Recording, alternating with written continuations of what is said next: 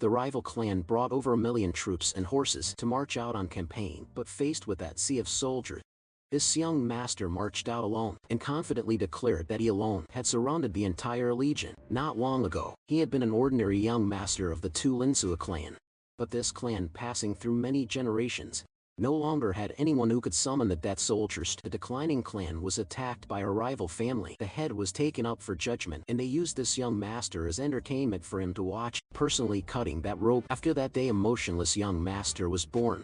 He didn't care about the clan fighting for the headship and left. While researching ways to resurrect the clan, he was drawn into the Black Tome and encountered the demon of old, who offered him, the first patron of the family, to ascend to the position of the clan's supreme leader. But the more one desires, the higher the price to pay. Unlike the first head of the clan, he even offered his own family as sacrifices, enduring harsh training of his powers over a long period, rooting out all hidden spies and informants within his clan. Now once more he leads the clan's forces out to punish those of old. With the unlimited Tulin army on the ancient battlefield, and the ability to shapeshift convincingly into others without leaving a trace, the Tulinsu clan return, forcing others to bow their heads and not dare look once more. About 3 meters above, a sharp blade gleamed menacingly, casting its shadow over the black hair below, the darkest and most terrifying shadow, as if enveloping the soul beneath. While the son stood there dazed, the father lay beneath the guillotine awaiting execution. The onlookers below murmured and gossiped. How did things come to this? What did His Majesty do to deserve this humiliation? Shoo, shut up, or you'll be the next one up there. Remember my words, haven't you seen enough to know how ruthless they are? The man's hint made the girl involuntarily glance up at the one perched above, sipping his tea. I know. But the man continued, we can only stay silent and keep our distance from them now. War has erupted across the continent. Lowly people like us have no choice but to hold our breath like dead rats, for this is an age of war and chaos. When the flames of slaughter engulfed the east, and those flames spread on, impossible to extinguish, and then the noble Marba clan became the next victim of this hellish blaze. Their fate sealed. The strong do as they please, while the weak can only sneak and snatch to survive. Unlike the strong, the weak must fight for their lives every day. Unlike the strong, the weak ultimately have only one path to dance with: death, the gates of hell, where the weak can only await final release. That is the dark prospect this continent has become. The man above, enjoying the spectacle, was Count Elindus Sylvester, Lord of House Sylvester and rival of House Marba. He shouted to begin the performance, and immediately the gathered townspeople below erupted into chaotic commotion, while the sun stood coldly there like a statue. Seeing this, Alan raised an eyebrow and barked, "What's this? Are you not following my orders?"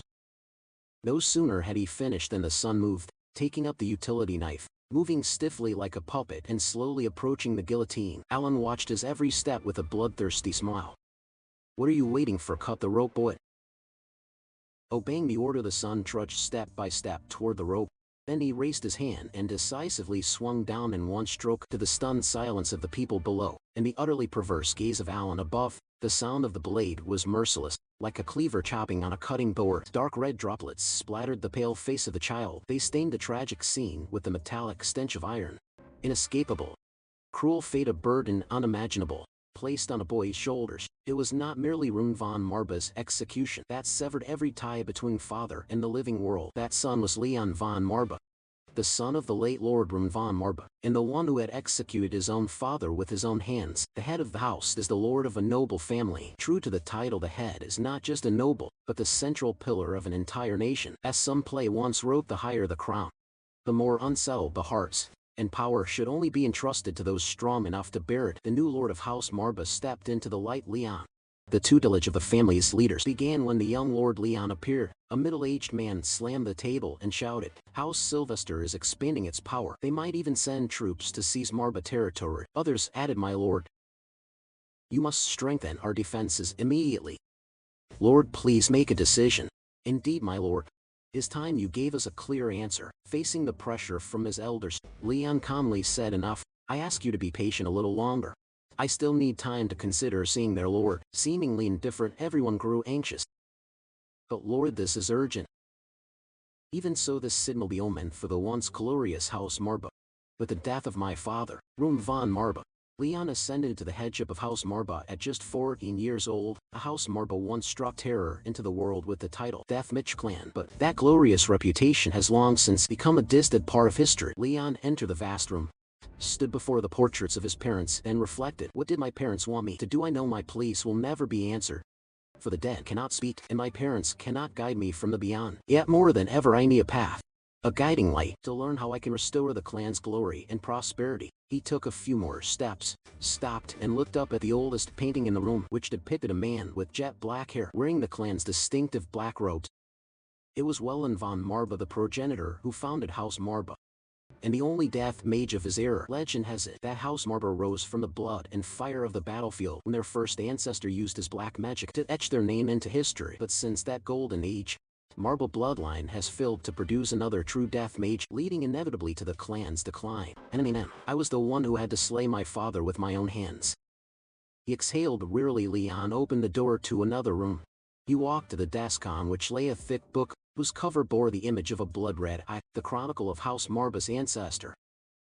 Welland von Marba was a living legend. With the wave of his hand he swept away enemies like a deadly gale, raising legions of the undead that marched without end, flattening every obstacle in their path. In just 2 months after launching his eastern campaign, that vast region lay beneath his heel. Rumor has it Welland von Marba made a pact with the demon Marba, through which he unlocked one of the continent's greatest secrets, seizing the dark knowledge of deathcraft through the Necronomicon, the most terrifying grimoire ever known. By that power our ancestor became the lord of the entire continent. Leon stared at the book pensively. This priceless heirloom passed down from our forebears, it was what forged House Marva's glory, making us the only family on the continent able to summon the death legions. As he lifted the book, a voice suddenly echoed within his mind. Listen to me, new young lord. Leon was startled by the sound. A message via telepathy right in the lord's study. Odd, since the place was clearly protected by anti-magic wards. He called out, who is there? Who are you? The other, seeing his caution, soothed him, do not fear, my child. I am not your enemy nor your clan's. But Leon, why would you trust me? How could I expect you to believe my words? No sooner had he finished speaking than he was pulled into a strange ritual. When he opened his eyes, before him stood a giant lion with a sharp horn, its gaze fixed directly on him. Leon asked, where is this place? The lion, a little surprised, pointed to itself. As your predecessor never told you of my existence. Leon replied skeptically, your predecessor? You mean my father, von Marba? The giant lion nodded its massive head in affirmation. Yes, he bore that name. I sensed the man, a bond between us had been severed. Then it growled in anger.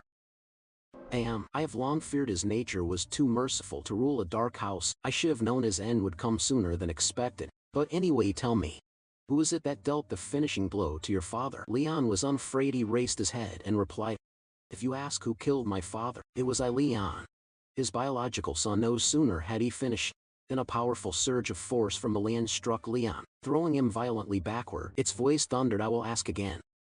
Are you truly the one who murdered my contract master? Confronted with its overwhelming fury, the lion pressed the question once more. Was it indeed you who killed my contract master? The lion roared with fury. I will ask again, are you really the one who slew my contract master? Leon showed no fear. As anyone might glare, he glared back and affirmed once more. Yes, I killed my father. The lion seemed struck as if by a thunderclap. It howled loudly at the same time. It replayed Leon's memories before it. Each scene that appeared led it to a realization. So your reason was stolen from you. Poor child, the hand that cut the rope was indeed yours. But that does not mean you are the one who killed your father. Leon did not bother to argue that was not the truth, and he knew it looking at the naive child before it. The lion sighed and thought, setting aside his despair. What truly baffled me was the dark aura that enveloped him and the consuming shadow waiting to devour him from within. What has this child become? How can one so young possess such terrifying magic? Through his mystic eye, the lion recognized Leon's enormous mana and clicked its tongue. Ridiculous, it might even surpass its own ancestors. After pondering, it cleared its throat and spoke. Let me introduce myself. I am Marba, one of the 72 infernal demon lords. I turned my back on the demon realm to live among humans, a lifelong companion of Welland von Marba. In the origin of the clan, Marba's unique forbidden spirits summoning art. Hearing the familiar name, Leon continued, I know of you from legends. My ancestor founded House Marba. You were the one who taught him the forbidden art of summoning spirits. Marba replied, yes. It was I, although now I am bound to the black tome. I was once one of the most fearsome demons. Leon's gaze suddenly grew cold. Marba, dark sorcerer king. Our ancestors said the spirit summoning art ran in our blood, so why did you ultimately abandon us? Marba looked puzzled at the small human before him. Abandon you? What made you think that? Leon then said, since the time of the legend Welland House, Arvis has not produced a spirit summoner of his caliber. If this is not proof that you abandoned us, then what is feeling misunderstood and rather annoyed? Marvis rose fully to defend himself. Then let me make one thing clear. The reason you in your line cannot wield the true power of spirit summoning is that you are too weak to offer a worthy vessel. Leon asked in confusion. A worthy vessel? Marvis explained exactly. None of you can compare to Welland's innate talent. This is merely an omen of the decline of your bloodline. After pondering for a few seconds, Leon replied calmly, I will take your words under advisement. That nod earned a measure of approval from Marba. That nod earned a measure of approval from Marba. Leon answered nonchalantly. Of course. The weak are defeated in wartime. That is an immutable law of this world. Marba inquired, is that also how you accept your father's death? Leon said, what's the big deal? Frankly, his death was nothing special. However, if you have not completely turned your back on our clan, Marba, I have a request for you. Marba spoke mockingly. A request? No, I don't think so. A request is an act of goodwill in which one party loses something. Is it not? Any transaction with a demon is not a request, but a pact or an agreement. Without hesitation, Leon agreed. Very well. Then I will make a pact to obtain the spirit summoning power. Seeing Marba's surprised expression, Leon continued, you have the ability to grant me that power. Feeling doubted, Marba sulked like a great cat and turned away. A child like you has no right to doubt my ability. Besides, what have I seen in you to grant you power? Do you truly believe yourself worthy of it? Leon, confident in himself, replied. I believe so, for if I were worthless and without any talent, I could not be standing here conversing with a noble demon like you. People say that merely speaking with a demon drains a mortal's mana and plunges them into hallucinations, and then they lose their life as soon as the conversation ends. Yet I still stand here, which can mean only one thing. I possess the aptitude to walk this path. From what Marbas had observed so far, Leon had taken him from one surprise to the next. This child was by no means ordinary. He had not only talent, but also firm will. So he said, as I said before, any request of a demon must be treated as a pact. Remember that, Leon quickly added, and I don't think it's foolish to believe you might have something to trade. Seeing Leon's demeanor and his words, Marba suddenly burst into loud laughter. Aha, splendid. Then a pact shall be forged. Young heir of the spirit summoning bloodline, Leon asked recklessly, what price must I pay? My lord, Marbas's eyes burned like embers as he stipulated the condition. Your entire existence. Hearing this, Leon smiled for the first time. And that's a relief, for I am willing to give everything of myself. This surprised Marbas and made him view the boy before him differently. At the same time, in the clan's council chamber, the heads of the branches gathered without the presence of Lord Leon. Leon's uncle stroked his white beard and said, as you all know, gentlemen, the current head of our house, I am referring to Lord Leon, hardly has enough authority to make weighty decisions affecting the entire house. Everyone agreed, but no one answered him. So he continued, therefore, as the grand uncle and closest kin to the current head, I intend to temporarily assume all duties of the house. In the near future now, I will allow you to voice your opinions on my becoming the steward of this house. One among them immediately stood to support him. It would be foolish to oppose the choice. The rest is just a brat not yet of age. We cannot place the fate of the house in the hands of an unqualified child. I believe no one is more suitable than Lord Kircher, Lord Leon's uncle, to manage the house. At this, another man with a benevolent face spoke awkwardly. Yet Lord Leon is the sole direct descendant of the late head. There is no precedent in our house for choosing a successor outside the direct bloodline. The other man's gaze grew cold as he retorted, what use is precedent if our bloodline faces obliteration? The army of the Sylvester Raiders has marched up to the border. I do not blame you for worrying about succession rights, but remember that following an inexperienced youth means choosing death. As for me, I will look after my own survival first. The benevolent man could not help but slam the table in protest. You go too far, sir. Each of you seated here owes your position to the late head. Your duty is to fight to the last breath, not to squabble like vultures over a corpse. He thought to himself, and even if the current head had not yet built his own faction, he would not stand idly by while that brazen old fox seized the position. Show me the way, Lord Rune. How can you abandon us to this shameless vulture? Kircher rose and said, a bold but interesting proposal indeed. House Leon still has at least one loyalist. The other man snapped irritably. Speak plainly, sir. What do you mean? Kircher said coldly. Of what use is loyalty? if you are not wise enough to see the inevitable outcome. Polan, my venerable old friend, receive this sincere advice in the spirit in which it is offered. Do you really think I summoned you all here today to listen to your opinions? Under the pressure of the mana in Kircher's hand, Polan realized everything. So it was all part of your plan. Kircher, he gently warned. Choose your words carefully for the sake of your house, if for no other reason. We are all gathered here for a single purpose. To make a bitter choice that is the least tragic for the house. You need not stand in our way, friend. All I ask is that my wisdom guide this fate. Polan bitterly accepted. So I was merely a pawn in his game from the start. Forgive me, Lord Rune. Have mercy on this wretched servant who failed to protect your legacy. Contrasting the tension in that council, Leon remained calm as he faced Marbas's gaze. After observing long enough, Marba concluded that everything was fine, except for one thing. With the change in the pack's terms, the true extent of my power has been significantly limited. Your father, Rune, though weak and naive as the pack's sire, possessed a far greater reserve of mana than you do now. Your father, Rune, though weak and naive as the pack's sire, possessed a far greater reserve of mana than you do now. So what should I do? Marba replied. There is nothing you can do, but at least we should limit your magic usage for now. So he snapped his fingers and vanished, and a little tuft of black fur appeared before Leon. So cute in appearance, this form will help lighten the burden. He curiously looked at the black fluff and said, I suppose that's sensible. You look so adorable you could be mistaken for a pet. His pride mortified to the extreme. Marba bristled and threatened. Dare call me adorable again, pack signer, and save your own life. I'll turn your face into a maze of bites and scratch. You understand? Clearly Leon was not the least bit intimidated. He tilted his head to study the fluff and replied in a coaxing tone. That doesn't seem right at all. Seeing this man had fallen for it, Marba spun on his heel and left. Good, if we understand each other. Then let's be on our way, Leon surprised asked. On our way? Where are we going? Marba asked again. You wished for power equal to your ancestor, didn't you? If you truly want to reach his stature, what better way than to walk the very path you walk? Leon pondered and said, sounds reasonable. Hearing this, Marba was pleased. Good, then we will journey to your ancestor's mysterious shrine. But remember, this path may cost your life still. Will you follow me? Leon cocked his head in bewilderment. Why do you keep doubting my resolve? Marba paid him no mind and strode ahead. I'll lead the way if you think you can keep up. Stay close behind, young pack sire. Leon politely replied, after you. After a short while the two stopped deep within the forest. Leon was somewhat surprised. The mysterious forest of the Marba clan. Marba said, this is it.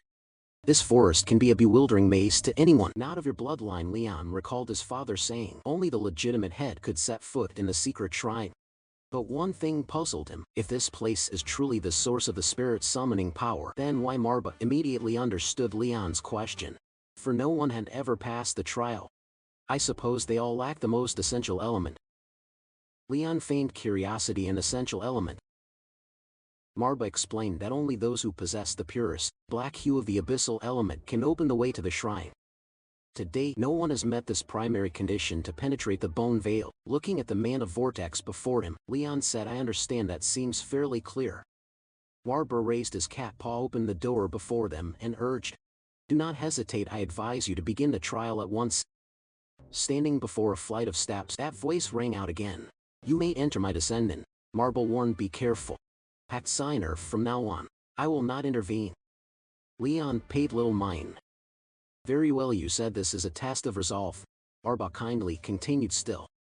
I have a piece of advice for you. Follow all the instructions of the Black Tome. It will guide you to the ultimate reward, the power of the death summoning. The two went deeper inside. The path was stained with the dust of ages. Fortunately, torches still burned along the walls, lighting the way. Something suddenly caught Leon's eye.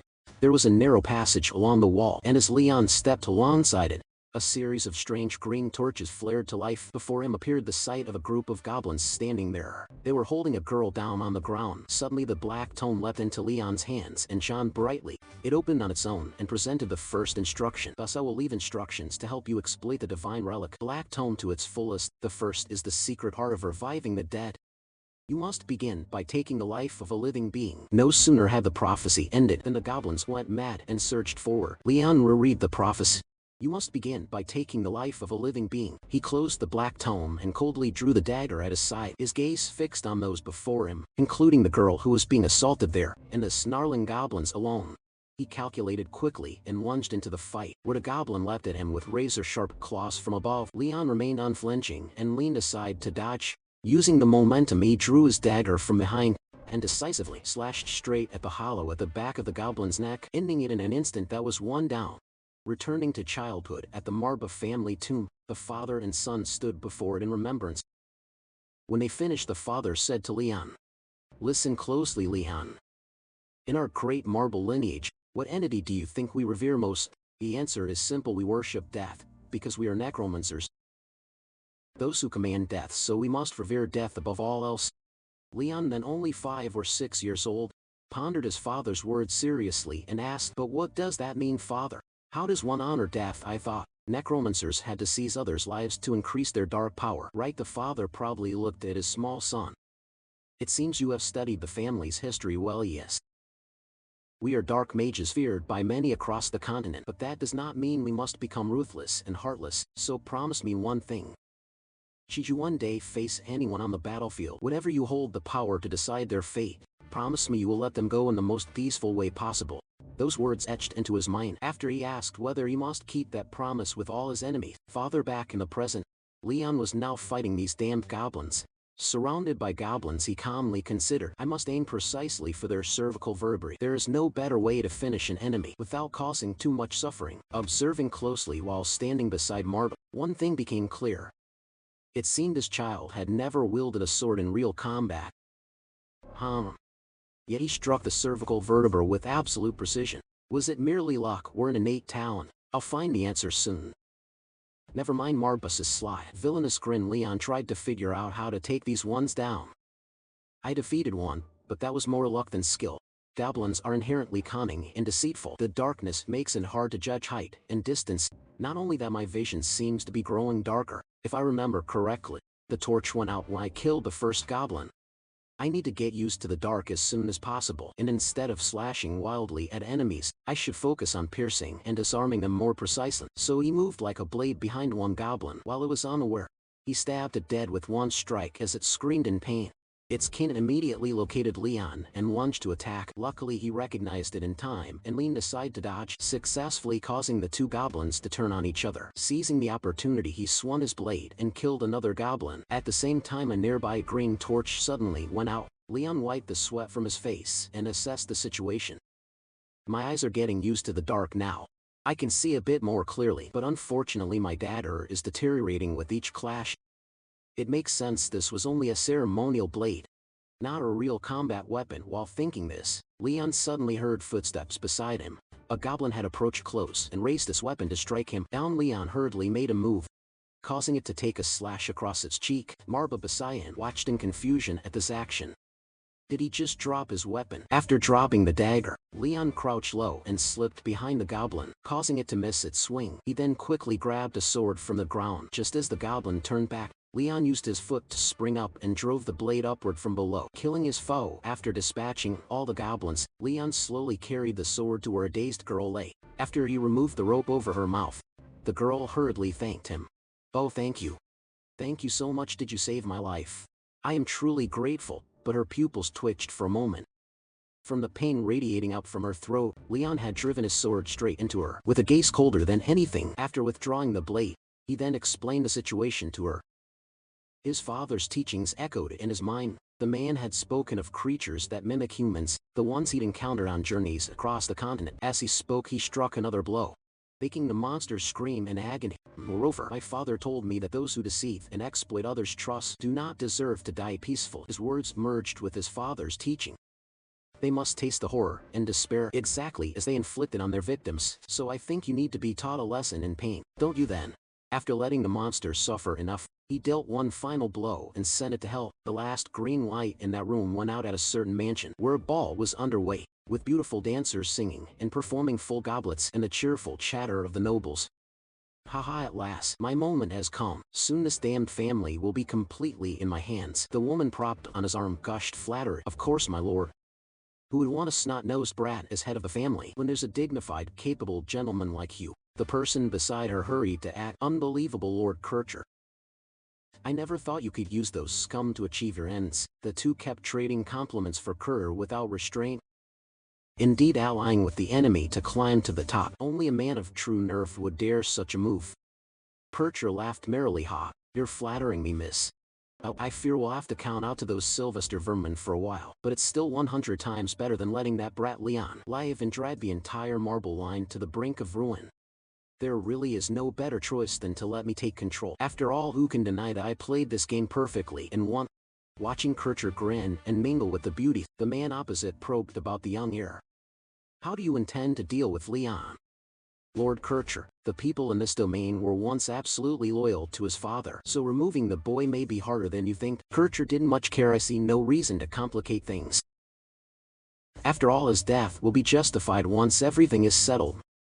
But you all know the dead cannot speak, nor can their sons. Seeing the malice on Kircher's face, the other chimed in with a laugh, saying, Indeed, Lord Kircher, I think the last time anyone heard voices from beyond the grave was centuries ago, when the founding chieftain used the necromancy summoning. Those two filled each other's goblets and chuckled together, toasting to our new and rightful chieftain, Lord Kircher. Haha. And so the two, arrogant and self-important, sat laughing and talking into the late night. Far away at the Sylvester estate, Alan sat receiving reports from his subordinates. I believe the plan to seize the Marba family is proceeding smoothly. One replied, Of course, my lord.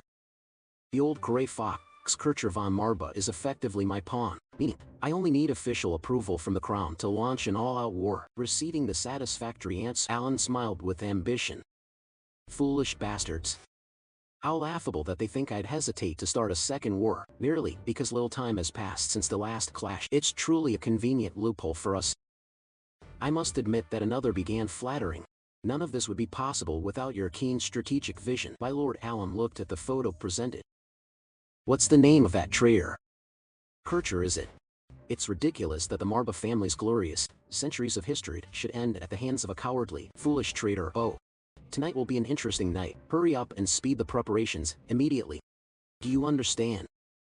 The servants replied respectfully, Yes, my lord. Alan, seeing victory as assured, couldn't help but grin like a cat. First the father, now the son.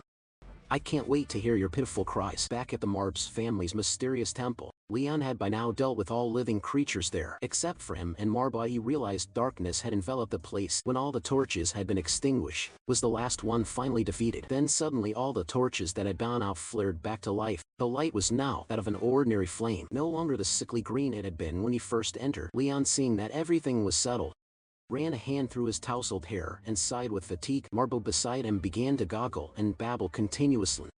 Remarkable, in all my life, I've never met a contracted being as mad as you. With that, it lunged at Leon's head before he could understand what was happening. It managed to shove Leon flat down and Marba off his face with a soft, fleshy kick, its mouth chattering nonstop. I'm sure you've got the guts to survive in a camp full of 0 RCS as long as you keep your wits about you. Leon let Marba clamber over his face while it babbled praise. Ha ha ha, no matter how cleverly that monster disguises itself, its human form can't fool you. Yet you stabbed straight through it at first sight. Leon lay still and endured it until Marba had its tantrum. Then grabbed it under the arms, pulled it out and said honestly, I prefer to avoid a clash with the orcs if possible. I've heard they hate humans more than any other race, but Marba is riled up so he wouldn't listen to anything I say. It interrupted him immediately. But that's not important. So what made you suspect the final monster was connected to the others? Leon paused for a second or two before answering. Simple. When all the torches went out, there was still one burning bright. Marba cut, and again I see. Continue. Leon, unbothered, slowly continued to explain. When I first stepped into this place, I noticed the flames on the torches here were unlike any I'd seen before. They were green. I knew that was the color of death light, and indeed each time I slain a monster, the flame on a torch would fade one by one. But then I noticed that even though all the goblins had been killed, one torch had not been extinguished. That's how I inferred there was still one creature left unvanquished, and I couldn't go any further. While it remained, then the two fell silent for a few seconds. Marva's inward exclamation was cold enough to be terrifying. I didn't expect a 14-year-old to do so much under such dire circumstances. When one's life is threatened, even reading the situation is a challenge, let alone acting without hesitation. Yet Leon did it in a flash, personally slaying all the remaining enemy. Perhaps what intrigues me isn't just his vast mana source, but something even more special. How interesting. I'm eager to see what else he might reveal next. After grinning slyly for a while, It spoke to Leon. All right. Welland's first trial is complete. Let us move on to the next challenge. The Black Tome continued to give Leon instructions. First, you must begin by taking the life of a living being, then you must call the fallen back to life. Leon found it hard to believe. Call the fallen back to life, he thought for a moment, then spoke skeptically. After confirming its reasoning was correct, the Deathlight fixed its excited gaze on the goblin sprawled on the ground and wore the bloodthirsty grin typical of those itching for a fight. Marba immediately affirmed exactly. Look closely at the goblins you struck down, then channel mana into your eyes to optimize your vision. You will see a thin thread on each corpse, connecting it to somewhere you cannot clearly see. Leon immediately followed Marba's guidance and indeed saw faint purple threads dangling in the air. Marba explained in the terminology of Deathlight mages. That thread is called the Death Line. Leon continued reading. A cord that spans the boundary of life and death. That thread connects each creature's soul from this world to the other side. Marba poked the thread and said yes. That Deathlight practitioner will separate the wandering soul of the dead from its body. Then they infuse new life into the corpse by binding that soul with their own mana. From there they can command and direct them like walking dead. Watch and I'll demonstrate. Marba immediately raised those lifeless goblins. Each bore a strange sigil on its forehead. No sooner had it finished speaking than these death servants lunged toward Leon at terrifying speed, but the blade it launched stopped right in front of Leon. Marba said this process is called imprinting. Of course, there are other ways to create Deathlight thralls. This is the only method applicable to monsters. I'll save the rest for another time. Leon slowly rose and said, I understand. Marba understood and told him. Then you can try it yourself. But Leon did not rush. He asked. Before doing that, may I ask you something? After receiving the answer Marba wished to hear, he then spoke. My senior said that turning a human into a death servant is far harder than doing so with a monster. Do you think I have reached the level to do that? Marba responded with interest, as if asking whether he already had a target in mind. Leon did not hide it. Indeed, I do. Marba squinted and asked, then who is the unlucky one? Leon's face hardened with hatred as he named the ill-fated man. Kurtzer von Marba, my only uncle at this moment. That stupid bastard has yet to sense death waving at him and is still drunkenly reveling in a victory that has not even occurred. They kept joking and drinking from one cup to the next when Kurtzer spoke up. That unfortunate family head is indeed a fool. But ever since he died, my life has been easier than ever. Such is life. One who knows how to seize opportunity will always benefit. Don't you agree that man seized the chance to flatter? Of course, now all that remains is to clear away the final obstacle. You must feel somewhat relieved now. Lord Kurtzer felt no obstruction, waving his hand carelessly, showing indifference. Dealing with that brat is no big deal. Now raise your cup and drink it dry. Enjoy this moment of glory. At that moment a loud noise rang out, shaking the entire building. A hanging lamp's cord snapped, sending the chandelier crashing down onto the table. The delicate beauties were terrified, screaming as they fled. Kurtzer was baffled. What the hell was that? The woman beside him was sweating. This building was warded by magical protections. How could a mere gust of wind shake the place? Suddenly Kurtzer noticed something and signaled for silence. Then he turned toward that direction and called out, anyone there? No one in the Marba domain still dares oppose me. A voice from behind made Kurtzer start. What made you think that? Uncle Leon stood tall behind him, looking at him with a cold, dangerous gaze. Seeing Leon, Kurtzer no longer bothered much. Oh, look who's here. The fallen new head of House Marba. He waved and called his men forward. As he spoke, Leon squinted at them before replying coldly, thank you for still recognizing me as the legitimate heir of this house. Kurtzer laughed confidently.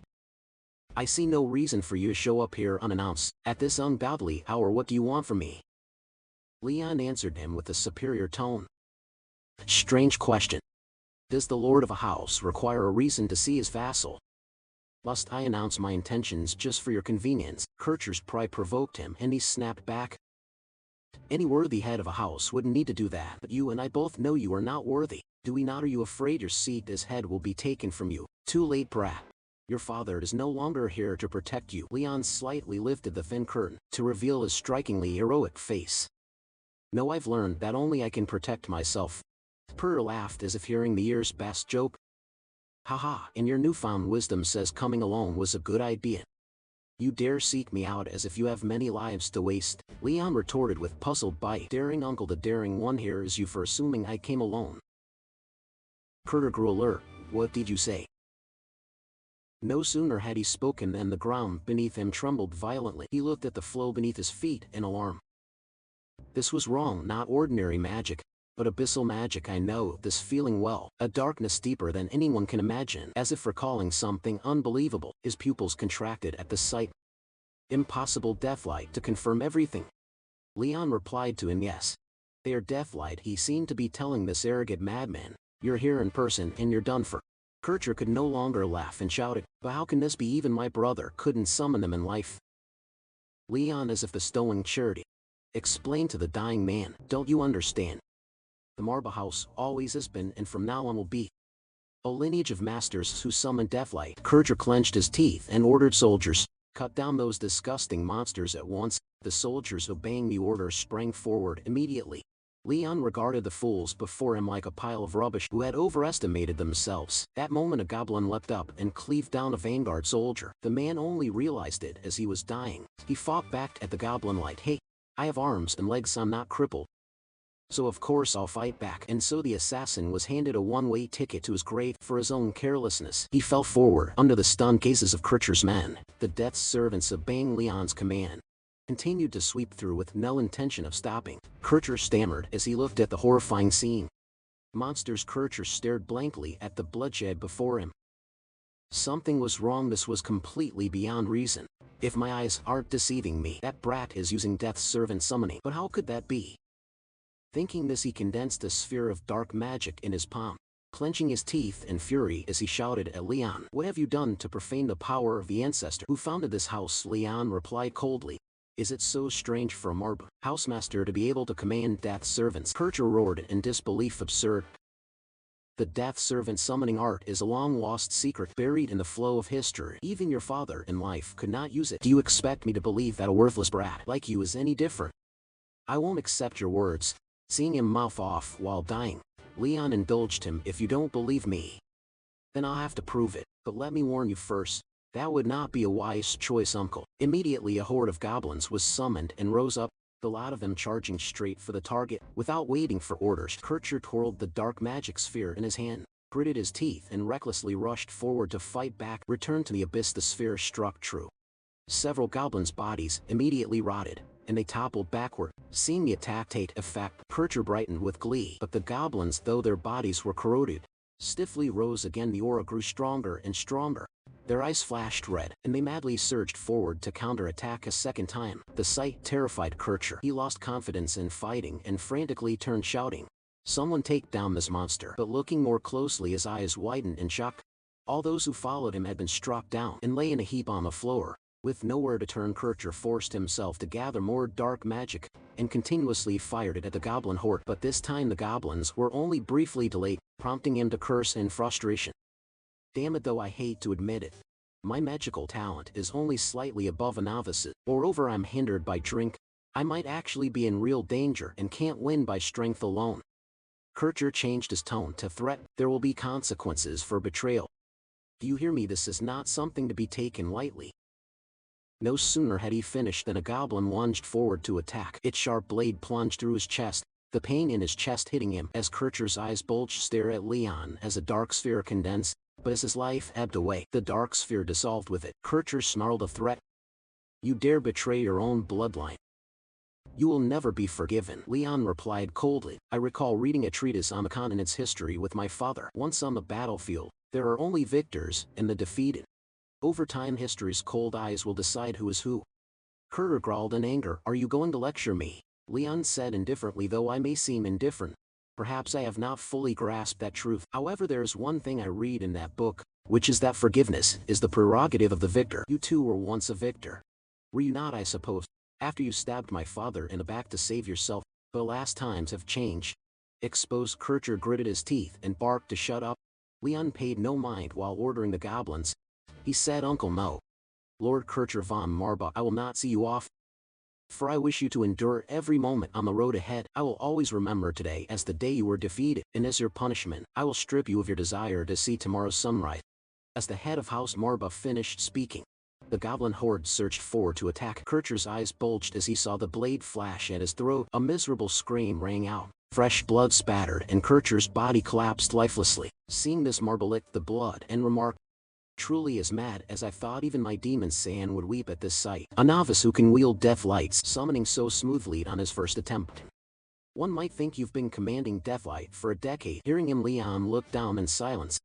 After a moment he thought of something and exclaimed, "I've just had a rather interesting idea." Marba forced a smile and muttered, "Interesting or horrifying?" The next day the council room opened again without the head present. Someone annoyed said, "Another council meeting.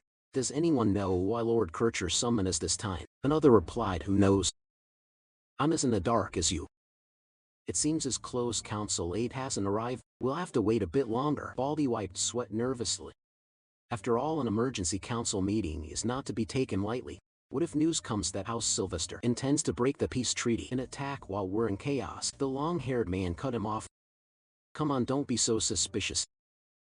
I don't think they dare break an agreement between two great houses. Moreover, to reignite war requires formal approval from the vassals." The blonde agreed. "You have a point. Whatever the case, let's wait and see. All doubts will soon be clarified when Lord Kircher officially assumes the headship." Just then the council chamber door opened. Leon entered coldly. He said nothing, making those present too afraid to speak up, only whispering to one another, "What's going on? I thought this meeting was called by Lord Kircher. So why is Leon here? If he's here to challenge Lord Kircher's succession, then it would make sense that Kircher cares about these procedures. But if not, what is Leon doing here?" Hearing them, Leon cast a cold glance, pulled out the head chair, sat down and said, "Did you expect to see him here instead of me? Unfortunately, we will not be attending this meeting. Or to be precise, we cannot attend." The long-haired man got straight to the point and asked, "Cannot? Could you clarify?" Leon, indifferent, said he's dead. This left them stunned. "Dead?" Leon confirmed. "Dead by my hand." "If that answer satisfies your question, does anyone on the council have anything further to say?" Everyone present stared at him in shock. One of them angrily demanded, "If what you say is true, Lord, I request a clearer explanation than these few cursory words. How do you intend to explain the death of the senior elder of House Marba when we have not even mourned your predecessor?" Faced with that, Leon remained unmoved. Another, seeing his silence, chimed in, "Yes. You may be the head, but at least give us a satisfactory explanation." He cast a dark glance at them, then declared in a low voice, "Kircher von Marbs is a traitor to the house, not only turning his back on my father and revealing crucial information to the enemy in House Sylvester, he even conspired to seize the rightful position I should lead in this house." The man who had questioned him earlier was stricken with horror at the accusation, despite the frightened glances aimed his way. Leon turned to them and asked, "What I find strange is that, although there are sufficient grounds to execute him immediately, you have all gone out of your way to defend him with suspicious loyalty." The council chamber fell silent at that statement. The man who had questioned him now silently considered the situation. This summons was issued in Kircher's name, yet he did not appear. That only reinforced the claim that he had been killed. He was not the only one. Another spiky-haired man wondered inwardly in confusion how such an old fool could be slain by someone as young as you, but some immediately began calculating benefit. This is not the time to grieve for Kirchat. If this young Leon truly could assassinate Kirchat without any help, he hurriedly stood to make his stance clear. "My God, I knew nothing at all." He kept urging everyone in the room to condemn him, and his fearful guesses, he wondered if Leon possessed some powerful magic. The blonde man, hearing the other's words, quickly grasped the situation before them, and hurriedly defended himself. We are completely innocent. How could we have known that old fox was plotting such a disgusting scheme?" He seemed impatient with them and ordered silence, then calmly accused everyone present. "Your defenses may be true, but that does not change the fact that you have all committed a grave crime. Negligence, because the traitor within the house went undetected." The man who pretended to be worldly muttered under his breath, "Damn it, this brat has tricked all of us." But the spiky-haired man refused to back down and asked again, "Well said, my lord. But one issue remains unclear. If Kircher is truly the traitor, is there any proof to support this accusation? In fact, who can be sure you didn't kill an innocent by mistake?" Leon seemed to ponder those words. He then slowly rose and replied with disappointment, "You reacted exactly as someone wiser than me predicted." The man nearest him asked, "Predicted, my lord? Whom do you mean?" Marba suddenly appeared on his shoulder, bowed his head as if to signal Leon, and Leon nodded in response, then immediately cast death-like magic and answered them, "Very well. You want proof, do you? Then let me expose the betrayal of Kircher von Marba." The council chamber was instantly wrapped in a grim atmosphere filled with deathly cot. Leon's cold voice rang out by the legitimate bloodline of House Marba. Leon von Marba summoned the spirit of a cursed soul still wandering this world. At his call, the dead rose up from the earth. Their eyes were black and bloodthirsty, staring intensely at those in the room. The spell book in his hand exuded a heavy aura of death. The council members panicked as they recognized the incantation. It was a death summoning spell. How could he perform it at that moment? Kircher's rotted soul burst out from within the book. The worldly man, nearly unbelieving, stammered and screamed. "We have rediscovered our house's lost magic." Leon calmly commanded Kircher von Marba. "You will confess your crimes here, with whatever shred of reason remains." Seemingly answering him, Kircher's spirit struggled to move. The man saw this and asked in a trembling voice, "Kircher, how can this be?" Leon looked at him coldly. "I'm growing tired of hearing that question repeated. What's so astonishing? Isn't death magic the root of House Marba?" Like a command, those evil spirits immediately howled and attacked. The blonde man cried out in panic, "Everyone run, damn it!"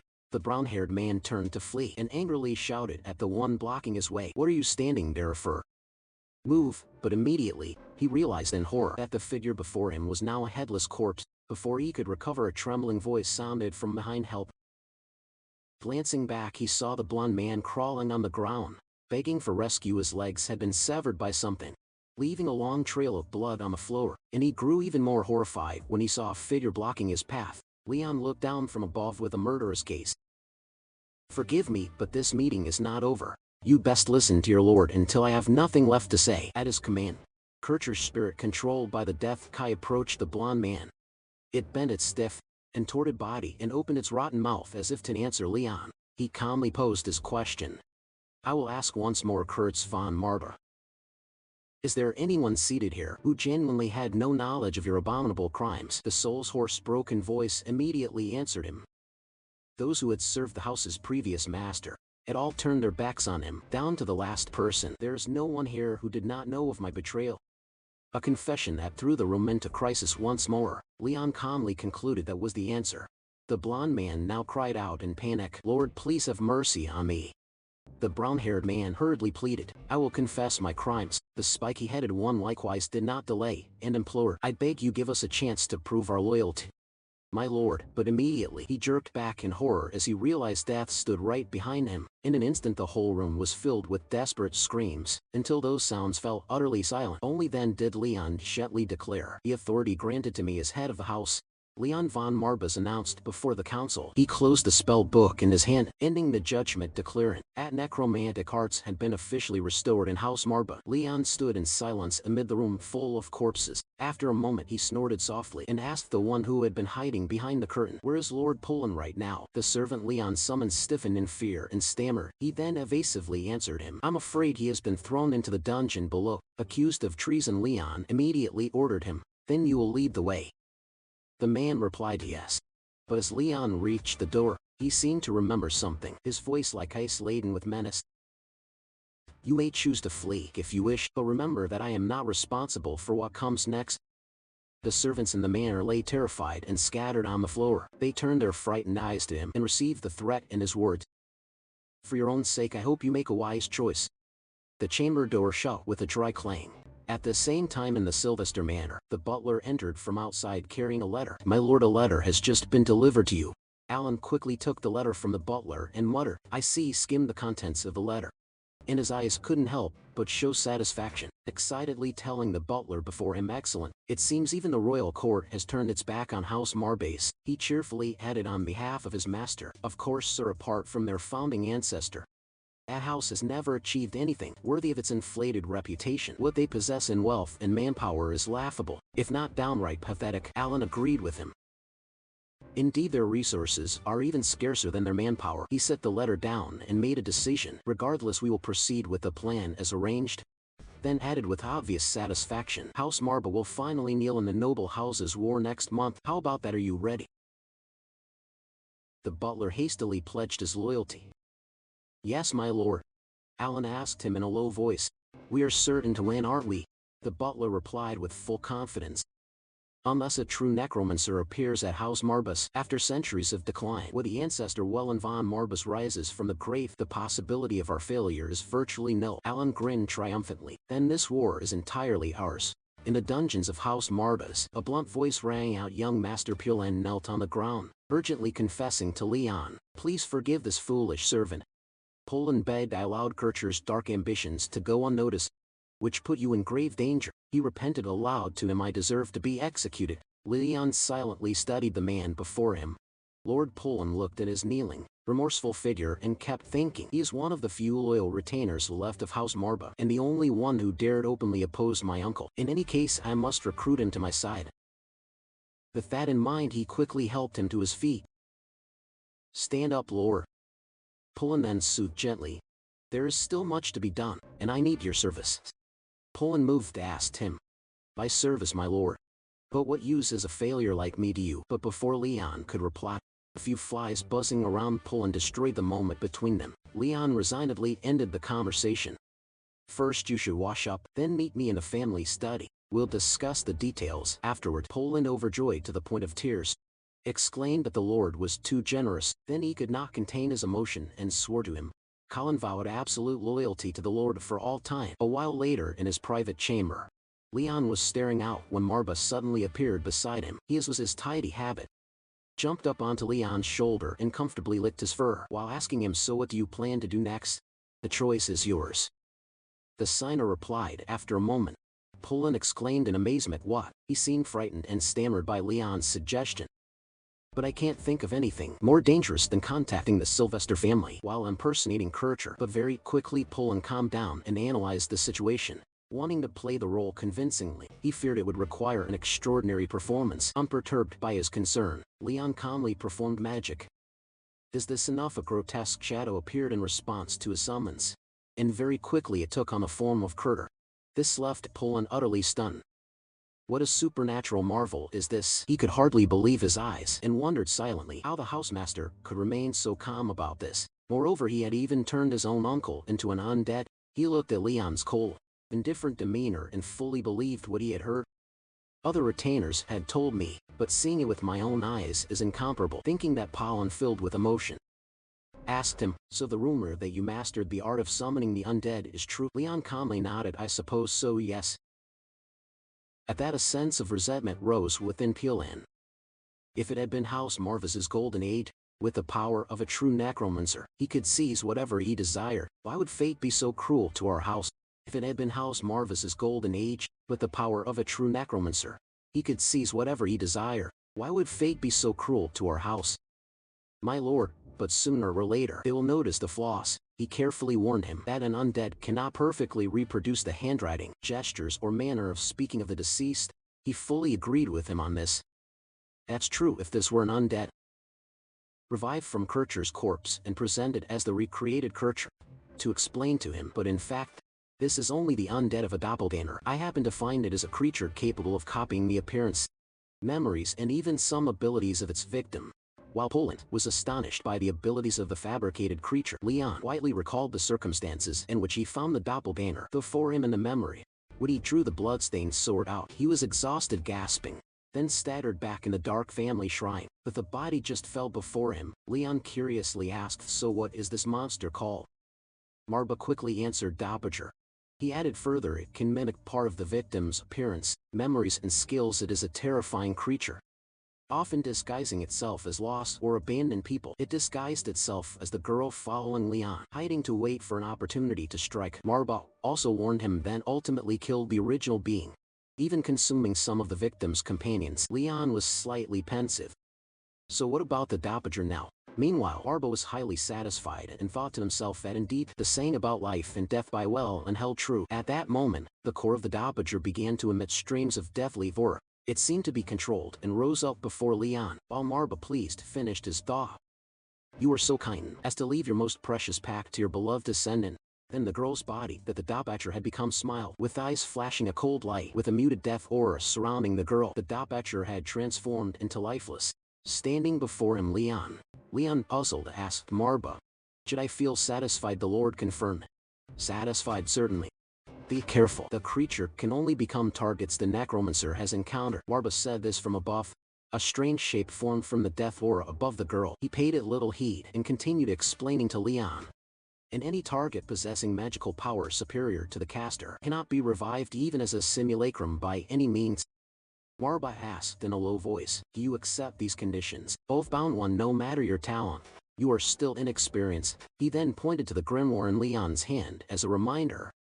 Even if you succeed in imprisoning your uncle's soul, it means nothing if you have no way to maintain long-term control. Eventually his soul will dissipate into oblivion. Speaking of which, Marba made a suggestion to him. I advise you to leave House Marba, for a while at least, to find a solution to this situation. But before he finished, Leon firmly cut him off. No, wait, I will not turn my back on my bloodline. At that persistence he did not hesitate to explain as clearly as day. If I am absent, what will happen? The innocent in the manor will be slaughtered, or in the best case, subjugated under the boots of the invading Sylvesters, Marba growled in reply. And yet you are willing to put your life on the line for them. Leon held his ground, resolutely affirming. I am willing to die for them. He could not fathom Leon's thinking and could only wonder inwardly, to win out of blind loyalty to this house. To what end? But quickly, Marba set the question aside and returned his attention to the monster that had just manifested. All right, perhaps there are more urgent matters to discuss. By now the girl's body had completely vanished, leaving behind a creature formed of pitch-black death aura. He directed Leon toward the creature. Then do as you wish, turn that thing into your death spirit. I reckon you'll find it useful. Curious about the monster's background, he asked, do you know this creature? Marba answered nonchalantly, of course, it was once one of the death servants commanded by Welland. Given your current state, it might be somewhat difficult to control. Remember, its temperament is rather unpleasant. After receiving the clear answer, Leon directed the death matrix within the grimoire toward the monster and recited the summoning incantation. Spirit of the departed, heed the summons of the Marba heir. Leon von Marba calls you back to the realm of the living. Very quickly the creature, previously just a massive death aura, took on a clear human form. While it was still staring at Leon with rolled back eyes, Marba from behind struck it a heavy blow on the head and shouted, wake up, Dark One. Don't sleep any longer. For the first time in centuries, I have obtained a Sani. The creature called Black Fruit flailed in confusion while Marba, impatient, scolded the foolish being. At least change your form before speaking, otherwise no one will understand you. Black Fruit took it in seriously and pondered, then immediately came up with a new idea. He cast the spell quickly. From the flow of death aura emerged Leon's cold face, carrying taunts directed at Marba. Arrogant words from a ragged stray cat. Those words successfully made Marba angry. What are you? Tired of living? Black Fruit had now assumed Leon's complete appearance, mocking Marba. I was already dead. You foolish cat. But Leon, facing a visage identical to his own, remained utterly calm. That was the final thought that ended his memory. Back in the present, Poland seriously considered the plan at hand. If there is any way to replicate even Kircher's little habits from his memories, then it is very possible. I can deceive the Sylvesters with his death spirit. My lord, he asserted confidently to Leon. In fact, I guarantee this plan will succeed. I, Poland, swear to carry it out at all costs, Leon replied satisfactorily. That is the answer I wanted. Lord Poland this time, he carefully asked. If permitted, my lord, may I be so bold as to ask one final question? Leon's silence was taken as consent. Only then did Poland voice his concern. The Sylvester house will surely receive support from the crown to attack House Marba once more. So why are you determined to stay despite the obvious danger? Wouldn't fleeing offer a better chance of survival? Those words reminded Leon of Marba's earlier counsel. I advise you to leave House Marba for a while, at least to find a solution to this situation. As before, he replied firmly. Protecting the house is my duty. That steadfastness moved Poland. He carefully swore his oath, but could not help asking, then I, Poland, vow to serve you wholeheartedly. However, if I may be so bold, may I ask about your true motivation? My lord, but this question seemed to trouble Leon. He paused thoughtfully and answered, to be honest, I've wondered about that for a long time. Poland was surprised. You mean your own motivation? Leon confirmed without concealment. Yes, but I can't say I have any grand ideal in mind. I simply wonder how to become a worthy clan lord. Then what does it truly mean to be worthy? The answer was still unclear. At least for now. Poland was completely stunned by those words. Leon continued calmly. For that reason I choose to buy time to seek the answer for myself. He smiled slightly, his voice briefly growing cold. With that purpose, I will stop anyone who seeks to take what belongs to us. He recalled past months and outlined plans and direction for the present. As long as I do not repeat my father's mistake and can protect what I have again and again, perhaps one day I will find the answer to why I fight for this land. That's all I think about it. I fear there's nothing more lofty than that. He finished his words with a relieved smile. That night in the bedroom, Black Fruit once again took his form to converse. Who would have guessed this house had fallen so far? You have much work to do, the Saini sitting to the side angrily protested. Call me Master Black Fruit. How dare you speak haughtily to our Saini like that? He casually retorted. Oh. But Lord, Marba himself doesn't seem too concerned with such formalities. Marba intended to scold him, but then suddenly thought of something and turned to ask Leon. Saini, has anyone ever told you that you're quite insensitive to social cues? Slightly surprised, he bowed his head. I think so. How did you know? He replied offhand. I just had a hunch, then went on to clarify Black Fruit's background to Leon. After all, Black Fruit was once Welland's bound beast. In other words, he was passed down to you as part of the inherited legacy. Black Fruit had been a loyal assassin serving your ancestors. Leon pondered the information and agreed. I see the ability to transform into anyone would be very useful for an assassin. Receiving Leon's confirmation, he smugly teased Marba. Black Fruit, excellent at killing, will be very useful to the Saini. I'm like some stray cat with an oversized ego. Marba snapped angrily. I am not a cat. Do you want to be thrown back into the abyss for insolence? Meanwhile, Leon completely ignored their noisy bickering and said to him, seriously, I truly need your talent. Black Fruit also ignored the skirmish between them and seriously asked, can you impersonate my late Uncle Kurter? Black Fruit immediately assured him it was as easy as a piece of snake. As people say, Marba immediately caught the slip in his words and mocked, you idiot. The saying should be easy as cake, not easy as eating a snake. Black Fruit didn't understand why one would waste human sweets when there was delicious snake venom at hand, right within reach. Leon chimed in. Different strokes for different folks. I suppose so. At a loss for words, Marba turned to warn him, don't indulge this fool Saini. Just then there was a loud knock on the door. Someone peeled in. Having received his reply, rushed in from outside it as I pull in. My lord, and he placed a letter before him. I have just received a letter from House Sylvester and came at once to deliver it to you personally. He slowly read the contents of the letter, which was an accusation and a declaration of war. It has been over a century since House Marbo withdrew from its ducal duties.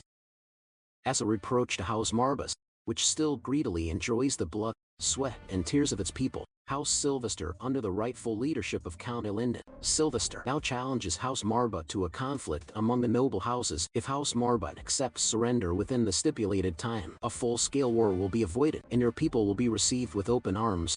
However, if you refuse these terms, in 1 month's time, the forces of House Sylvester will march into Marba's territory and flatten everything in their path. In the name of the will and the clemency of His Majesty the Emperor, Countess Alan the Sylvester. After reading the entire letter, Marba's remarked, so the storm is gradually approaching. Leon muttered to himself, we only have exactly 1 month left. He sneered to provoke him. What? Suddenly feeling afraid, then jumping down from his shoulder, he seriously proposed a solution. It's true, we don't have much time, but I think we can retreat, wait for a chance to counterattack, muster our forces, and Leon casually cut him off. My lord, you misunderstand me. He looked at the dark magic in his palm and smiled with a low tone. What I mean is, I'm not sure I have the patience to wait that long. Marba, hearing this, once again warned him seriously. You truly are a mad Saini beyond imagination. Their army will number in the hundreds. Do not be naive and underestimate them. This threat is entirely different from your uncle. Will you really face them?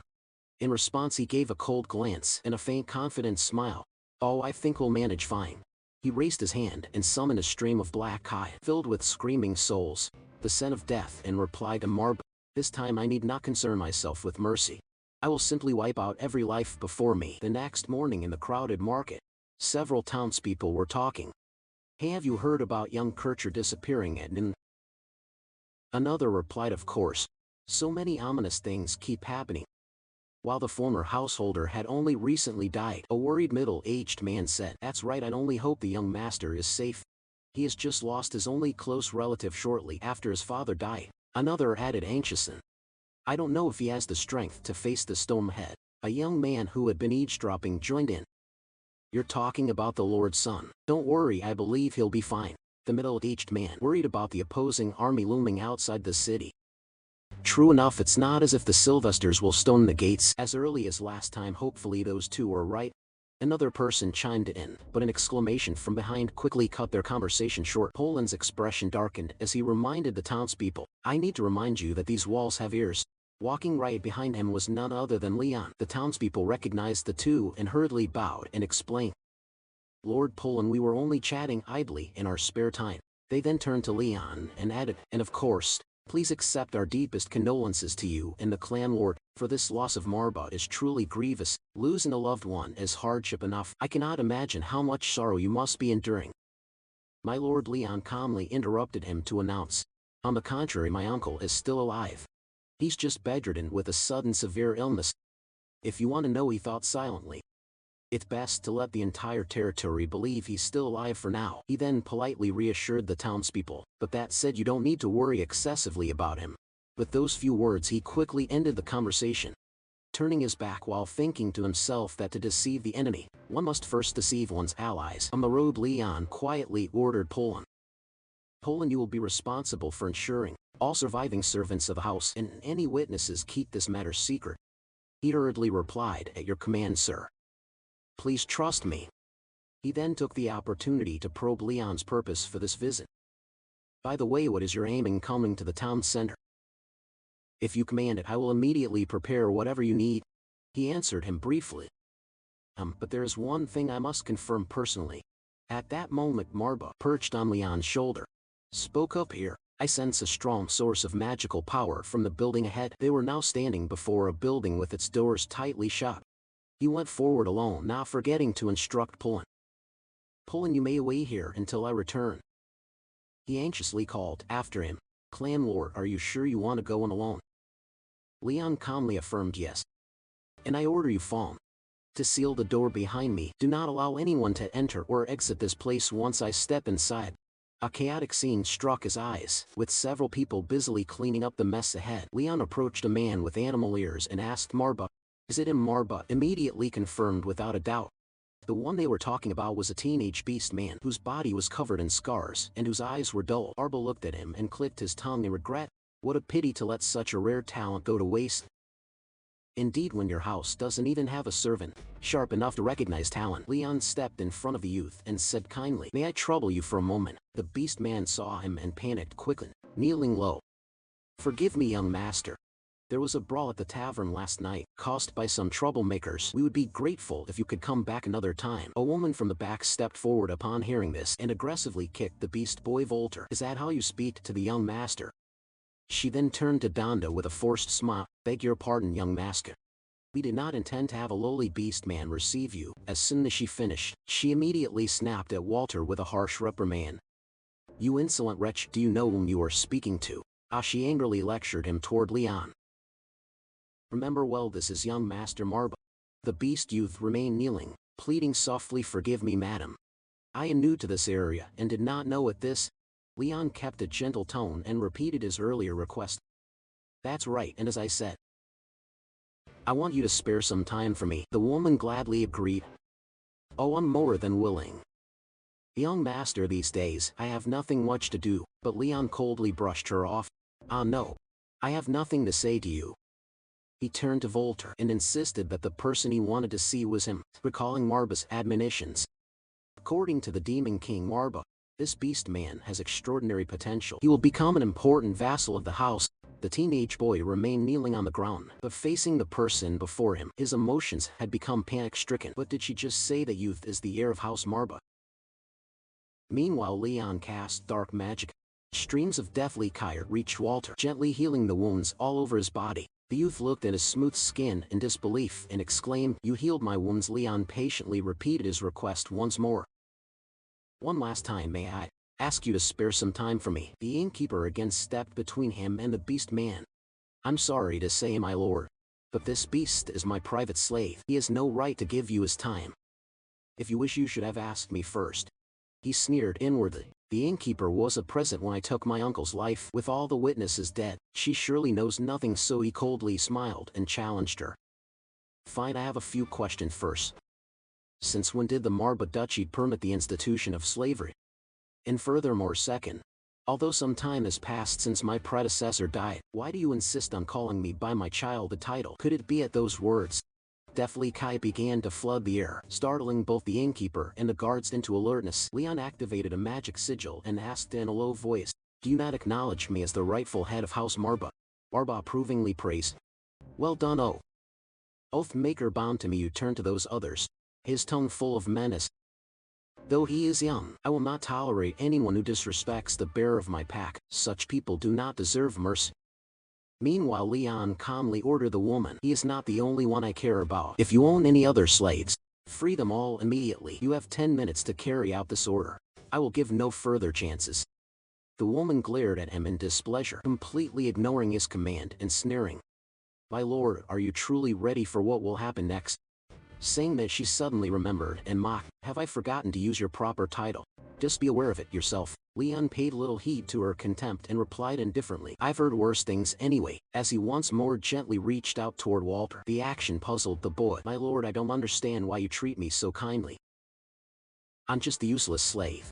But a snap of his fingers cut off his question. Very quickly, a group of people at the woman's command surrounded Leon. The innkeeper loudly ordered her thugs, "Cease," and Kircher said he'd back us up. They rushed forward, and faced with that, Leon calmly cast his magic. A stream of death Kai dripped from his hand, and in an instant summoned a pack of death spirits. They charged in without hesitation and took down those men, and the innkeeper was immediately terrified by the scene before her. Meanwhile, Leon pulled out his cracked and broken sword, calmly offered it to one of the death spirits and said, "Lend me a sword, will you? As you can see, my weapon is chipped and ruined." He obediently handed the sword to him. Leon promised with satisfaction, "Good.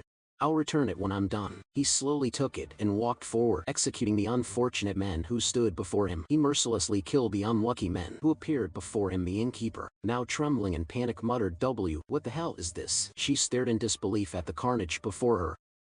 How could a useless brat possess such terrifying power? Meanwhile, Walter still stood stunned as he watched the scene unfold. Leon then calmly said to him, "You ask what I did to make you worthy of my kindness. Can you view yourself as a useless slave?" He turned to the boy and affirmed sincerely, "But the truth could not be farther from that. At least for now, you can be an important factor in my plans." The youth couldn't believe what he had just heard and quietly denied it. "What is he talking about? Why would a noble clan lord need someone like me?" The youth couldn't believe what he had just heard and quietly denied it. "What is he talking about? Why would a noble clan lord need someone like me?" Memories from long ago suddenly flooded his mind, back to when he was a child, beaten until he begged desperately, "It hurts. Please stop, I beg you." But the children ignored those words, continuing to beat and kick cruelly, unleashing scathing curses from their mouths, calling him filthy vermin. It was they who ruined this year's harvest.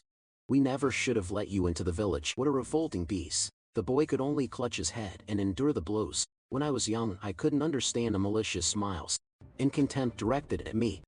I would always wonder why human children bully me like that, or why they took pleasure in my pain.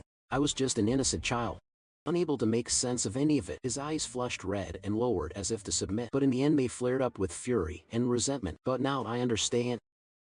With that came a terrible power radiating from him, which sent those human children flying. He angrily demanded of them, "Why can't you leave me alone?" In the youth's memory of that moment, clarity emerged.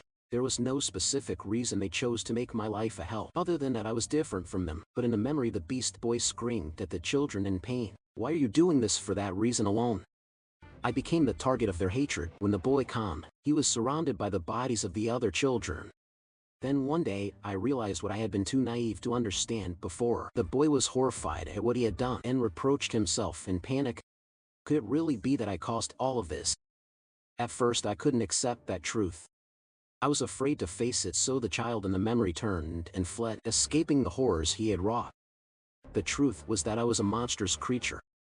Just as they had said back in the present, the fight in the room had ended. The innkeeper, still unaware of the moment, angrily shouted at Leon, "What have you done?" You think a petty tantrum will make Lord Kircher give up his title? A worthless noble like you can't stop us. Remember that he merely replied coldly. You might be closer to the truth than you think, but that doesn't mean I will always be the useless noble you describe. Someone who never fights injustice. Soon I will become a clan lord worthy of House Marba. As he spoke, a dark orb gradually formed in his hand. Leon aimed the orb at the woman, his voice low as he pronounced judgment. And you have no place in the future of this domain. She only managed an incomplete scream. You insolent wretch. Then very quickly, everything fell silent. Leon turned away in disgust, and opposite him were the eyes that had not left him Walter's. He looked straight at him, thinking inwardly that he might be a murderer, hands stained with blood standing amid a row of corpses.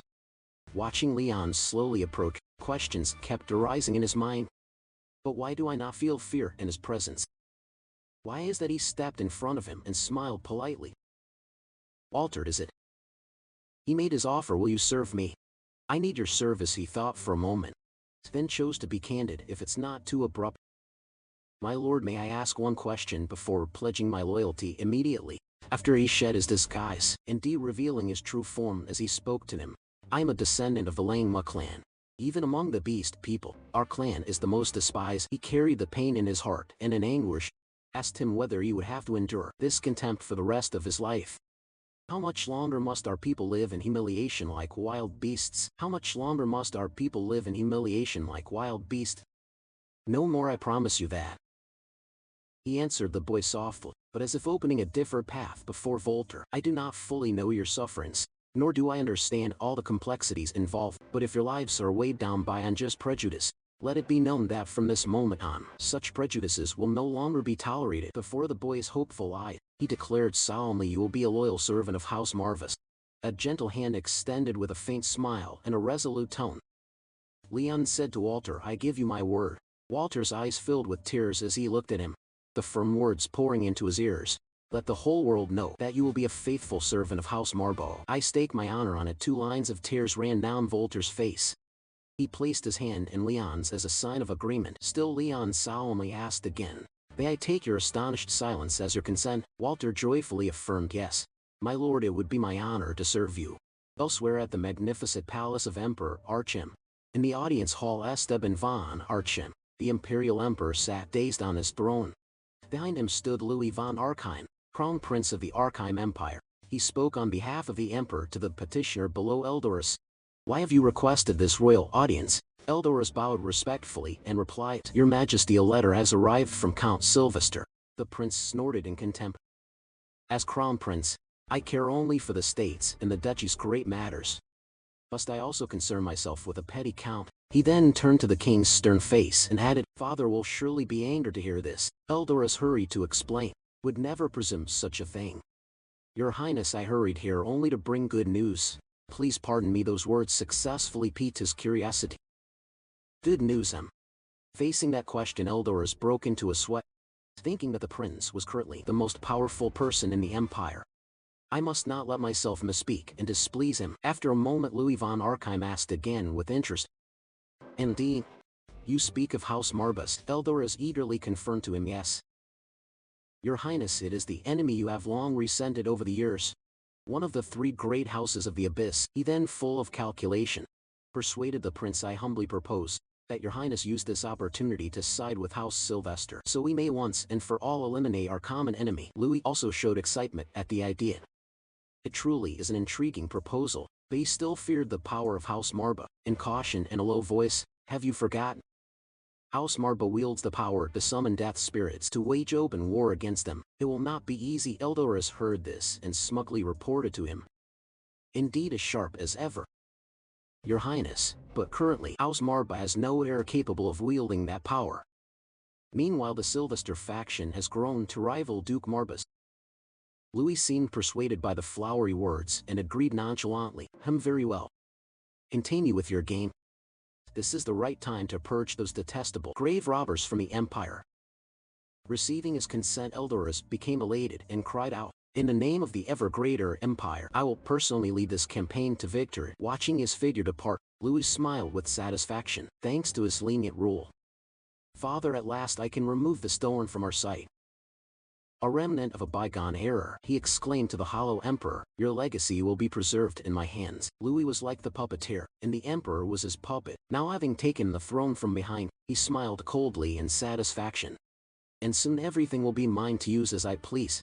Back at the Marba estate, everyone was now gathered in Leon's private study. Pilin placed a magic necklace around Walter's neck and said to him, the people still cannot fully trust beast people. Walter, so I suggest you always keep this with you. He looked at the glowing red gem on his neck and warned sternly, of course your lord and I both regard you as a loyal servant, but I fear we cannot ignore the influence of public opinion. At that moment Walter's ears on his head twitched inward. He touched his smooth head in surprise, while Poland stood by continuing to remind him, from now on none of our actions may hinder the lord's ideals. Do you understand? Walter stammered in reply. Why yes, Lord Poland. He nodded with satisfaction. Very good indeed, a sharp young man. Only then did Leon speak to draw everyone's attention. If everything is settled, I wish to speak to you about a few important matters. May I? After seeing that everyone had gathered, he continued, first, I must emphasize one thing. Your oaths of loyalty cannot be mere words. Leon solemnly made his demand to all who had sworn with him. So I ask you, are you ready to pledge your eternal loyalty to me and only me? Poland was the first to answer wholeheartedly. Absolutely, my lord. He even clasped Leon's hand emotionally and swore, Poland, vow to devote my life to serve Duke Marba's house until my last breath. I beg you to grant this lowly servant the chance to fulfill my oath. Lord Leon was a bit at a loss at Poland's overly dramatic display, and didn't know how to respond. The Dark One beside them couldn't believe the scene before him and remarked, new master, I am truly amazed. He had broken the will of an old human merely with words. Barbin nearby also showed satisfaction. Indeed, conquest and subjugation are the core principles of House Marba. At this Walter also turned to Leon and earnestly spoke, I share the same sentiment, my lord. He solemnly expressed his attitude of submission to him, but Leon still seemed unsatisfied. He replied indifferently, but that is your belief, not mine. Walter asked, puzzled, young master, who are you speaking to? Leon did not elaborate further, only reiterating his requirement. In any case, before we officially begin, I propose forming a mana-bound covenant with all of you. If anyone refuses this covenant, I will take it to mean you do not intend to follow me. Walter still did not understand and murmured, a mana-bound covenant. It is a magical covenant, also called a pact. It transforms the magic of both parties into a pattern, binding and connecting them in an unbreakable relationship, allowing them to share secrets that would otherwise be buried in darkness. Leon slowly took his place within the circle. He declared in a low voice to everyone, if there are no objections, then let us begin. No sooner had he finished than he summoned a black pit full of deathly kai from within. A pair of hands grasping a scroll brimming with dark magic opened up before everyone's eyes. Marba inhaled deeply and immediately reverted to his original form. He intoned as the guardian deity of House Marba, and the demon who granted a name to your bloodline. I will stand as witness to this magical covenant. He then addressed Walter and Poland, who stared at him in horror, and spoke the incantation. O you who have sworn fealty to the bearer of my pact, let your souls be bound to Marva's dominion. Praise this glory, and bear witness. Spiritual death energy coalesced into a sphere around Leon, continuously firing deathly rays across the room. Behind him the solemn demon Marba proclaimed that the Lord of Death spirits had arisen. Marba sat there like a statue. The only other notable thing was the deadly danger radiating from his blazing red eyes. The gathered servants could do nothing but stare up at him with mouth agape. Only then did Leon speak. I think that's enough of the theatrics. He addressed the oppressive presence Marba still exuding behind him. They are my loyal servants and they deserve respect. Marba understood the meaning and pretended indifference. So they have all accepted this covenant. But then he pointed at the two and warned, seriously know that the price of this pact is your souls. And any betrayal of the Death Spirit Lord will not be tolerated. Poland, naturally timid, was terrified and bowed deeply to show his loyalty. I would never dare commit such a betrayal, he thought to himself. Could this truly be the demon Marba, with whom the first Lord of House Marba made a pact? There was no more reasonable explanation for how Lord Leon could command the power to summon death spirits. Walter, standing beside him, had been trembling continuously. The mana density is so terrifying. Our race is naturally sensitive to sensing magic, yet I am rooted and blinded in place. So the question becomes, what is Lord Leon's true nature and that ominous black lion? After witnessing the sincerity and hearts of the two, Marba felt reassured and reverted to a smaller form. The obvious truth was that his cat form was so irresistibly cute that Walter's fear immediately vanished and he blurted out, "Huh. Such a cute kitten." Fortunately, Poland remained composed enough to quickly clamp a hand over his mouth, reducing him to incoherent sounds. But it was already too late, as Marba had heard everything. He licked his bristling fur and asked in a deep voice, "What did you say?" Poland immediately stepped into cover for Walter. "Haha, I believe he was merely astonished at your grand and imposing presence, Lord Marba. I suppose Walter has never witnessed such a majestic sight before." Marba seemed to relish Poland's flattering words and narrowed his eyes in smugness as he spoke. "Is that so? Very well. But you must not reveal my existence to the human world. Remember, we are at war, and in war knowledge can mean life or death. My form may only be seen by those I choose. From what I can tell, the nobles in your kingdom seem uninterested in a man named Kircher. Could that be him?" Poland hesitated slightly when the name was mentioned. Lord Kircher, but Walter beside him. Unsure what to say, it unconsciously repeated the name Kurtz. After thinking it over, he said, "I recall the innkeeper once received a letter, or rather that a letter was delivered to her to pass on to Kurtz." Hearing this, Marba grew visibly excited, leapt onto Leon's shoulder and exclaimed, "They're our next clue." Leon kept his eternally unreadable expression. "Where is that letter?" he asked, disappointed that Walter answered in such a mournful tone. "May the gods pity you." At that moment, the Black Crow at their side piped up to make his presence known. "And the Black Crow knows where it is." He produced a chest and chided them. "You fools, how could you forget to collect the spoils?" When opened, the chest was filled with gold, silver and jewels so dazzling they seemed designed to blind the eyes. Marba smacked his forehead and complained, "Should have remembered how greedy you were since you raised the inn and dealt with the innkeeper." The Black Crow apparently believes everything left there now belongs to the victor. Contrasting with Marba's non-stop chatter, Leon was silent as if deep in thought. He stepped closer to the chest, rested his hand on the lid and studied it for a while. Finally he discovered something.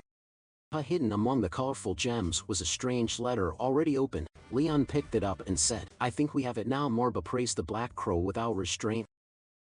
"I suppose even you can be useful once in a millennium." The Black Crow bristled at that tone and asked irritably, "Was that supposed to be a compliment?" "Isn't it?" Leon said softly. "I will read it aloud." Then he read the lines of the strange letter here. "This enemies of House Marvis, the noble House Sylvester, in the name of the sovereign emperor, hereby declares war on your duchy. Although you possess great military might as a duchy, you have neglected your duty to serve Emperor Esteban von Arcane. This neglect is a grave crime, and I will personally judge you on behalf of the crown. You have 1 month. If within that time you accept surrender, this declaration will be withdrawn and House Marbas will be annexed into House Sylvester as a just punishment for your crimes. Conversely, if you choose to resist, then prove your innocence on the battlefield." Lord of House Sylvester, Count Alan the Sylvester. After hearing the contents of the letter, everyone was stunned. They watched Leon stare blankly at the phrase, 1 month. Marba grinned slyly and asked him, "Is that not enough time?" But Leon's steady, unafraid gaze was his reply. "I see no problem with the time frame, though I have a rather interesting idea. Now that I can command death's spirits by thought alone, I thought I might indulge in a little amusement with this." Then the two turned to the Black Crow, who had been standing beside them. "Black Crow, I have a task for you." On the other side, House Sylvester was also watching the situation closely. A retainer reported to Alan, "The declaration of war has been sent to House Marba." "My lord, you should have seen the look on that weasel Kircher's face. He clung to my trouser leg. So pathetic I nearly ended him on the spot." Upon hearing the report, Alan couldn't help laughing loudly. "Aha, that fool, I'm sure he's currently clutching his back and wailing still. We must keep him alive for a while longer. After all, he's a useful idiot. It's better for House Marva's power to be in the hands of a clumsy fool like him." Speaking of which, what about that boy? The one said to be the legitimate heir of that house. The man replied, "You mean Leon von Marbas? There's nothing special reported about him. I suppose Kurter has made the boy disappear." Alan, quite pleased, said, "Good." But then the reporter added, "If I may ask, is there any reason to be concerned about a 14-year-old child? What could a brat possibly do?" Alan didn't scold the retainer, but instead ordered him, "Answer me. What is the greatest injustice a person can suffer?" The man with no prospects and sweating stammered, I'm not a learned scholar. I don't know." Alan had to slowly voice his own thoughts. It is when one faces an overwhelmingly powerful enemy with no hope, unable to resist, left helpless as one's whole world collapses. There is no greater suffering than that, and what do you think causes that injustice? Alan didn't wait for the retainer to answer and answered himself. Innate genius and extraordinary talent, so great others can do nothing but stare up in astonishment. The retainer still seemed dazed and said uncertainly, "What talent does that brat have?" At that point Alan ran out of patience with his ignorant men. He propped his chin and stared at him but patiently explained, "Don't be foolish, you speak of the bloodline of Welland von Marba.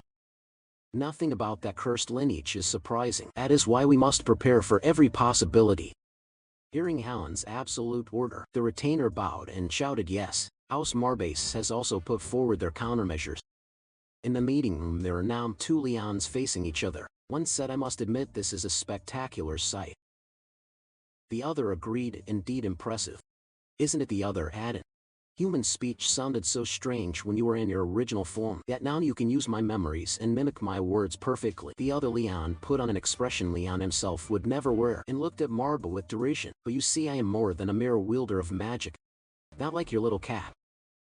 Marba called out, hissed flames in anger and shouted, "Be silent!" Then before Marba could finish, he lunged and delivered a thunderous punch to the fake Leon's cheek. With his small but skilled foot, the Black Crow, now in Leon's form, paid Marba no mind. Though his face was torn by the blow, with his magic he immediately restored it to its original state. This made Marba feel as if he had been punching a sack of cotton. Furious but powerless, so he yelled, "You!" Walter still found the chaotic scene here quite novel. He froze mouth agape and asked Pullen beside him, "Is it always this noisy here?" Veteran Pullen, with years of survival experience, immediately warned him, "Hush! Keep your mouth shut. Walter, you'll live longer if you do." Walter asked anxiously, "More importantly, shall we begin?" Leon said softly, "You have only 1 month left." As he spoke he set the sword down in the center of the room, placed it into Walter's hands before everyone present, and entrusted him with it. "All I ask is that you demonstrate your ability within that time." Walter understood him. He took the sword solemnly and repeated, "In other words, if I fail to prove my capability, I will no longer be part of your cause." "Is that correct?" Leon nodded to confirm his thought. "Exactly. I'm not interested in taking in a retainer who is certain to die. The choice is yours." Walter felt this action was his one and only opportunity. He unconsciously clenched the sword in his hand, looked Leon squarely in the eye with a grave expression and vowed, "Whatever obstacles stand in my way, I will overcome them. I will earn my place beside you. Once I am firmly established as your most loyal swordsman, will you grant me one wish?" Leon was pleased with Walter's attitude. He smiled and replied gently, "Very well, I give you my honor-bound promise." At that moment, Pulling beside him cleared his throat. "Then I will personally oversee Walter's martial training. His true abilities will be revealed. He trains with the Knights of House Marba under my arrangement." Leon found nothing excessive about this. He agreed with Pullen. "Fine, proceed." Marba had already jumped onto Leon's shoulders sometime earlier and gleefully declared, "Excellent. Now let's go." The werewolf is not the only one who needs training. You are just as far from your true potential as he is. Leon knew this to be true, so he left with Marba as well. "All right then, let's go." Before long at the Marba training grounds, a cacophony of harsh sounds rang out in disarray. Walter was now training diligently alongside the soldiers of House Marba. At the same time Leon practiced commanding the death spirits as smoothly as possible. Besides training with the living, Walter also trained alongside the death spirits controlled by Leon. Finally, in the decisive match that would determine his fate, Walter successfully severed the head of a death spirit, ending it cleanly. After the match ended, Walter panted as if exhausted. One knee bent to the ground, the sword placed horizontally as he bowed respectfully toward Leon, like one showing reverence to an undying creature. Leon stared at Walter for a long moment, then finally spoke with a proud expression. "Welcome to House Marba. You may rise now as my first knight." Walter, hearing the words he'd waited for, smiled with satisfaction. 1 month later, on the day the noble houses went to war, atop the towering battlements, Leon with Marba, Pullen and Walter looked down below, where the invaders fired up and ready to assault stood. Alan below bellowed, "I bring a message to the head of House Marba. Although I generously offered you one last chance to surrender, peacefully you stubbornly refused and would not lower your arms. Know that this foolish choice will bring death upon innocent civilians." Leon looked at the blathering man as if it's something dead. After the man finished, Leon calmly spoke, So the war has begun. Poland also spoke up. Those yap-happy hyenas. Don't they understand anything about honor? Cursed be them. Marba, in contrast to everyone else, remained excited from start to finish and warned, don't be provoked. In my view, there is nothing in their hearts but fear. Those growls are really just the moans of insecurity. Poland puzzled, swallowed hard, and asked, fearful inside, what did you say? Even so, how Sylvester overwhelms us in every aspect. Marba slowly explained to everyone, there is still a loophole. Have you forgotten that their plan has already failed? Poland was a little confused. Are you referring to Kircher? Yes, if you were alive at this moment. House Marba would have raised the white flag at the first opportunity. But would his death alone be enough to shake them? Marba, confident in his calculations, said humans are fragile. A small turn in fate is enough to throw them into chaos. Why haven't the enemy surrendered? What has rallied their spirits? Once such doubts begin to creep into their minds, their military strength will be half. These thoughts were analyzed logically, causing Poland to gradually grasp the idea. Yet he still wasn't overly confident about this battle. That may be true, but even have their forces still outnumber ours. The corner of Marvis's mouth curled into an alluring curve, a proud confident smile of one who fears nothing. A sign of a pact with me who can't defeat them even at half strength. Do not be afraid, Leon is far stronger than you think. Leon did not deny Marvis's assertion, for it was true. Poland, seeing his lord's untroubled expression, felt somewhat reassured and replied, of course, Lord Marba. Outwardly he said that, but inside, Marba felt similarly to Poland, quite surprised by the new lord's capabilities. Indeed, even I did not expect. Memories of recent training sessions replete. In the middle of the training ground, Leon sat cross-legged surrounded by surging streams of mana, while Marba and the Black Crow stood at the edge observing.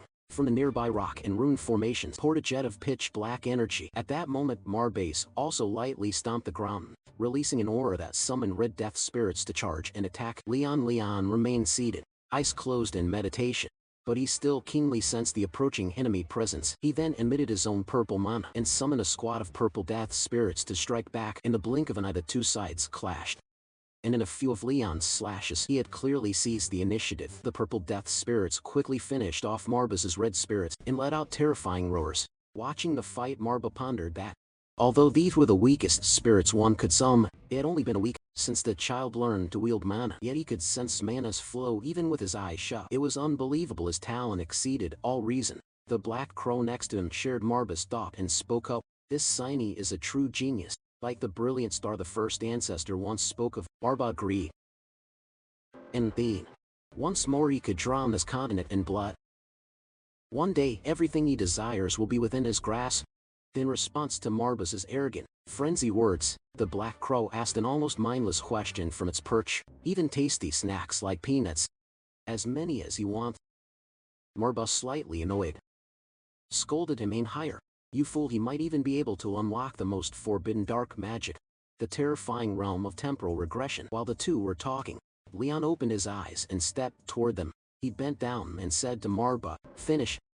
Now which training module shall we continue with? The skulls of the death spirits beneath the ground had been severed from their bodies, yet they continued to emit gruesome sounds regardless. Leon walked over to where Marba and the Black Crow were gossiping. Then what challenge do you want me to try next?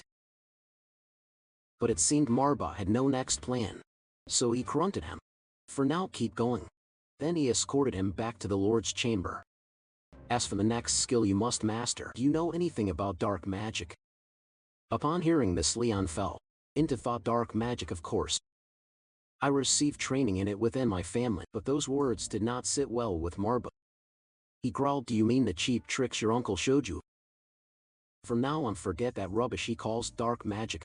Leon pondered for a moment and convinced himself that made sense, considering how Ancest Wellen conquered the entire eastern continent so swiftly. It would be hard to believe he relied solely on a bunch of spirits. Just then, the Black Crow slowly shifted into Leon's form and spoke exactly. He summoned a mass of magic in his hand and said, the essence of soul summoning is merely a branch of dark magic. In other words, to control spirits, you need a wellspring of mana and mastery of dark arts. Poland agreed with this, of course. It sounded like the words of vassals loyal to our ancestors, but Marba disagreed. Spare me. I was never his vassal. If anything, he and I are comrades walking side by side as equals.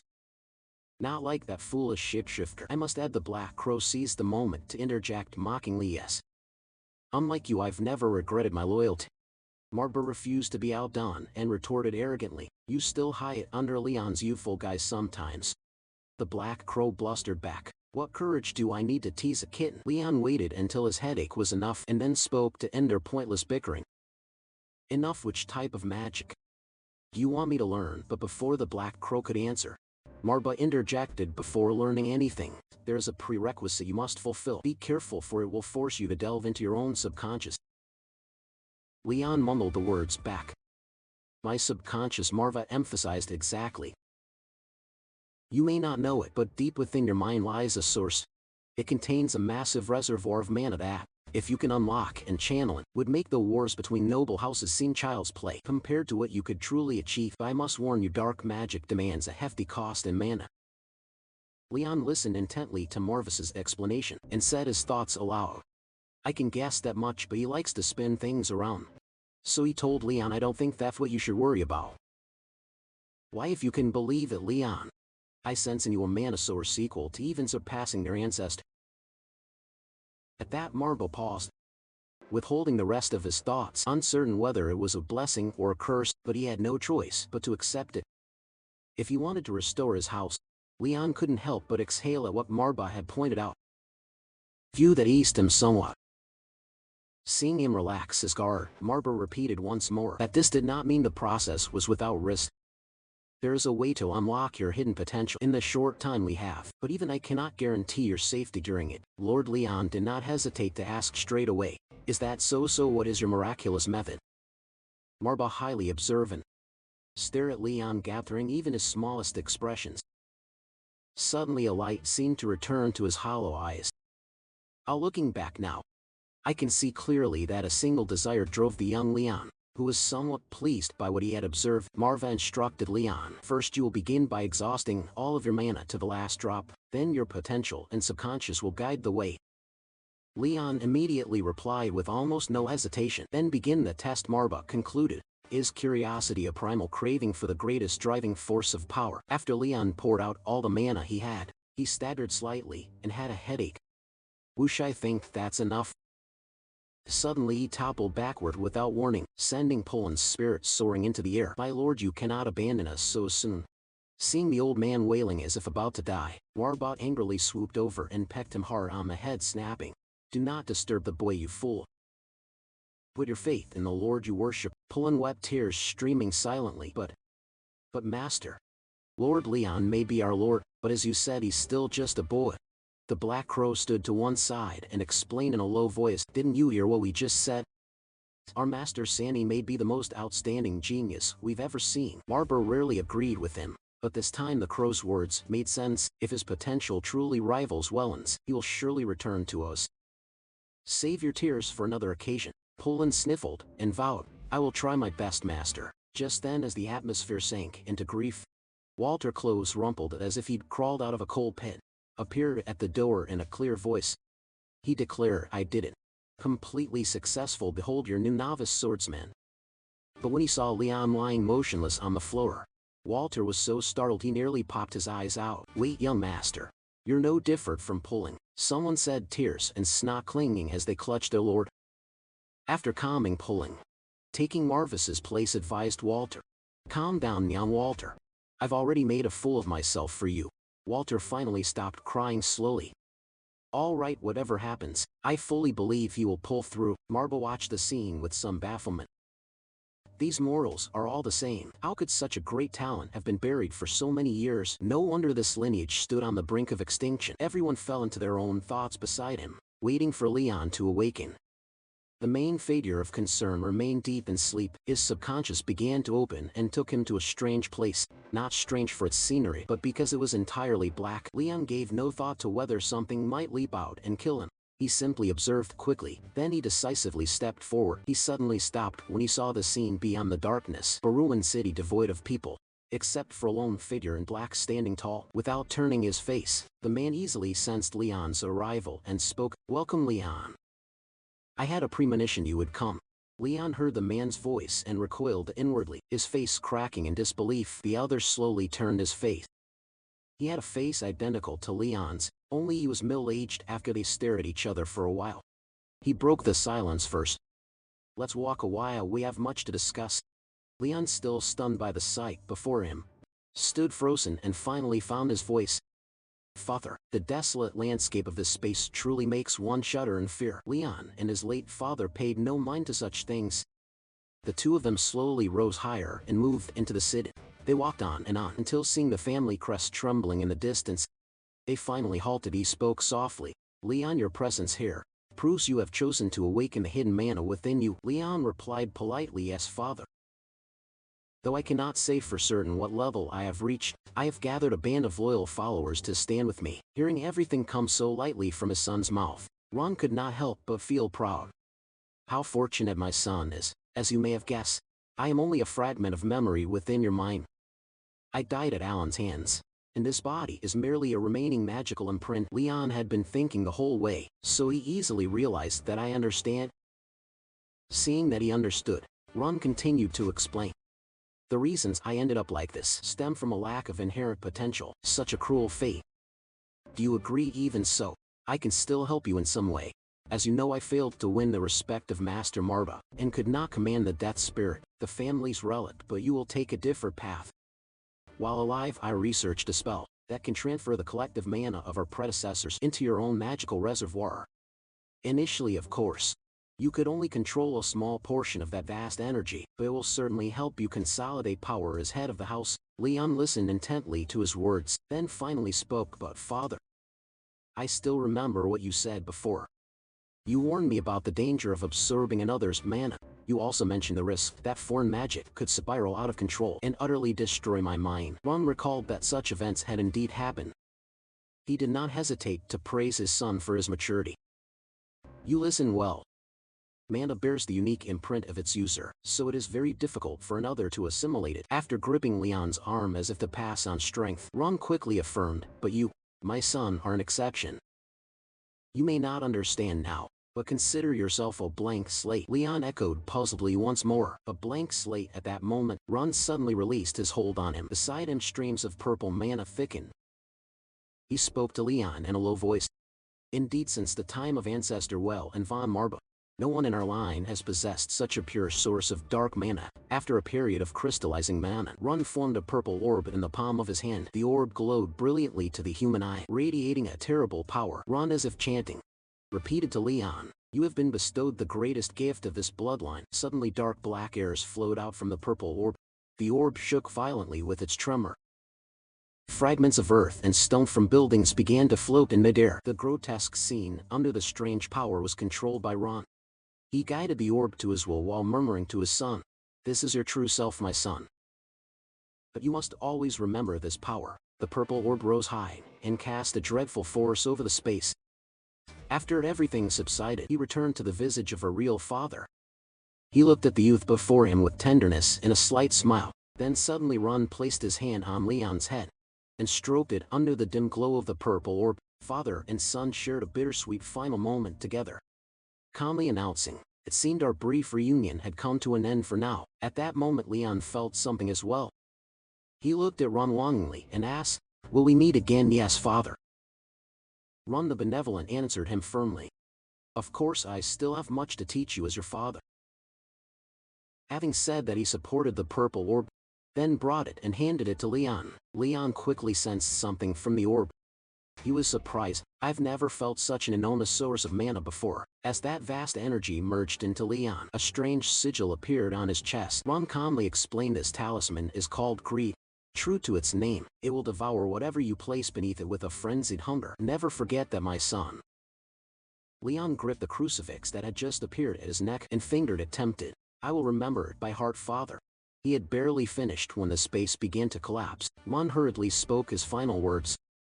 "The next time we meet will be when you desire it most." When everything had almost vanished, Leon bowed solemnly toward Ron and replied, hoping that day would come soon. Then he disappeared into the void. Only then did Ron voice his doubts.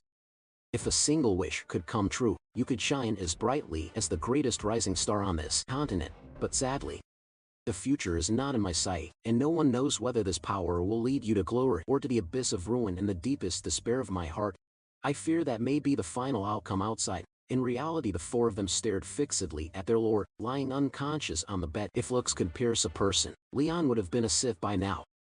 The scene was eerily silent. Pollen spoke anxiously. Are you sure you'll wake up? My lord, he fretted. Not knowing what to do, I do not mean to doubt your wisdom, Master Marba, but remember, young Master Leon is only 14. What if this illness leaves permanent damage? I don't know how to face our predecessors in the afterlife. Marba, a little annoyed, answered Poland sternly. You might meet them sooner than you think. If your young master can't endure a simple trial like this, put aside your petty worries and wait for your lord with unwavering faith. Walter, however, proved more steel-willed than expected. Wearing a confident expression, he advised Poland. I agree, Sir Poland, he will get through this.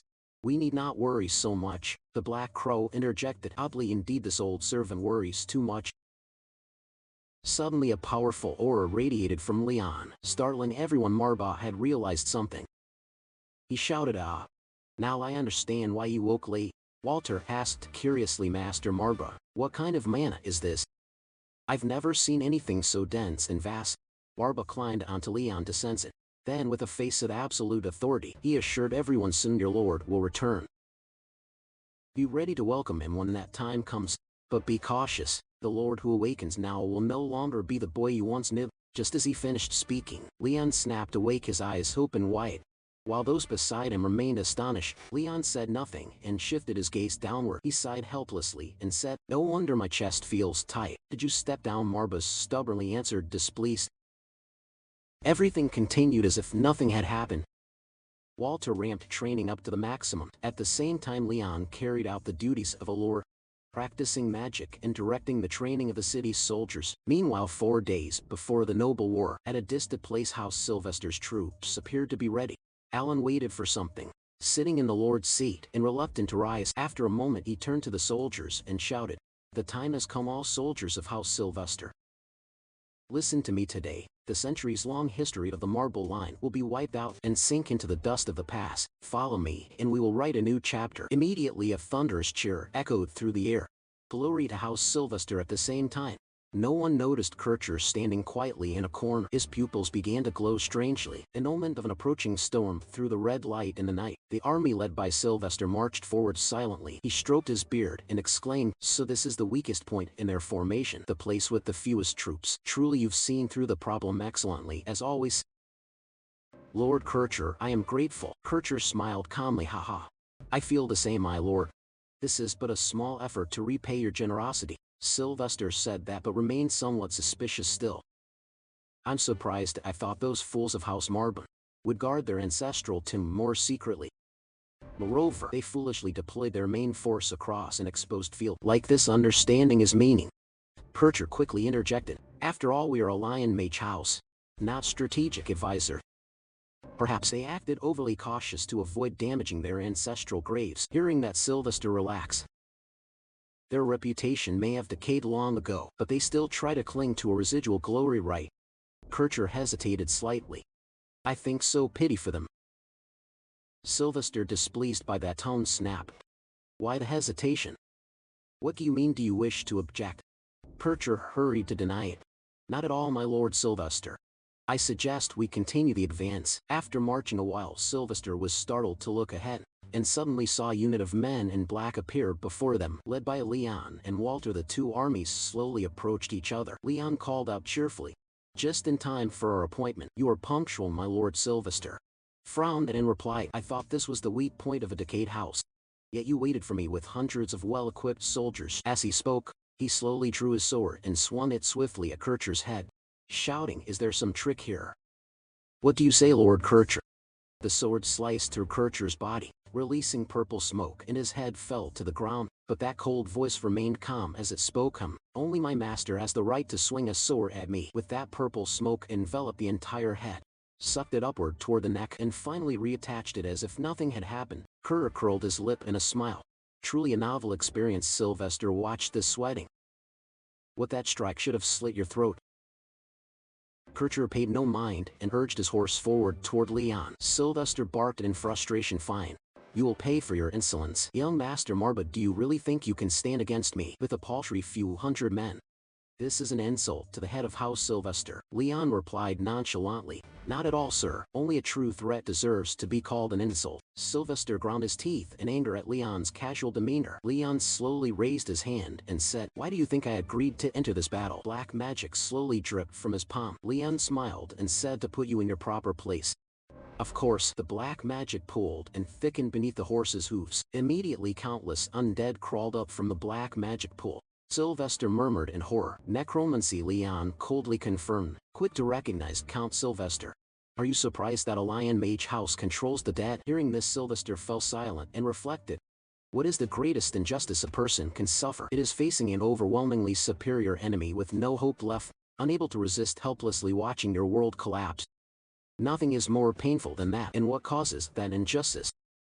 Simply talent, a natural gift so deep it makes others afraid to lift their heads. On the battlefield, nothing decides victory more than that. Before he finished the thought, Leon's undead surged forward to cut them down, and a commander within the force rushed out to block them. But the undead soldiers kept pouring forward in waves. The commander realized that when it ended, the enemy was only a young boy. No matter his talent, he could not have prepared for the brutality of a fight to the death, so he charged again to attack, determined to carve a bloody path to reach Leon. But just as he neared his goal, Van launched out to intercept him. The enraged commander yelled, "Who dares stand in my way?" Walter coldly leveled his sword and barked, "Sorry, but I won't let you near the young master. It is my duty and I will not break my promise." Having declared this, Walter smiled pleasantly. The undead troops continued to surge forward, cutting them down. Sylvester panicked and ordered his mages to initiate the attack. A group of mages gathered and began to cast spells, unleashing their strongest attacks onto the swarm of undead, and a considerable number of undead were destroyed. Sylvester raised his sword and issued an order. The vanguard cavalry charged forward to break the enemy formation. But Leon remained cold-faced and unconcerned. Sylvester advanced a short distance, feeling smug, staring straight at Leon and threatening him. "Let me tell you, I am naturally timid. Even though you are my elder brother, you should have become the head of the family, or my sister. I never truly regarded them as kin." Before he could finish speaking, Leon cut him off. "Do I need to concern myself with your messy family affairs?" His hand drooped as more black magic condensed. Sylvester growled darkly, "Perhaps not. But precisely because of that, a young master spoiled since birth like you will never have the resilience required to defeat me. Answer me, young master. Do you crave revenge? If so, you will die in vain, left only with regret." Leon, unwilling to listen to his rant any longer, raised the Book of Death and coldly declared two things. "Your assumption contains two errors, sir. Let me be clear. I do not crave revenge, and you are not strong enough to take my life." That's simply it. The book opened and Leon infused it with black magic. A few days earlier at the army encampment, Leon summoned his retainers to discuss strategy. After presenting the plan, Leon fell silent. Marba sat beside him, licking his paw. After a while, he spoke. "I have seen worse plans over countless millennia, but your plan is excessively risky. Choosing this location as the operational area was a correct decision. But aside from that," Leon interjected, "I can affirm there is no better option. It would be foolish to be overly cautious when the optimal solution is right before us." The Black Crow nodded in agreement. "I have faith in my master's plan." Then, getting a bit serious, he taunted Marba, "So what right does a foolish cub have to order us around?" Walter replied awkwardly, "If so, I will also follow your strategy. Not that I disdain your wisdom, Lord Marba, of course not." Marba flopped and pouted. "Are you planning to completely ignore my opinion?" "Suit yourself." Pullen also voiced his view. "As for me, I will order the mobilization of every force we can muster. On my honor as a vassal, I will not let you go to the battlefield alone." Leon stood up, satisfied. "Good. If everything is clear, I propose we act immediately." As everyone began to leave, Leon called out, "Lord Marba, before this meeting ends, there's one thing I want to ask you." Marva glanced at him displeased. "What is it?" Leon raised the talisman and asked, "This charm, do you know the consequences of using it?" Marva paid no heed. "How should I know?" the Black Crow interjected mockingly. "Truly an insolent cub," he added. "Your father may not have told you the whole truth, but this talisman carries a power akin to poison. It is far too dangerous for you to endure, at least in your current state." Leon said, "But I suppose you still gave it to me for some purpose." Marva sighed helplessly. I do not deny that. But the time has not yet come. For now you are strong enough to do what must be done. The covenanted gift you possess surpasses ordinary mortals, but it cannot be denied that your potential has not yet ripened. Your followers may be loyal, but no human is without fault. You are immortal, and you know little of the depths of their thoughts. They could betray you in an instant. Some have even betrayed your father. So tell me, what makes you think those mortals are worth wagering everything on? Leon fell silent after hearing this and returned to the battlefield. The Book of Death opened and Leon steadily poured black magic into it, his pupils gradually flaring. Seeing no change, Sylvester glared and spat. Do you think I cannot kill you? Leon remained silent. His pupils grew brighter and brighter. Sylvester suddenly gave a start and stared at the countless black magics converging before Leon, thinking with wide eyes that the amount of mana was nearly incalculable. Along with a pure aura of darkness, he was precisely controlling the exact amount of magic needed for each moment. How could he reach such absolute mastery? Leon recited coldly, all loyal servants of Marbas in hell hear me. Sylvester grew even colder. My instincts are warning me, whatever is about to happen, I must stop it at all costs.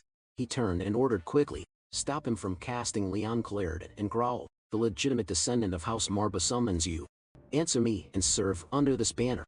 The entire battlefield trembled violently. Countless earthbound undead surged forward, both humanoid and demonic in form. Sylvester lost his will to fight and stood stupefied. Before him was a sea of soldiers stretching beyond sight. Barba stood on a cliff looking down, frowning as he assessed the abyss below, to the very edge of the chasm. This brat is as unruly and stubborn as his ancestor. Well, and the cross-shaped talisman began to glow. The army of undead growled in rage and charged straight at the soldiers to cut them down. The demonic forces overwhelming humanity's ability to resist. Behind them was a squad of necromancer revenants, hurling energy orbs aimed straight into the army. Sylvester cried out in panic, damn it, it's a trap. He intends to drag us all into the grave. He commands an army of the undead. Sylvester hesitated, unable to decide. Meanwhile, Leon was sweating. Ed bowed, his face contorted as he clutched his chest. Unable to hold back, he spat up a mouthful of blood. Sylvester seized the opportunity and shouted, stop at once, or you will be throwing yourself into death. Fine, I promise to spare you, Intermet. But end this farce now. Leon paid no heed to the rant. I do not wish to disappoint you, master. Recall earlier Marba asked, what makes you think those mortals are worth betting everything on until your talent is fully ripe? I advise you not to foolishly sacrifice yourself for others. You are not yet strong enough to worry about others' fates, let alone their lives. Leon pondered for a moment and said, Lord Marba, why must we always wait until a fruit is fully ripe before picking it? Is it really so wrong to pick it early and let it ripen afterward? After a while, the entire battlefield was left with only Sylvester. Seeing him kneeling on the ground, Leon slowly walked forward. His eyes looked up to me. Leon's cold, icy gaze.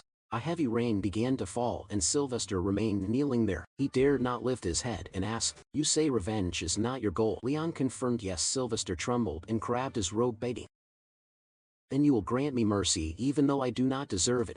I swear I will never oppose House Marba again, nor reveal a word of your power to the rest of the Empire, please. I beg you. Leon stood silent and did not answer. After a while he spoke, since when have we been close enough to grant each other such favors? Sylvester tilted his head and shouted, but you can see it too. Revenge only breeds an endless cycle of hatred. Leon coldly glanced down. Sylvester was terrified and dared not speak further. Finally he threw off his cloak and begged, I was forced. Besides, as the head of another noble house, you must understand, we have a duty to do everything for the prosperity of our house. Leon rubbed his chin and muttered, duty, huh? Perhaps your words are not entirely without merit. The burden of being a house head is indeed not like seeing Leon show sympathy. Sylvester quickly added, yes, I am crushed by it to the point I cannot struggle. I am forced to do cruel things because of my responsibilities. Before he could continue, Leon cut in. But how does that relate to me sparing you? Sylvester was stunned. What? Leon slowly drew his sword and said, do not misunderstand, I bear you no personal grudge. The only reason I must take your life is a cold, undeniable truth. Your continued existence offers no benefit to House Marba.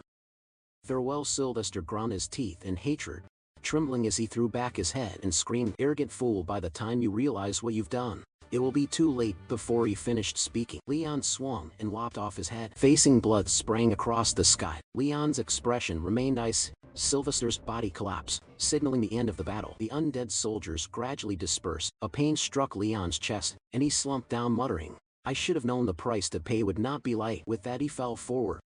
Walter shouted, "My lord." Barba leapt forward to reassure him. "Don't worry, he's only suffering the consequences of depleted mana. Little Leon's talent is unquestionable, rivaling that of his ancestors long ago. The question is whether a child like that should be allowed to hold such immense potential. Inside him is a monster that even I cannot control, a perilous pack that trades away every aspect of his humanity." Saying this, he turned and looked at Sylvester's corpse and exclaimed, and more urgently, "It seems that demons have begun to intervene in the human world. This is an ill omen." Poland and the Black Crow also rushed over. After some time, Leon slowly opened his eyes, and the loyal servants rejoiced.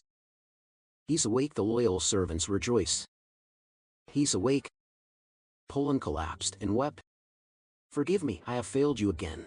I will atone on the scaffold," Marba said with amusement. "I won't stop. You old man will make for entertaining spectacle." The Black Crow immediately piped up. "Though he looks endearing, that foolish cub lacks compassion." Marva snapped angrily, "Do you expect sympathy from a demon? And don't think I'll stand for your constant sniffling." Leon sat up and said, "The scaffold won't be necessary. You have fulfilled your role admirably." "I assure you of that," Walter hurriedly reported. "The Sylvester house seems to be on the verge of total collapse, after their leader's death. I don't think they'll dare launch another invasion in the near future." Poland clenched his hands in excitement. "That's only right under your wise leadership. House Marba has finally recovered. However, there remains one more issue." Leon turned in surprise. "What is it?" Poland bowed his head and replied, "Although I am ashamed to say this, my lord, House Marba is now nearly completely drained financially. Moreover, we are carrying a substantial debt." Leon gaped. "What?" Marba waved it off. "I don't see that as a big problem. Just send a hefty compensation bill to House Investor and it's settled." Poland remained gloomy. "Normally that would work. However, the Imperial Court has issued an absolute ban on all compensation claims." Marba complained. For what reason?" Poland explained painfully. "But you must know the Lean Haber Seder and Marba's houses, the three noble bloodlines, have long been tightly controlled by the court. Perhaps the court wishes to prevent our rise and has therefore quashed all compensation requests." Marba sighed helplessly. "It's chaotic both inside and out." Leon asked tensely, "So how much do we owe?" In the end, Poland said nothing and held out a hand. Leon forced a smile and blurted, 50 million gold. Poland shook his head and gave no comment. Leon was speechless. 500 million. Poland, as before, shook his head without speaking. Leon rubbed his chin and guessed it surely couldn't be as high as 5 billion. 500,000 would still be a manageable sum. As he spoke, Poland cut in. "Forgive me if I'm abrupt, my lord, but you guessed correctly." Leon was surprised. "Guessed correctly about what?" Poland replied, "House Marba's debt." "My lord, it's 5 billion gold." Leon felt as if he were about to become a beggar at the same time. Inside the city, a handsome young man entered, looking around and muttering, "And now I'm in the territory of House Marba."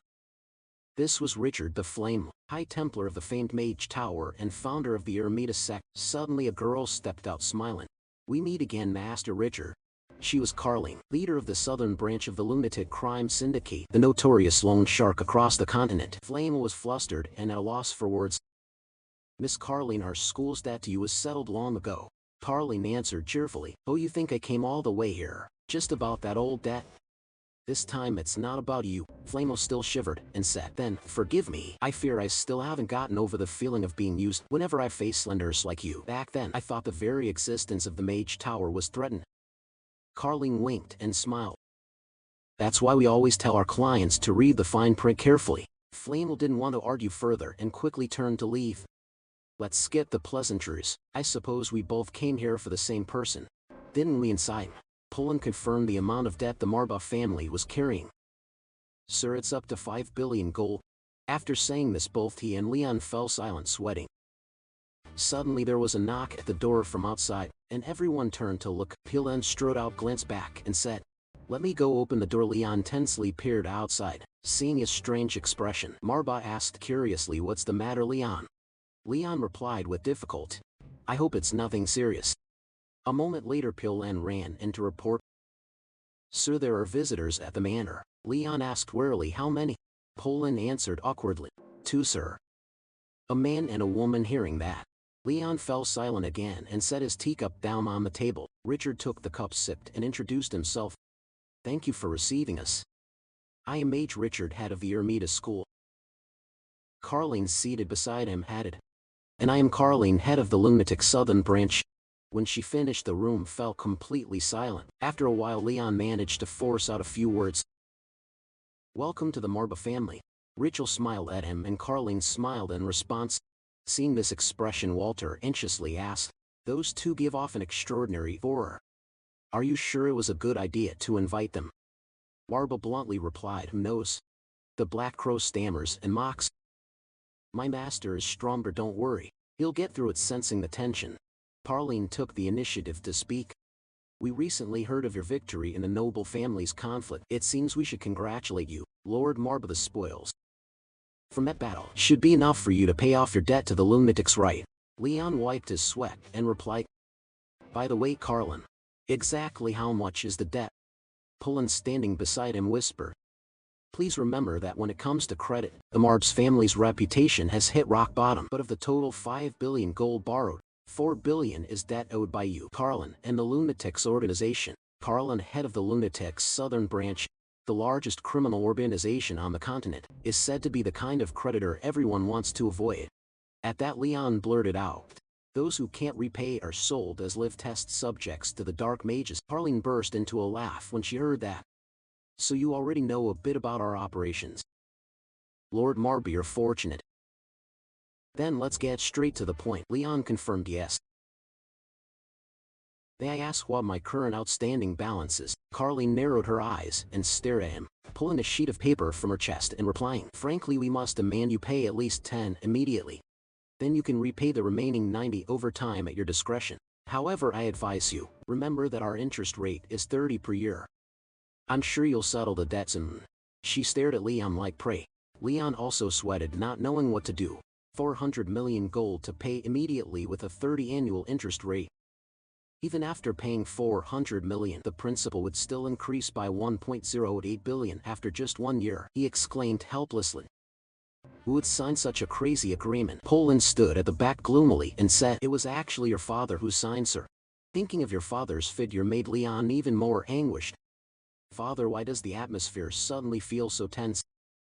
Richard spoke up and smoothed his face. Come on, let's calm the mood a bit. Lord Marba just won, shouldn't you deserve a little celebration? Besides, I highly doubt he already has such a huge sum on hand. But Carleen cut in bluntly. Sorry, Rachel, don't you see we're discussing business? I hate being interrupted rudely. Please remember that, and who can guarantee that a careless word won't cost your life, leaving you as an empty corpse? Rachel stood up ready to leave. I heard you clearly, Miss Caroline. I'll come back after everything is settled. Carleen smiled lightly at that. Oh dear, what a waste of a good pot of tea. Leon stiffened, unable to speak, and finally managed to squeeze out a few words. Miss Carleen, but before he finished, Carleen interrupted. Oh. If you mean you have no money now or want more time to scrape together every coin you can, forget it, I've already heard everything from your old lady. Leon muttered helplessly to Marba. Why not take her out now? Marba snapped back. Don't be foolish, she isn't someone you stand a chance against. If you want to be torn apart in an instant, go ahead and try. Leon fell silent again. At a loss, the Black Crow interrupted her with his opinion.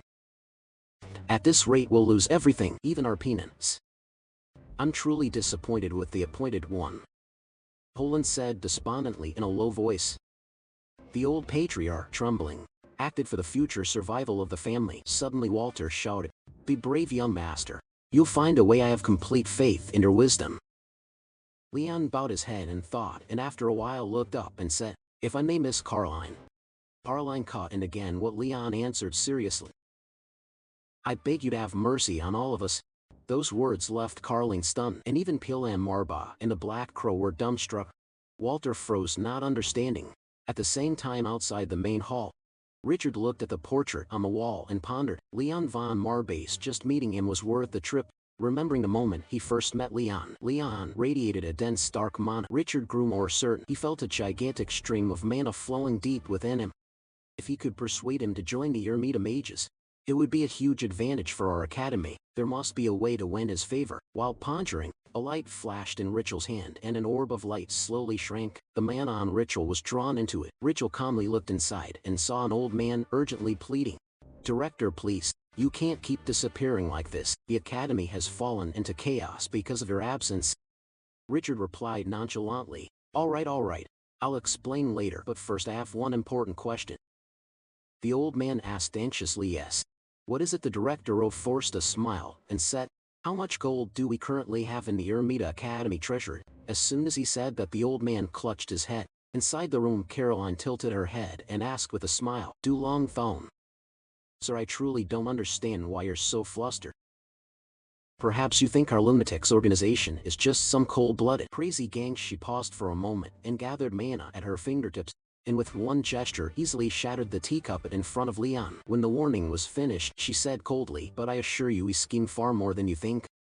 Watching the tea spill before Leon, Walter couldn't help drawing his weapon and shouting, how dare you threaten the young master? Caroline paid him no mind and replied calmly, our fury is reserved for defaulters. Is that clear? Leon sighed in response. We have nothing left. Miss Carling, Caroline asked it in confusion. What did you just say? Leon looked up to confirm. Literally, our treasury is empty. This made Caroline pause for a few seconds, then she bowed her head and forced a laugh. Now I understand why you tremble like a frightened puppy. So let me show you directly what happens to those who can't repay their debts. Seeing the aura she emitted, Leon broke out in a cold sweat. At that moment, Richard burst in and shouted, wait. Everyone immediately turned to look toward the door, but Richard was also a bit sheepish and didn't know what to say. Caroline, unable to wait, growled, I've been wondering why you're so restless. It turns out our honored guest has no money. Her gaze was like a predatory beast staring, but Leon couldn't resist. Richard mustered his courage and shouted, how pitiful, please don't crush the budding future of our Mona Academy. He rushed forward to stop Caroline. Leon remained motionless and silent, but this hit Walter's eyes differently. He ran up and flattered Leon.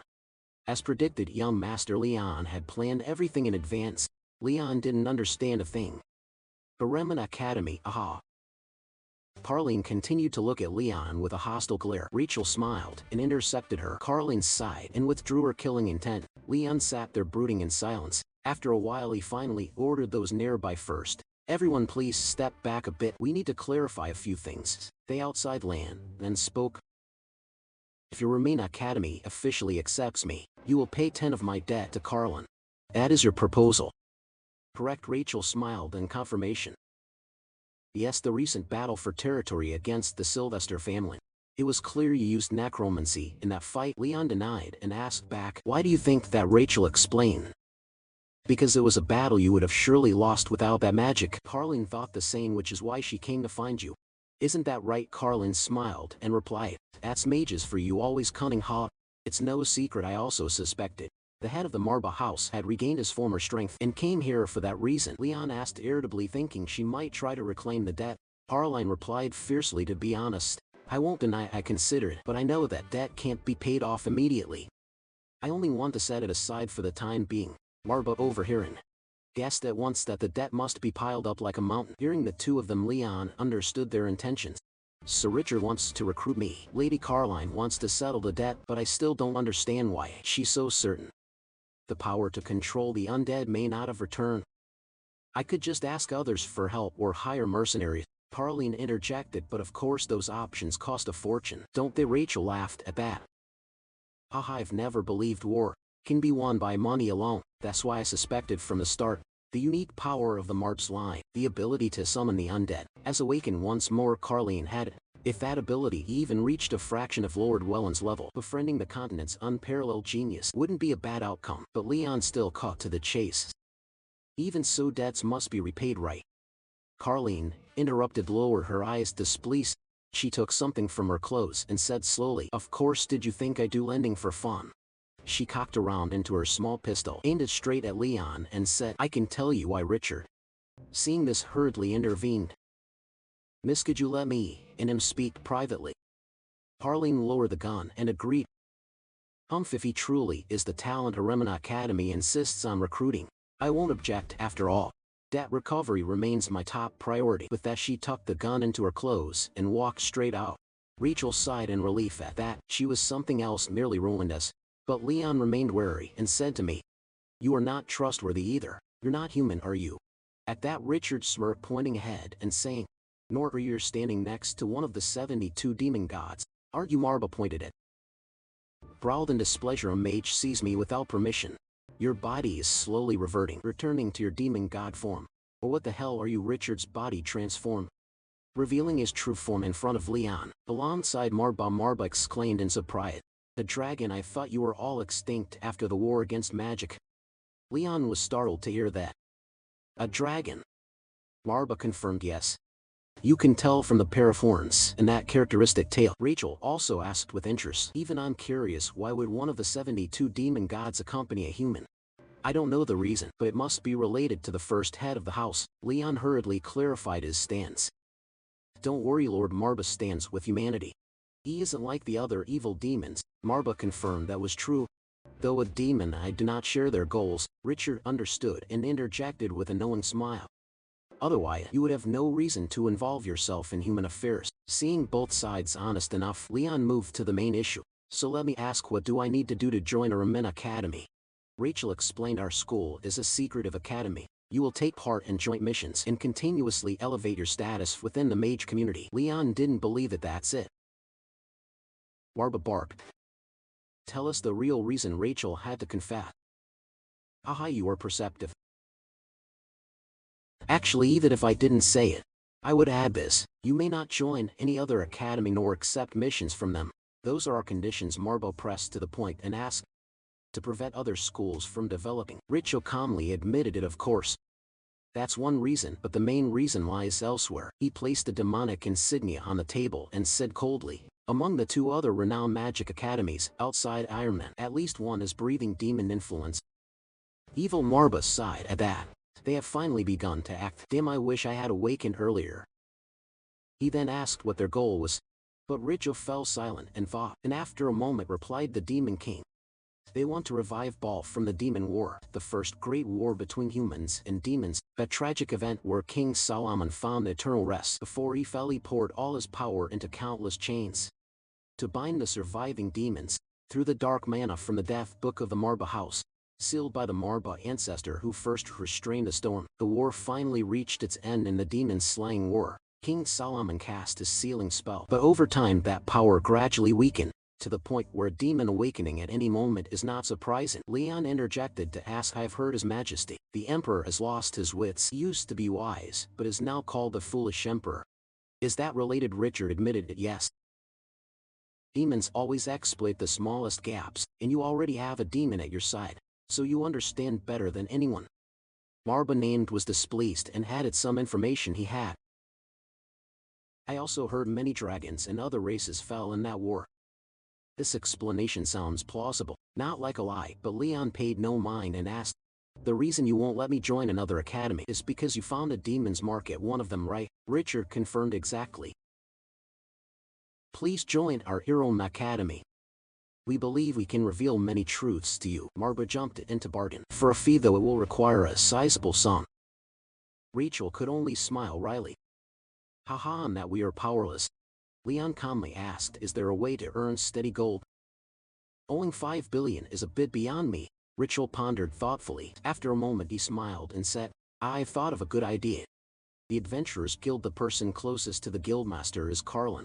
If you accept quests and obtain a gold badge, you can take on missions worth 10 million gold at a time." Leon was shocked by the figure. 10 million. He threw away his pride and bowed. "Please speak to Lady Carline for me." Marba could only sigh. How pathetic. The Black Crow couldn't help but scold, "You foolish lion. Don't insult your master, it's just for show." Marba, displeased, asked, "Who said that?" The Black Crow pretended not to notice the steward.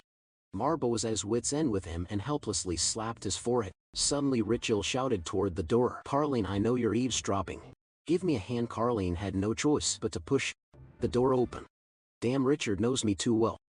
But facing Leon this time, she couldn't be arrogant. Richard stood and reintroduced her. "Go on, introduce yourself." This is the demon that serves our master. Carleen helplessly held her head. But getting involved with you lot never ends well. Richard could only give an embarrassed smile. A few days later in the wild mountain forest, Leon's group set out on a journey to earn money to pay the debt. Carleen irritably questioned Hub, "Why the hell am I escorting you to the Adventurers Guild?"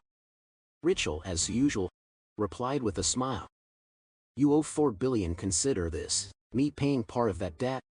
"Don't get the wrong idea," Leon asked curiously. "What kind of place is the Adventurers Guild?" Marba, perched on his shoulder, chimed in, "I'm curious too. There wasn't anything like this before." "It's strange," Carleen explained. "Simple. It's a place to receive and complete contracted missions. You can freely form teams, split rewards, and raise your personal value. Something like that. If you're not capable, you'll die, but if you're skilled, you can earn tens of millions in a single run." Marba commented coldly, "A place where moths burn their lives away." "That's what people say," Richard snorted with laughter. "Haha, but it's not always that harsh. The Adventurers Guild is neutral territory with good achievements. You can even be invited by other nations to serve as knights or mages. If you have the strength, it's the fastest way to make money." Leon asked again, "Explain more about badges and ranks." Richard smiled and turned to her. "All right then, Carlin.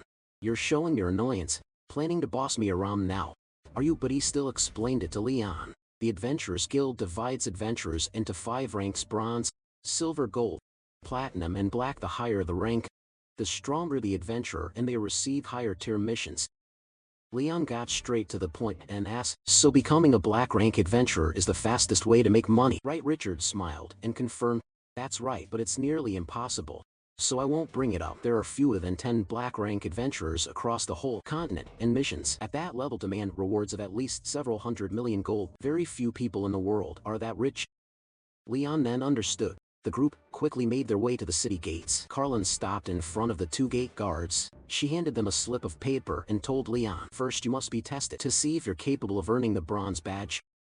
Imperial laws are complicated. Minors can't easily become adventurers." Richard hurriedly interjected, Now, CIN, don't dampen the mood." They entered a tavern with the sign of a beer mug. Richard led the way and said, "Begin the check." "We're here." Leon looked up and asked, bewildered, "Is this the Adventurers Guild?" While he was still looking left and right, he caught the attention of a silver-haired girl. She casually raised her tea and asked, "Seems a noisy regular just walked in." Staring straight toward the door, Leon's group slowly entered, the patrons on either side laughing and chatting. But when they saw Carlin among Leon's group, they immediately fell silent and glanced over. After a moment, shoulders whispered to each other, "Wait, is that Carlin? I think it is. Look at those eyes. Like a starving beast. You can tell she isn't someone to lend money. Why is she suddenly at the Adventurers Guild? Is that Richo standing next to her? Headmaster of our Mona Academy. So shockingly handsome. She looks young, and I hear she's even become a tower master. Oh my, that ruins my mood to drink. Life is unfair." Hearing the gossip, Richard looked at Carlin with some embarrassment and said, "It seems she really made them uncomfortable." She scowled and hissed, "Shut the nonsense.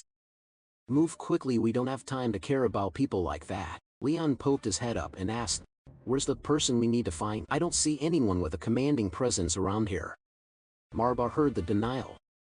"No, don't you sense a stream of mana watching us?" At that moment, a young master in the crowd's expression went ugly. He slowly edged forward to tail Leon closely. Leon felt his pace slow, glanced at the man, and let out a wave of mana to search around. Leon was astonished to discover found him. No sooner had he spoken than the silver-haired girl lunged forward. Without a word, she drew her sword. Carlin coldly turned and drew her weapon as well. The girl pressed her blade to Leon's throat while Carlin aimed her gun at the girl's head. The girl pressed her blade to Leon's throat while Carlin aimed her gun at the girl's head. Carlin smiled mockingly. "You're getting more hot-headed." Rowley glared back over her shoulder, lowered her weapon, and snapped, "I told you not to casually call my name Carlin." Leon paid it no mind and stepped forward, asking, "You're the strongest here, right?" Rowley turned irritably and replied, "Sorry, but I haven't given you permission to speak." "Who are you in Ermine?" She judged silently. "He's a real monster. Even more dangerous than the 2 behind him." Leon introduced himself casually. "Leon von Marba, the 10th heir of the Marba family. Everyone calls me that." Moments later, Walter entered the room and shut the door, and everyone expected for this meeting was already seated inside. Rowley lifted her teacup and remarked, "I've heard the head of House Marba has changed. But I didn't expect it to be a child." Carlin cut in coldly, Still, his magical talent is undeniable. I can vouch for that rally. Still worry ass, but it's strange for a noble to appear in the Shabbat Adventurers Guild. Rachel forced a smile. Aha, I have my reasons. Rally grew more displeased. It's interesting to see you with a demon Carlin. Are all your friends this odd? But Marba being lumped in. Snapped angrily, apologize right now. The blonde jumped up to join in. That's right, finally. The black cat sobered up. Marba leapt over. Growling something. Leon, indifferent, held him back and explained, I have my reasons. I'm heavily in debt. I want to work at the Adventurers Guild. Carlin added, a place anyone can join without revealing their identity. Isn't that Million's biggest feature? So there's no reason to refuse him. Richard pleaded with a smile. Please give him a chance. Seeing both of them plead, Rally conceded. If you two are so insistent, then fine, you might die though. Leon replied matter-of-factly, my family and I live close to death all the time. Besides, Richard told me that not repaying that madman's debt would be worse than hell. Rally thought of Carlin's cronies and agreed. That was indisputable. Alright, I'll give you a chance. Saying that, she poured the teacup in her hand onto the table, and it flowed perfectly into a symbol on the tabletop. Immediately a matching symbol glowed on the floor below. The room trembled violently as white smoke rose. Leon broke into a sweat, speechless. Marba explained a type of teleportation magic, a high-level formula. She even simplified it. It seemed she's a genuinely capable mage. Now there was an extra row of stone statues in the room. Everyone looked over in unison. Rally stepped over and spoke as she walked. The test is very simple. Among these statues, only one contains mana. That's the real statue. Find it. You have a total of 30 minutes. If you don't finish in time, you'll have to return to your family. Still want to do it? Leon agreed immediately. I'll try, Rally declared at once. I begin now. Carlin, prepare. The hourglass called and she grumbled unhappily. What a nuisance. Fine, I'll help this once. An hourglass immediately appeared, hovering in midair. Leon slowly walked into the circle of statues. He lifted his head and examined every detail, when suddenly Rally shouted, hey, that statue is moving. I'll attack you. As she spoke, the statues raised their weapons to attack. A club came down. Leon sprang into the air to dodge the blow. He had just landed again when another statue struck from behind. Leon hurriedly ducked to avoid it. Carlin watched the scene displeased and gritted her teeth. Rachel also said anxiously that Rally had gone too far this time. Even a mid-level mage would struggle to pass this test. He's very talented but still just a child. But Carlin objected that this wasn't right. Oh really? She knows better than anyone that the younger you are, the easier you fall. Now we can only watch. The chance of success is almost nil. Marba was also tense. Each statue's strength was negligible, but finding the magic golem was nearly impossible. The mana density was too low. The blonde stroked his beard in assessment. This task is truly difficult. Even a dull lion could sense that. The contract signer will struggle greatly. Marba stopped bothering with him and stared toward Leon, wondering. You signed the contract. What on earth are you thinking? Rally frowned and thought handing the guild's emblem to a child is truly dangerous, because on this continent even exceptional talent can collapse easily. As for Leon, after dodging for a moment, he fell back. At that, I locked onto several golems and they charged to attack. Once more, Leon gathered 2 spheres of dark mana in his palms, and as they neared, he threw them directly, seizing control of Rally's statues. Seeing the statues stop attacking, Leon murmured in satisfaction, just as I thought. This seems the most effective way. The onlookers were stunned into silence. Marba broke into a sweat and could barely speak. That kid is. Leon continued gathering more dark mana spheres, saying, what I learned from Lord Marba is only one of the dark magics I know, but for now that's enough. Dark spears immediately manifested above Leon's head. Countless mana-tipped spears. Marba and the blonde were astonished. Richard was secretly delighted. Dark spears as we know them. Leon didn't bother to hesitate. He directly commanded the spears to rush forward. The statues couldn't withstand it and were smashed to pieces. After that assault there were no statues left. On the floor, Marba muttered helplessly.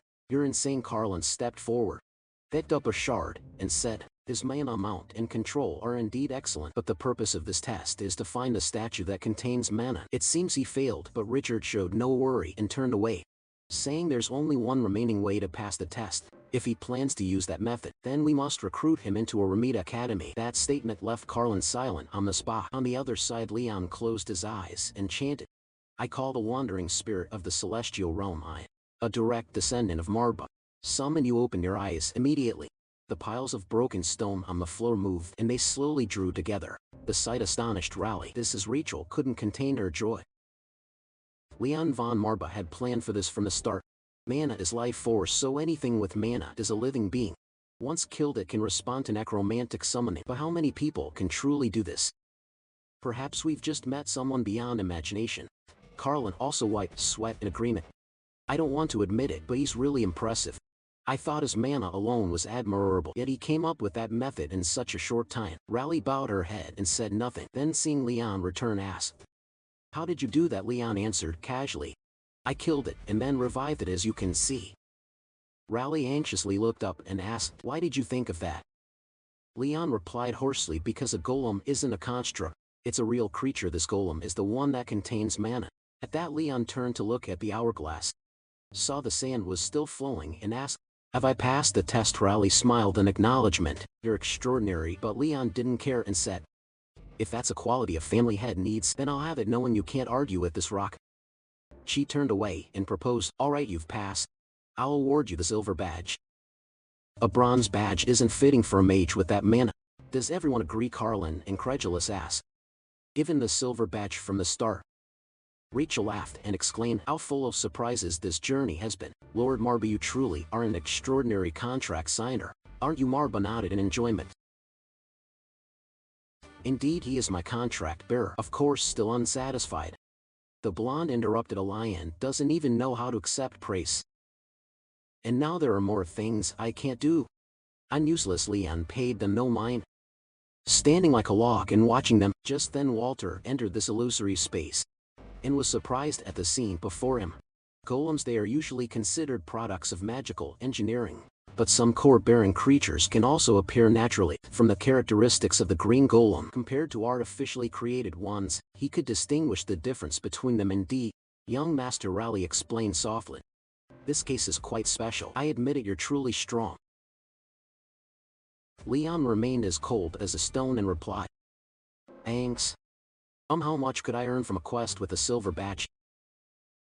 Marba scolded angrily at the question. Truly money-obsessed, Richo embarrassed, didn't know what to do asking that now. Carlin smiled and answered, "It depends, but you could easily earn about 3 million. Of course, given your debts, you'll need to achieve at least a gold badge." Rachel stepped in to break the tense atmosphere. "Still, it's a very good start. It's been a long time since the guildmaster awarded a silver badge." Right away Carlin sighed in agreement. "Yes, that's right. It's been a long time since the guildmaster awarded a silver badge." Right away Carlin sighed in agreement. "Yes, that's true." Leon bowed in thanks. "Thank you for your concern." Guildmaster Raleigh casually snapped her fingers. The pile of golems Leon had smashed stirred. They perfectly returned to their original state. Walter watched in amazement and exclaimed, "Just a flick of the wrist, and everything's back to normal. Not only our mana level, but the precision of her control is astonishing." As expected, the guildmaster is a monster. Richard turned and suggested, "Then let's return as well." A short while later, inside Raleigh's office, they sat silently recalling the recent events. Remembering the image of Leon attacking with the dark spear, she couldn't help but mutter, "I was sure it was over." But he acted differently and ultimately passed the discernment test. Distinguishing a life-bearing golem from the others should be easy for him, although from the start he already knew which one had mana. Why didn't he say so? Was he hiding his true strength? The Marba family is on the brink of survival. It seems an absurdly powerful monster has appeared for the first time in centuries. But what troubles me most is those emotionless eyes. Leon von Marba, what is he seeing with those eyes? The next day, inside the office, everyone sat down again. Raleigh pulled out a scroll and said, "Along with your silver badge, this will be your first mission." Leon took it and read aloud, "In Salashi, where the Pope of the Ardent Church, the goddess of creation, resides, shall I investigate allegations of corruption against the Pope." Raleigh confirmed, "Yes, recently in the southern city of the capital Salash, news has spread that Pope Cadwin has been corrupt there. Deal with the matter and I will pay you 1 million. Carlin couldn't help but ask, "Isn't it a bit much for a first mission?" That question made the guildmaster stare at her, and she eventually replied indifferently, "This is a rare privilege, you should handle it." Rachel gave a helpless, bitter laugh. It seems there's no room for negotiation. Leon didn't care and said, if this helps me rank up quickly, then I'll accept. I'll do my best. Rally warned, if you give up, you'll have to start over from a bronze badge. Leon nodded in reply, I accept. Rally then instructed if you can accompany him and provide support. Carlin flailed and shouted, what I told you, it's too much trouble. Do I really have to go? Richard smiled and answered, of course, we're also curious about Leon's ability. Carlin angrily barked, excuse me, doesn't my opinion matter? No one replied. Leon bowed and thanked. Thank you everyone. My father always taught me that in moments like this, I should be the one to greet first. The scene left Carlin, who was stormy stunned. The blonde laughed heartily with pleasure. Indeed, my young master, he truly knows how to deal with people. Marva smugly chimed in, of course. A demon must know how to touch people's hearts. Walter grumbled unpleasantly in rebuttal, but the young master is human, and before he could finish speaking, Marva's glare scared him into silence. Leon remained nonchalant and said, anyway, we'll definitely succeed since we desperately need the money. At the same time in Salash, where the Pope of the Ardent Church resides, two worshippers were kneeling in prayer before the holy chalice. He stepped forward slowly and arrogantly said, excuse me. The two did not bother to turn their heads and stared into the chalice, the water's surface gradually revealing the words that the miraculous saint, who inherits the blessing of the goddess of creation and holy power, will be one of the two girls. Only one will shine like the sun and the other will face destruction. The two will become one and one will die to become two. When they finished reading, they sat motionless like statues. Religions across the continent are largely divided into two types. One worships the goddess who created the world, who is said to have created the dead stone. A religion that worships Ardent is called the Ardent Church. The other side worships the Ban and the 72 demons, along with many other false gods called the demon-revering sect. Typically, if they are human, they will worship the Ardent Church, and those chosen to wield this divine grace. The Holy Spirit power is known across the continent by a sacred name, the Miracle Saint of the Right. Cut to a new scene. The clatter of a wagon on the trail. Outside the wagon, a dark-haired man wore a stern expression. His gaze kept drifting to the window. Inside the wagon were Richard's entourage. Opposite him were Leon and the two others returning from earlier. The dark-haired man was puzzled by their group's request. Excuse me, you want to go to Salash? But Salashi is currently in dire straits. After the religious war, even pilgrims hardly visit anymore. Suddenly he asked, is there any special reason you need to go there? Rachel replied awkwardly that it was difficult to explain the reason clearly. He then looked at Carlin with a hint in his voice. Hearing that, Carlin gave a wry smile. I understand. She then produced a large pouch and set it on his table. The bag spilled out a pile of gold coins. She spoke in a stern, commanding tone, slapping the table. At this point, I think there's no need to ask why anymore. If you don't want, we can find someone else. After all, we don't have only one mercenary. He hugged the bag of gold to his chest and looked toward them. Anyway, if you guarantee my safety, I'll definitely go. At that moment, while the horse moved, he thought to himself, I said it's for the money, but is this really okay? Salash, a city collapsing under the aftermath of the religious war. A cardinal should have been dispatched to support the Pope, but in the end everything fell apart, and the divine power too, the Miracle Saint of the Right, has still not appeared. With this, the continent will lose Ardent's grace and divine power. Thinking of that, his expression darkened somewhat. Inside the wagon, Leon spoke first. Our mission this time is just to expose Pope Cadon's corruption. Is that all? Walter replied. There's a dangerous scent about this. Marva disagreed haughtily, saying him. They're just a bunch of shrimps. Don't worry, no one can stop someone with the current power. Rachel also spoke up. That may be so, but the human kingdoms have grown much stronger over the centuries since Lord Marva was sealed. If we prepare too sloppily, I'll get hurt. Carlin agreed. Especially since this involves the Pope. No one on this continent is truly free under the name of Aiden, and the Miracle Saint of the Right has not yet appeared. Rachel added, the problem is that the current saint is a direct descendant of the Pope, and people believe that tradition will continue. But if something even more serious has happened, Leon continued, for him, that two daughters were born when there should have been only one. That has thrown the church into turmoil. He continued gravely. Because only one person inherits the power. Walter looked at him and voiced his own conjecture. It's impossible for both to receive the divine power, right? Lord Marbut answered him. Divine power passed through bloodline, has always been meant for a single person. In the end, one of the two will have to die at this. Richard's gaze fixed on Leon as he assessed him silently. The more he thought, the stranger It seemed Leon was genuinely surprised. The dark-haired man sitting outside spoke up, cutting through his thoughts. "We're here. This is the greatest religious sanctuary on the continent." Slashy inside the villa, a tall man slowly opened the great door. That man was Glazer. He called out, "Your Holiness. The people who requested the mission have arrived." The one addressed as Your Holiness cleared his throat softly. "Is it them? Could they really have slipped past the royal surveillance?" Hearing this, Glazer replied respectfully, "Yes, Your Holiness. If they come from the V-Cuck, it's entirely plausible." Had one admonished him sternly that this matter must be kept absolutely secret. "After all, this entire charade is only to save my daughter." A moment later he stepped outside to greet them. "Hello, I'm Glazer, the chief steward responsible for supporting the Pope in this city." Richel asked with a friendly face. "You sent the request regarding the Pope's corruption?" He smiled faintly, his voice low. "Yes. I didn't expect the head of the Arena Academy to carry out the mission personally." Hearing that, he forced a smile. "Sorry, but I'm not the one in charge of this mission." His face registered surprise. "Huh, then who?" Leon spoke up. "I am seeing him." The steward looked somewhat worried. "You seem rather young to be undertaking this mission. We must act so the Pope does not notice." Seeing the steward's expression, Leon understood his concerns and produced his badges for him to see. Glazer was surprised. It was the silver badge of the Adventurers Guild. Before accepting the mission, he suddenly asked oddly, "I have a question. The two women have disappeared. Are they enemies indeed?"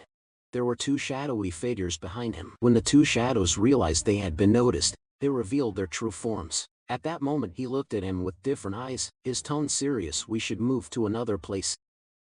This conversation will likely take a long time downstairs."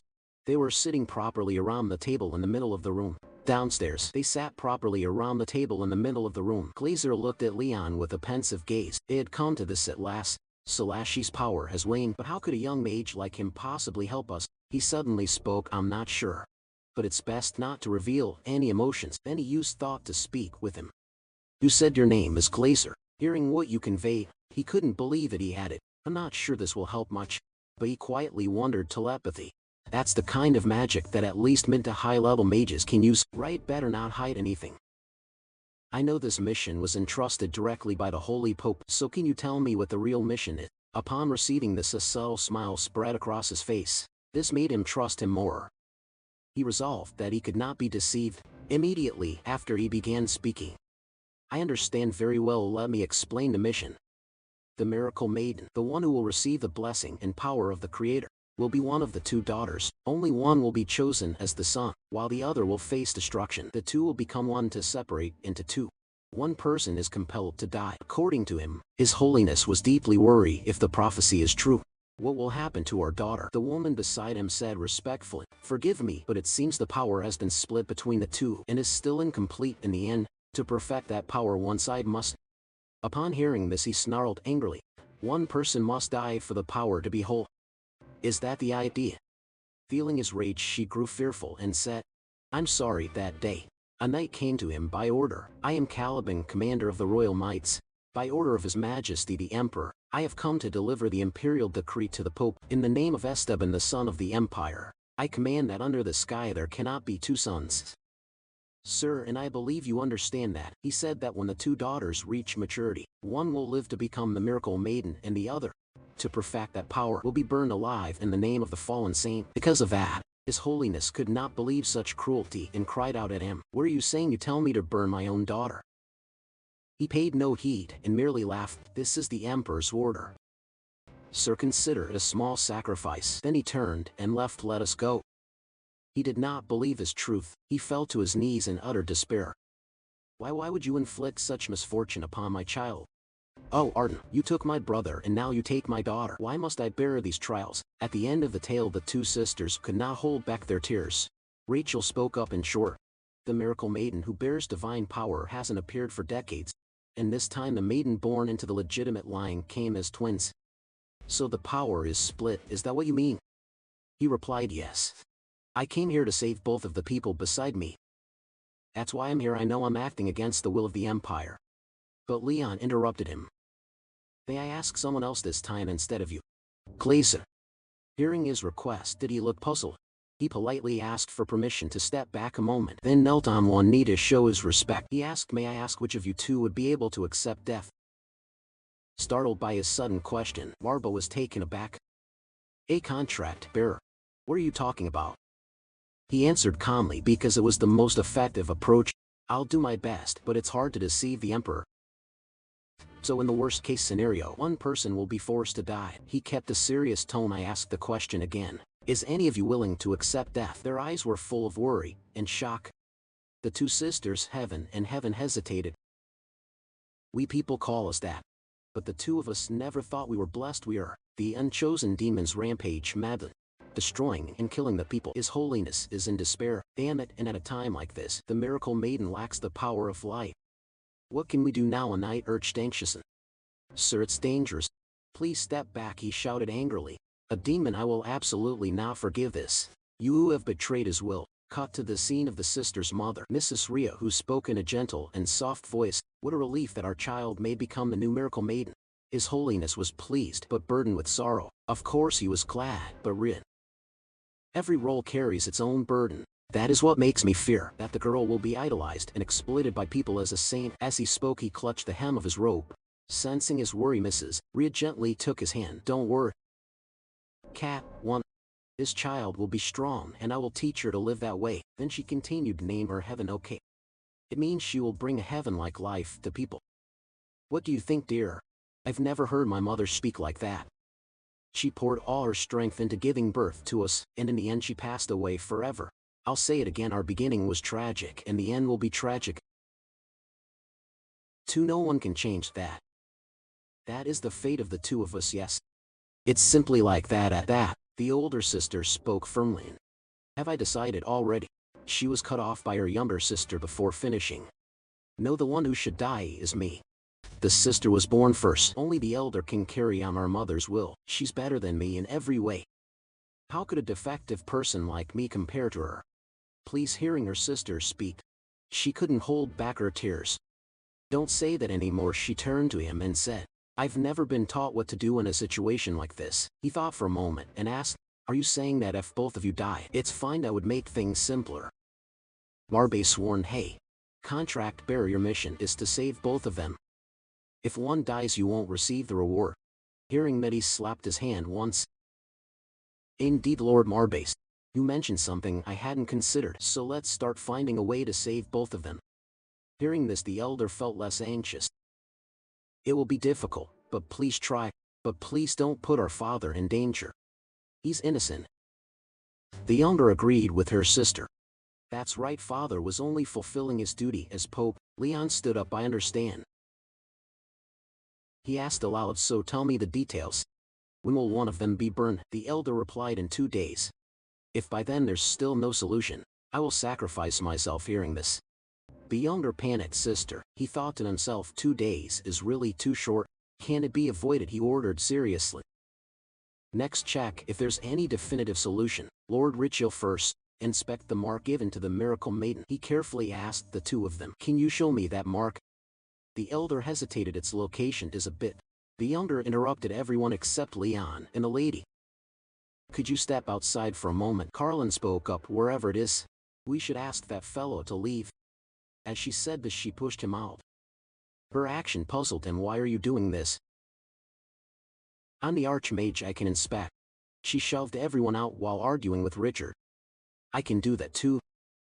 Planning to sneak a peek at a woman's body afterward, she even dusted her hands off. Seeing that no one remained, the two sisters signaled to each other and gently removed the outer layer of cloth, revealing the 2 marks, one on the left and one on the right. Of each of them it seemed impossible. Leon spoke after seeing their marks. "The transfer or bestow of power is done by magic." Carlin added that because of its location, it's no wonder she couldn't easily show it to anyone. Lord Marba also spoke. "From what I see, there's only one way left, though it will take time to accept." But in the end, Leon used telepathy to tell him one person must die. One of the 2 prophecies and fates is truly terrifying. They destroy 2 lives in the blink of an eye. He replied to them with a look I'd never seen before. "Are you angry?" Cut to 2 days later. Louis von Arkham propped his chin with his hand, showing delight. The moment had finally begun.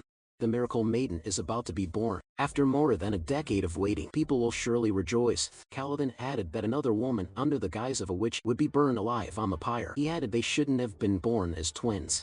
We'll have to wait until they reach adulthood. Leon stood at a distance and heard everything they said. He went silent, then used telepathy to speak to Lord Marba.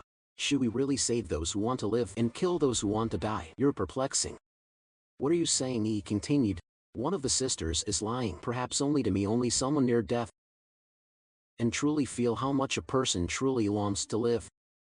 The other genuinely doesn't care about dying, so I'm torn about who to save and who to let die. He asked him, will you decide? On that very day he repeated the elder sister's words, no one ever taught me what should one do in such a situation. Many people stood on the altar platform. A man named Louis von Arkheim stepped forward. Louis von Arkheim, I have been commissioned by the Emperor to attend the birth ceremony of the miracle maiden. Those below shouted wildly. He gestured for order with his hand and continued, tonight the darkest night will fall upon you all, but it will soon pass, and a new miracle maiden will appear. Therefore we will burn the witch known as the Nameless One. Amapire and I also spoke up.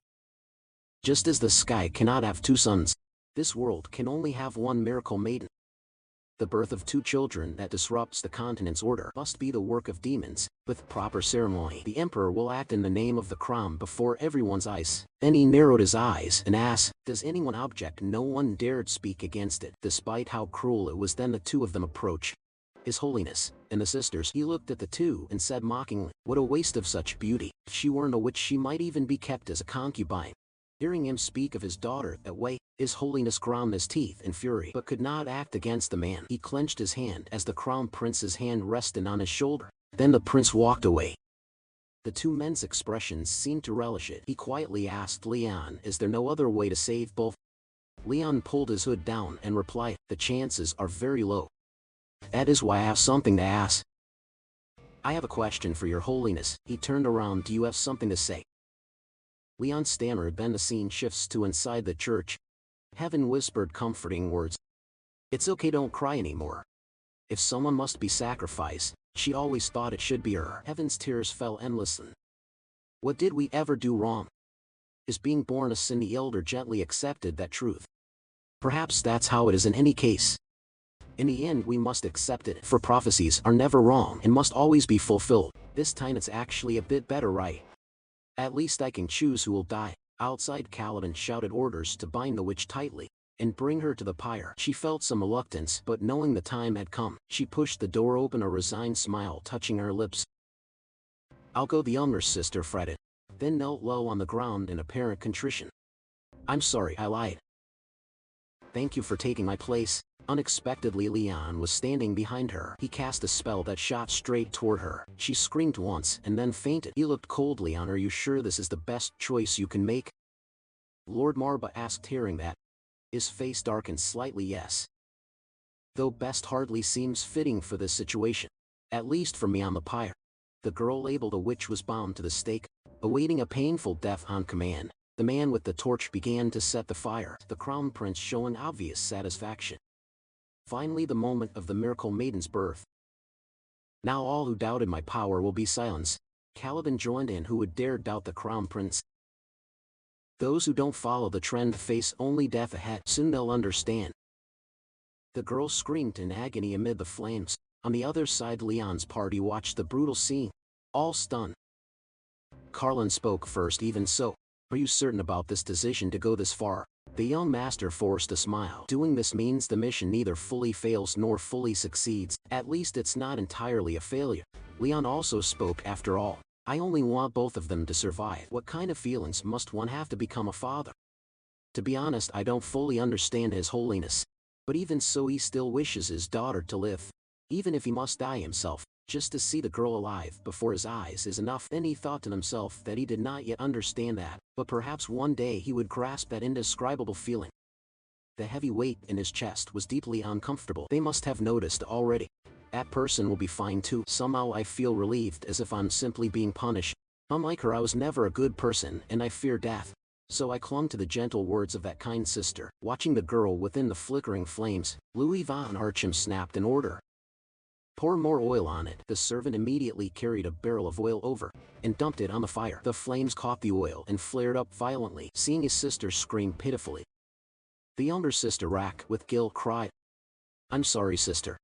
2 days ago in Pope Cadon's chamber, Leon hesitated and asked, you want to save the daughter who wants to live with the one who is ready to die? The Pope heard this and coldly replied, can such a thing be clearly distinguished? Leon answered confidently, it can be, though it's hard to explain precisely. But the Pope fell silent upon receiving the answer. After a while he looked up and said, if you truly have eyes to see through, then save the one who wants to live. Return to the present. The Pope and the younger sister stood at a distance watching the fire. Heartbreaking scene. Made the younger sister clamp her hand over her mouth to stifle her sobs at the same time. A carriage approached the square and stopped. Outside the carriage, Richard and Carlin hid in a corner to observe. Inside, Leon lowered his head and asked, what do you think? The carriage fell into a hush. Lord Marba saw this, looked up and asked taut. Leon said again, why would His Holiness choose to save the one prepared to die? The carriage sank into silence once more. Lord Marva jumped onto his shoulder and smugly said, you asked the obvious question. Because I want them to feel the value of life. Leon was puzzled. The value of life? Marva nodded yes, because those who remain alive must live on behalf of those who are gone. So when the moment of choice comes, you who chose death understood how precious that choice was, understood its meaning, and understood that they stood in place of someone else. They understand more than anyone. Leon realized this, but the one who wants to live may never truly understand it. In a lifetime, our people used to say gratitude fades with time. Eventually it's taken for granted. Kindness that lasts will be exploited superficially. Marba agreed, that's exactly right. Walter listened to them and felt bewildered. If this keeps happening, whom should my anger be directed at? What did they do wrong? Suddenly Richard, who had been sitting silent, spoke up. There is no other way. This continent needs a saintess of miracles, and no matter how skilled we are, we cannot defy royal orders. All eyes turned to ritual rather than to the miracle saintess. After a while the dejected younger sister stepped out from within. Carlin led out alongside. So it's over. The saintess's power has likely fully awakened. While speaking she suddenly froze and widened her eyes. Even Leon and the others were stunned. Richard blurted out unpleasantly that the power was still incomplete. Even the younger sister stared in disbelief at the sigil on her chest. The Pope shouted in terror, what is this? The younger sister started and turned around. Father. Before he could finish, Louis von Arkham intervened. This has gone out of control. Your Holiness's face darkened. Pointing at the Pope he ordered, even after executing the witch, the power is still incomplete. Arrest Pope Cadwin and all his followers immediately. The Pope was restrained but shouted defiantly, this is absurd. That child is surely my daughter. Louis von Arkham didn't want to hear more and cut him off coldly. Are you trying to play games with me? Cadwin, I showed you respect and gave you time, and yet you chose this foolish path. Caliban hesitated a little and stepped forward. What? But the Imperial Land Pope is still on the scene. And he might be hiding the true sainties. Louis von Arkham glanced back and said, if he doesn't present her here, it means he is confident he's hidden her somewhere. In any case, I've survived for decades without the miracle sainties. I won't let religious faith sway my decisions. I'll say it again, Caliban. Caliban had no choice. He hung his head low, drew his sword from its sheath and whispered, hold no grudges. This is the consequence you brought upon yourself. The Pope denied in terror. No, she is my daughter. Caliban pointed the sword at his throat, saying that then everything must be settled. With that he raised his sword. And just as he brought it down, the younger sister leaped forward to block it. A long cut raced across her body. The sight left the Pope dumbfounded, unable to cry out why. Why go this far, all for a useless father like me? But the younger sister merely smiled and whispered, it's not just because of father. Because if I do not truly live, then everything is meaningless. I've always sought the meaning of my life but never found a clear answer. So I only wished for my sister to live in my stead. I chose to run away. Perhaps this is my punishment. At the same time, inside the carriage, Leon glared out at the charred corpse on the wooden stake, from which a faint deathly aura rose, mixed with a strong miasma pouring out from the younger sister's body. He flinched and murmured that it seemed they had punished the wrong person. Over here, the Pope repeated in shock. Punished? The younger sister said coldly, father is no different father. The Pope fumbled to explain, bewildered. What are you saying, my daughter? I was only saying this much, he stammered awkwardly, unable to speak. The younger sister smiled and exposed the truth to the Holy Father. We were never his daughters. We were merely tools to maintain power. Now admit that so we can find peace in the end. Father, you never truly had a child. This is the only punishment I can give you, father. Perhaps this death is that punishment. Saying this she collapsed. Exhausted, the Pope screamed in horror. My daughter, but it was too late. She had stopped breathing. The miracle fled from her body. The miracle was also stripped from the elder sister's corpse and flew off her body inside the carriage. Marba jolted, staring at Leon, who emitted a deathly aura beside him. Stammering the contract signer, could it be you intend? Leon coldly opened the black tome and read aloud. 2 souls lost their lives in the maelstrom. Hear me. This incantation made Carlin beside him startled. What? Leon shut his eyes and summoned. I solemnly declare that your task is not yet finished. As the rightful heir of House Marba, I make this offer. The eye on the black tome flared brightly, and an invisible pressure descended upon Leon. Carlin was terrified. This was necromantic inner arts. The spirits of the elder sister and the younger sister were peeled free, merged together, and gradually flew toward the carriage where Leon sat. He looked up and called to the departed. Hear the summons of Leon von Marbus. Even in a mortal form, do you will to continue existing? The 2 souls paused mid-motion and puzzled. Asked Leon back, are you saying you will resurrect us? Is this real? Leon answered firmly. If you accept to live on in the bodies of the dead, if you accept the life without the warmth of a living heart, and I am willing to receive that. With that he raised his hand. 2 strands of deathly energy flew out and wrapped tightly around their 2 souls. The younger sister smiled and asked, what must we do? Leon said bluntly. It may sound blunt, but you will work for me. The younger sister was unconcerned and agreed immediately. Hearing it felt fairer if you demanded nothing. I'd be more suspicious hearing this. Leon lowered his eyes and pronounced then, I'll take that as consent. I bind these 2 wandering souls to me. In the name of the heir of House Marba, are you ready to swear loyalty to me? The 2 exchanged a look with each other, then smiled and nodded. The eye on the black tome lit up once more. Leon waved his hand to draw the 2 in and declared, the contract is complete. When this contract ends, I hope in your new lives you will find what you once saw. Ultimately, that true value will be in your hands. I sincerely pray for that. Back on the square, the Pope stood frozen. Eyes rolled white, staring vacantly at the 2 royals before him. Caliban vigilantly searched around. I sense an extremely strong magical force recently. What the hell is happening? Is there another faction here besides Prince Louis outside? Leon closed the black tome, stepped into the carriage, and only then glanced once at the black tome. Marba leaped up and scolded him. You dared use summoning restraint without warning me. When we return, prepare to be scolded. Contract signer Leon awkwardly scratched his head and laughed. HM, but since things have come to this, I saved them, so I'll be rewarded, right? Walter smiled and praised the young master is truly extraordinary. Carlin added in various ways. Previously Marba had taught that to revive those without consciousness, like beasts, into immortals, they must undergo a process called imprinting. It's a sophisticated technique, but the most effective way to achieve total control. Leon then asked, what about those who are intelligent? Marba explained, I must persuade souls still lingering in the world to obey orders. Leon, not fully understanding, repeated persuade. Marba confirmed that a soul carrying regrets cannot move on. The Death's Soul Master helps them complete the unfinished matters of their life and borrows their strength until those matters are resolved. We call this process by another name. Constrained summoning. Leon stroked his chin, realizing. So that's it. It means freeing the dead's regrets. So they find a meaning to continue living. Marba nodded. Exactly. The stronger the regret, the greater the power they carry. Remember this, a Death's Soul Master is not merely someone who exploits the dead for profit. Leon obediently listened. Yes, I'll remember. Returning to the present, he took out the black tome and chanted. As the heir of House Marba, I call you by name, Heaven Helen. Respond to the summons of the Death's Soul Master. The book glowed and 2 souls inside flew out. They merged together in the dare, and from the entwined souls, a new body was born and descended. Leon watched in bewildered expectation, and when nothing else happened, he turned to ask Marba, why did only one person return when both were revived? Marva, not surprised, explained, it's simple. Since from the start there were 2 souls born into one body, even in death they become one.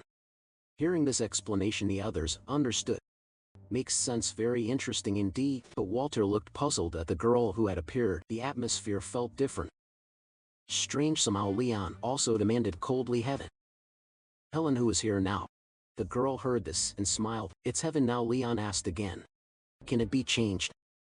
Heaven replied immediately, yes. I think so, Leon. Slightly intrigued exclaimed wonderful.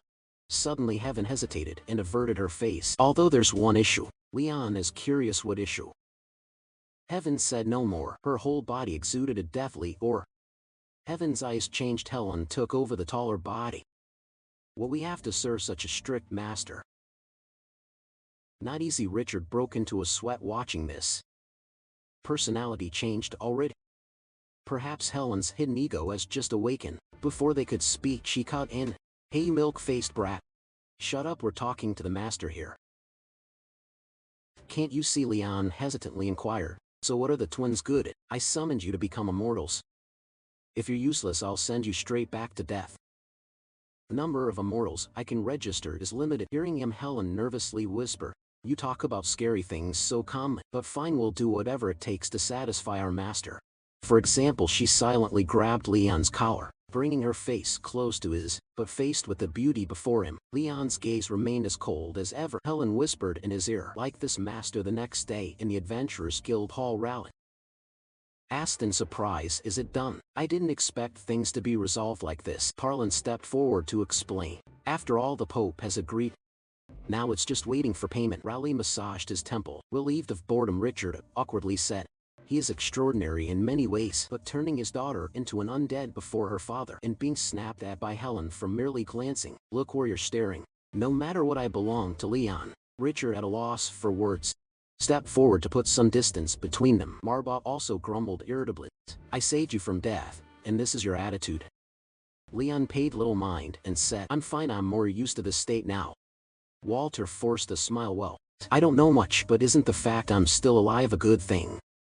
Although to be honest, calling it living is a bit of a stretch. Raleigh had no choice but to agree.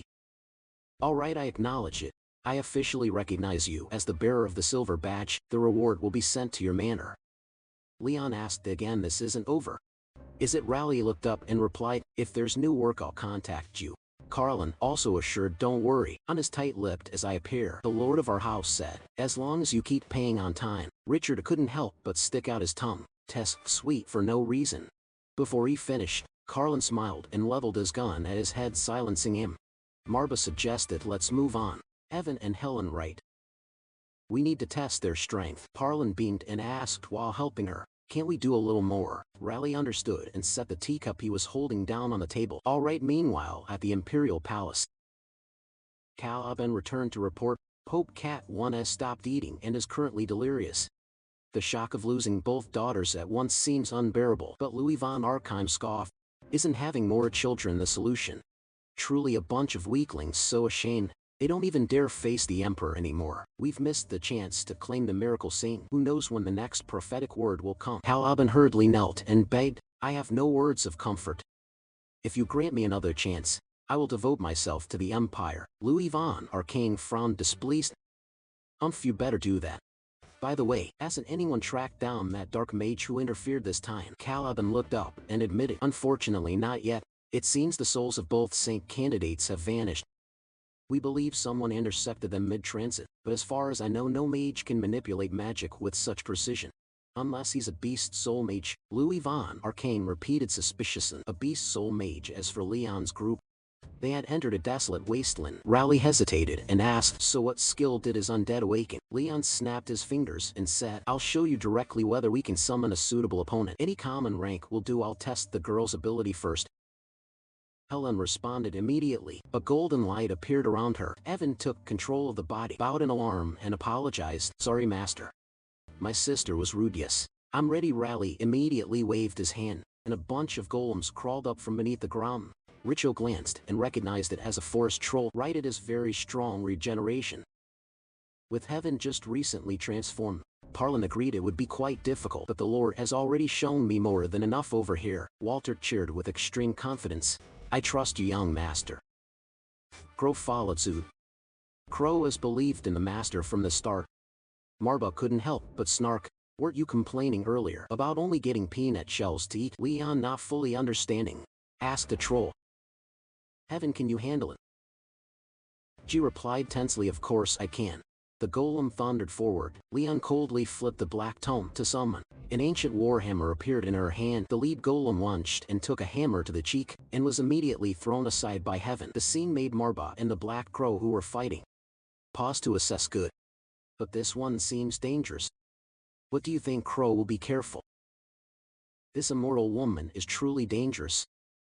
She's smashing its head with a hammer. After taking down one, the golems behind stopped and no longer advanced. Heaven awkwardly turned to look at Leon, and he only coldly said, looks like she can be used. The rest is Helen's job. He immediately switched their souls back. The weak gaze hardened into a sharp glare. Before Leon could command, Helen pulled a chain whip from her chest and laughed wildly. Leon, finally. It's my turn to shine, a chance to prove I'm useful. She leapt up, swung the whip to wrap around the golem's neck and scolded, arrogant monsters need to be taught a lesson, right? She yanked hard and flung it into the air, then slammed it hard against her back. Strutting forward proudly, she stomped on the golem's head and laughed, die for the love between me and Leon. This display left everyone ears stunned. Marba threw up his hands and shook his head. However you look at it, these guys are completely crazy. After a while, Leon returned to his family once more. Looking at the familiar gate, he couldn't help but exclaim, so you finally came back. Marba walked beside him. Inside, we resolved everything and gained quite a bit of power. Indeed, not a bad trip. Leon looked down in agreement. I think so too. I feel I've grown considerably as a Death Soul Master. Walter hesitated to interject, merely expressing regret that the two had left earlier. When Leon returned to the family, Richard smiled and bade farewell. But I'm glad the Eremita Academy has gained a new start. Carlin glanced and reminded, don't forget you still owe me money. Seeing her reach out toward him, Leon caught her hand and asked, are you two leaving already? Richard Laurel answered, as for me, yes. I've been away from the academy too long. Carlin then emphasized with a cold look, there are many others out there who still owe us money. We need to go check on them. Marba exclaimed, you're really diligent. Suddenly Carlin turned to Volter and asked, hey, you're Volter, right? Volter started. Ah, yes. Carlin said, although you're overshadowed by your master, you possess uncommon talent. I don't know the details, but if the commander sees it firsthand, he'd surely be surprised. Richard wiped sweat and interjected, even so, I hope I never have to face the lunatics. Commander Leon looked puzzled. Why is that? Richard awkwardly replied, because he's a monster. This guy is also a monster. But remember, the commander of the monsters is a completely different kind of monster. Anyway, Walter's talent is genuine. If you remain loyal like this, you'll achieve everything you want. Encouraged by them, Walter was grateful. Thank you all. I'm still not used to receiving praise. Leon stepped forward and assured him that he would become an excellent retainer. I believe you will grow beyond your expectation. I will make sure of it. Richard laughed loudly at that. That confident attitude suits the role of head of the house then. Let this be a hopeful farewell, not a teary one until we meet again. Leon cheerfully finished, yeah, I like that idea too. Carlin immediately turned away and instructed, we're off. I've connected you with the guild, so I trust you'll repay your debt properly. At the mention of money, Leon's expression fell. Yes. Richard scowled and Ned, you really ruined the pleasant atmosphere today. Halfway through his sentence, Carlin coldly pointed a gun at his head, silencing Richard. Carlin threw an arm around him and pulled him away, saying, I think keeping a chatterbox around too long isn't good. I hope you'll be stronger next time. Young Master Leon said nothing more, just stood there smiling, watching the two's backs as they walked away. Then returning to the present, the scene before Leon stunned him. The townsfolk saw him and murmured, the young master has returned. We can't believe you didn't abandon us. Oh my. Thank the heavens, truly blessed. Thanks. Leon wiped sweat, puzzled. What's going on here? No sooner had he finished than Pullen came running from afar shouting. Young Master Leon tilted his head, trying to recall Pullen. Suddenly, someone smacked him hard on the head. A girl who had been standing behind him all along cried out, Leon, where did you disappear to? Leaving the whole family behind? Leon held his head, turned around and looked shocked and speechless. Sister Diana Walter anxiously ran up. Young Master, are you all right? Leon glanced back and asked, shall we go inside first? Marba grimly nodded. Yes, on second thought. That would be better. After a moment, Marba asked again, so that girl is bonded with a little Earthlion contract and is also the heir of the noble Varisha family? All eyes turned to Leon. He glanced at them and replied, yes. She is an excellent elemental summoner. She's helped us a great deal from the start. The black fruit like that and grinned. Master, I'm great and I'm also a beauty. Suddenly Diana interrupted, more importantly asking, you're a demon, right Marb? Traveling with Leon is indeed hard to understand, but the people here find it perfectly normal. Things just happen that way. It's the truth, it happens. Only Walter hesitated awkwardly. Excuse me, that was what he said. Diana also threw up her hands and sighed. Leon, why do you always get involved in these matters? I really don't know why either. Still, how could you leave the whole household and go to the guild alone at a time like that? Everyone panicked. Thinking the head had abandoned him, Leon replied awkwardly, I'm sorry, Sister Diane. I'm surprised you managed to keep everything under control. Diana blushed and averted her eyes. Well, poor Poland too. They said you were coming back, so I waited. Leon still asked coldly and directly, what did you want with me? This made Diana turn in surprise. She lowered her head and endured and finally shouted, there's not much time left. So I came to check. Do you understand what that means? Leon, puzzled, repeated. Not much time left. Diana waved her hand to beckon him closer. She flicked his forehead and said it was a punishment for a head of house who forgot such an important event. Leon snapped to it. Could Diana be stepping in? That's probably exactly what I thought. The social gala would include a ball where all the noble houses gather, and you should know you must be my dance partner at that event. Even if it's just a name, we're still betrothed. A few days later, inside the distant hall, a white-haired youth was still sleeping when a steward came in to announce, young master, the noble's banquet is about to begin. He refused to get out of bed and grumbled, such a bother, aren't my brothers going too? I don't see why I have to go, the steward tried to explain. It is the gathering of the three great dark houses, and also an opportunity for the youngest Leon Haberg to shed his reputation as a troublesome child, hearing that he could only stand up and sigh. What a nuisance. While Pollen was adjusting Leon's clothes, Diana entered. Looking at the woman before him, Leon thought to himself, Diana de Varish. She is the next heir and a powerful figure of the de Varisha Marquisate, long allied with Marba, and also my fiancé. Leon spoke first. Do we really have to attend? Before Diana could answer, Evan and Helen pouted in her. I thought the young master would be faithful to one woman. Did I trust you? Hearing that, Diana, annoyed, said, what the hell, it's just a formality. She stepped forward, grabbed the handkerchief at Leon's collar and said sarcastically, marry someone like him really? Personally, I prefer someone more mature. Leon went along with it. She was right. Seeing it all, Marba angrily scolded Leon. As a contractor, are you so easily shaken? DP Gainer loudly addressed Steward Poland. Tell me, what kind of emotional provocation is this? Poland nervously wiped his sweat, stammering, well, Leon and Miss Diana are complete opposites, so they argue every time they meet. Besides, the two families have been close for a long time. Perhaps that's why they feel comfortable around each other. At that moment, Leon spoke up. Excuse me. Did you let go of my collar? He had seemed about to explain after staying silent for a while, but instead only complained about a trivial matter. That comment thoroughly disappointed Diana. She withdrew her hand. I thought when you became head of the house, you'd be different, but you're still the Leon I always knew. Leon adopted a lecturing tone. Someone once said people shouldn't change so easily. Diana grimaced. You're such a nuisance. Then she got straight to the point without beating around the bush. Seriously, don't keep making the people of the territory worry. You and your father really are. As she spoke, Diana suddenly remembered that Leon's father had died. So she stopped immediately, knowing she had overstepped. Diana feared she had touched that pain of his father's loss. She turned away and lowered her voice. Sorry, I didn't mean to. Leon, unruffled, calmly replied. Miss Diana, you don't need to apologize. My father had no regrets, so do I. He died protecting what he wanted to keep. Diana was stunned for a moment, then she returned to her original tone. You really are different anyway. You'd better attend this event. I don't like these things either. Diana emphasized, our Marvis family won the territorial war with Sylvester and has now restored the honor of a duchy, right? This event is a chance to elevate your status. And besides, Leon replied, I understand that. Poland sighed beside him. Unfortunately, the other houses still look down on us. Leon prolonged his tone. If that's necessary to protect the family. At that, everyone around buzzed. Walter cheerfully said aloud, so the young master will finally be recognized. DP Gunner folded his arms in praise. I'm impressed, not bad. Head of house at last, Leon decided. All right, I'll attend the gala. At those banquet tables sat one table in particular, where the crown prince and many other high-ranking officials were discussing among themselves. The brown-haired one spoke up. By the way, is it true Sylvester lost the territorial war?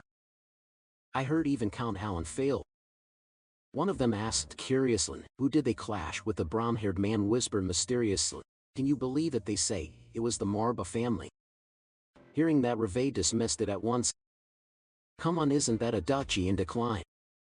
How could it become strong again? Ridiculous. The brown-haired man tried to insist. No, it's true. Seeing the awkward situation, he nervously pointed in the direction of Leon and Diana there. Ask the head of house directly. He really looks just like his father. As for Leon and Diana, the two must pretend to be close and hold hands at the party. Leon, a little embarrassed, said, Perhaps I'm not suited to occasions like this. It's noisier than I expected. During the time the two held hands, Diana paid close attention to this, but when she heard Leon's remark, she adopted an arrogant expression. Annoyed as usual. Do you think anyone likes these things? Maintaining poise and agility at occasions like this is also part of a true head of house's duties. Leon suddenly turned to Diana and smiled. I understand, thank you, Diane. Diana sighed her thoughts in turmoil. I've known Leon since he was a child, but this time he truly seemed moved. Mention the head of house's duty and he'd leap into the fire. What am I to do with him? Leon spoke up. Those others will be fine, right? They haven't yet developed their full potential. Hearing that, Diana sneered, saying, that is basically claiming you're fully developed. You know, after all, you're still just a 14-year-old kid. Leon calmly affirmed. In rank, I consider myself higher. I am the head of the house. Diana, exasperated, said, You really never give an inch? Reve stepped forward, interrupting Diana. You are the head of the Marba family, correct? Leon answered yes. What do you want with me? Reve put on a mysterious air. Oh, nothing too serious.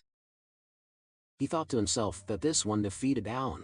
Although only a count, his house was still considered on par with dukes in influence. I know the rumors must be exaggerated. Thinking that, Reve feigned a smile to probe Leon. You were the one who defeated Sylvester in the territorial war. I heard such an absurd story. Leon said decisively, It's true. Hearing his tone, Reve glanced at Diana and realized immediately. Acting like a child, all because of a girl here. Reve forced a fake smile. I can't imagine that scene. May I ask how you won that territorial war? Leon lowered his voice. I killed him. Reve couldn't believe his ears. He asked again, What did you say? I killed Alan de Sylvester. As the head of the Marba family, it's hard to show you the whole process, but as he spoke, his eyes bulged as if about to devour someone. If you make my family your enemy, who knows, one day you might witness it yourself. Marba popped out from behind. Leon by that day will be exhausted. Everyone's gone mad at that moment. Someone in the distance was watching the whole scene. It was Nox. He stood up and stroked his chin. This will be interesting. Hearing the commotion, people began to turn and pay attention. The blonde asked, What the hell is going on? Why so noisy? The brown-haired one guessed. Is the young master of Marba causing trouble? The blonde shook his head. No. Impossible, the house has no power anyway. The brown-haired one agreed. Indeed, all this reached Reve's ears. Meanwhile, Marva had jumped onto Leon's shoulder. You're joking, you spout nonsense like it's true.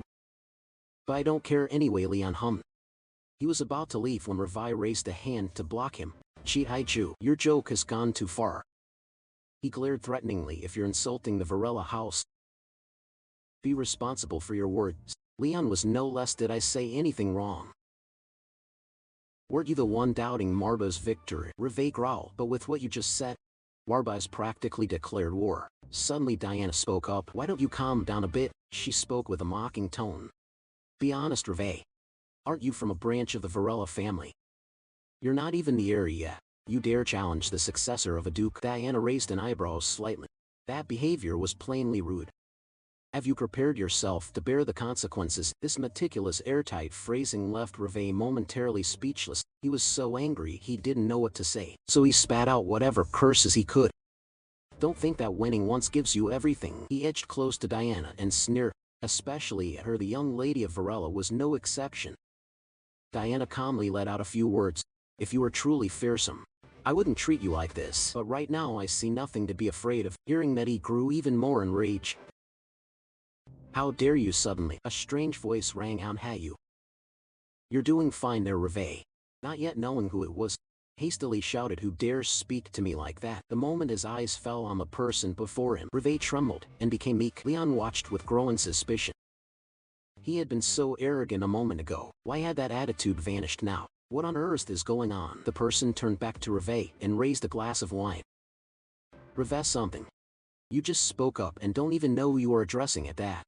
Marble whispered into Leon's ear. Watch your mouth. That one is dangerous. Knox grabbed Reve by the collar. Looking very impatient, speak. Do I really have to explain this myself? Outside the gala, Walter and Poland were waiting there. Walter anxiously asked, is the head of house and Miss Vera all right? Poland stammered, of course. It's just that this is his first time coming to a place like this. So Walter said tensely, so in the end, you were worried after all, weren't you at last? Poland could no longer keep up appearances, and he let out a sigh. Damn it. I have to admit, but it's true.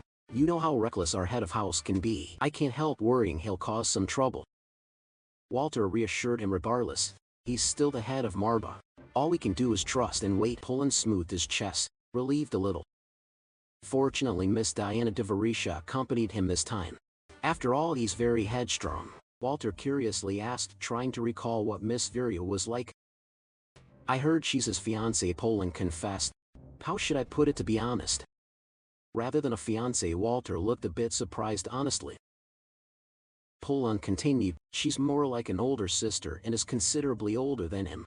He emphasized that she really was much older. He added that she always cared for and looked after our clumsy head of house. Walter guessed, so it's more familial affection than romantic love. Poland said you could put it that way. But now is not the time to talk about her. I've heard there's a social bomb attending this gathering. Walter jumped and asked, the social bomb? Poland then explained, yes. A notorious troublemaker, the heir of one of the 3 dark houses. Like our young master, the youngest son of the Rain Harbor family, their power far exceeds that of the weak in Marba. His name is at the same time during the gala. A man named Knox grabbed Reve by the collar and introduced himself. Knox von Reinhardt's voice is always mild-toned, but terrifyingly intimidating. If you don't know him, you best remember the name if you want to leave here intact. Hearing that, Reve became terrified and hurriedly bowed. I'm sorry. I didn't know you were the young master of Rain Harbor. Please spare my life. So the social bomb Pole and mention turned out to be this. Knox. At that, Knox showed no mercy and slowly poured wine over Reve. He also added a few insults. You're pathetic, look at you now. Because of you everything turned out like this, fool. Seeing this, everyone was shocked. Finally, Knox pressed the glass down on Reve's head and then walked away. Reve said, humiliated, I truly apologize. Young Master Knox, Leon asked curiously. Who are you? Knox smiled amiably. If it's that name, you've likely heard of me before. Diana beside him spoke up. Knox von Rain Harbor is called one of the 2 great houses comparable to the holy races. You're the lousy servant who beat the youngest son of a prestigious family. Knox slightly frowned though. I recall I helped you back then. Then he laughed and said, your name is Leon, right? I think we'll be meeting often. Leon did not object. If it's necessary for the family's advancement, then so be it. Hearing that, Knox turned to him. That's a refreshing answer. Good, then let's meet often. As he left, Diana warned. The youngest of the house is known as Rain Harbor's watchdog. You don't need to be overly worried. Just don't be rude. Leon suddenly asked. The disgrace of the Rain Harbor family. Is that true? Diana looked puzzled. Yes, why? Marba then spoke. You're right, that one seems different from you. But he truly is a genius, even if his body is a bit crippled. Leon, puzzled, put a hand to his chin. I thought so too since birth. This is the first time I've sensed such powerful dark mana. Watching the figure depart, Leon mumbled, I guess we'll be meeting often. I don't think that's a bad thing. As for Knox, while he was walking, a maid approached to ask him something. Young master, may I ask why you helped a man named Leon? It's just that you usually find such matters bothersome. Knox simply replied softly. In a few years, the maid, curious, repeated. In a few years, Knox continued. There will be no one left who doesn't know his name. As to whether he will become a useful pawn for me, I'm not sure. That's enough for today. We should rest a bit. Turning back to Leon. Diana suggested. Let's go. Even if it's just for appearances. We're engaged, aren't we? Hearing that, Marba jumped off his shoulder. Leon asked, puzzled. What should I do? Diana replied, you know how to dance, don't you? Must have learned from the head of the leading house. So Diana took his hand and began to dance, moving in time with the sweet, flowing music. The two moved gracefully with each step. The moment Diana looked at Leon, she felt a slight flutter in her chest. You seem to dance quite well. You're kind of cute, Diana murmured, but you're completely not my type. Perhaps the music is too loud. So Leon didn't hear. He called out, huh? I couldn't hear you clearly. Diana shyly said, it's nothing. Don't worry about it, just do it moderately. After all, this is only a formal dance. Leon remained serious. My father used to say, the head of house must give his all in everything, saying that he used his hand to draw her waist closer. This meant their faces were very close. Diana was slightly flustered. Do we really need to be this close? They danced together just like a couple. This caused everyone's eyes to focus on them. After a tense moment, Diana finally sighed. Are you still serious about such nonsense? Leon anxiously said. Sister Diana. You're frozen stiff. Diana, embarrassed, lowered her voice. Shut up, you were once just a tiny being.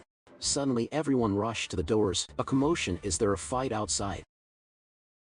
Why is there such noise at a holy social gathering? Not a fight, it looks more like someone is being beaten one-sidedly. What the? Those who noticed something amiss exchanged glances to confirm it, then ran out together in haste. Outside, the scene was chaotic. Poland was clutching his chest and collapsing to the ground, while Walter was fighting someone with a sword. Diana shouted, you need to clearly explain what's happening here. Reve Divarella. Reve wondered. Are you Lord Variscia? Diana ignored the question. She forced her voice and said again, explain this situation. The corner of Reve's mouth lifted. There was no one left to help, and you look very tired. Marba thought to himself that thanks to the white-haired man disappearing earlier, the situation had become chaotic. What a useless person stirring up trouble over nonsense.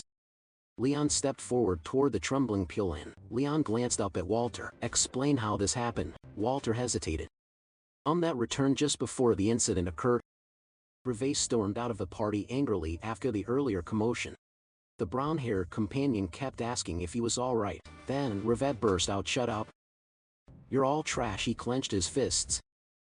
Damn it, images of Nox kept flashing in his mind. And Leon, as he was stepping outside, he happened to see Volter and Poland talking.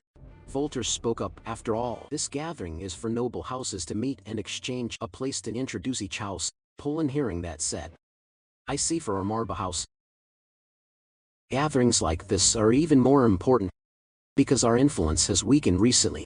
So he came to present Lord Variscia. Walter smiled and asked, it seems you two are close.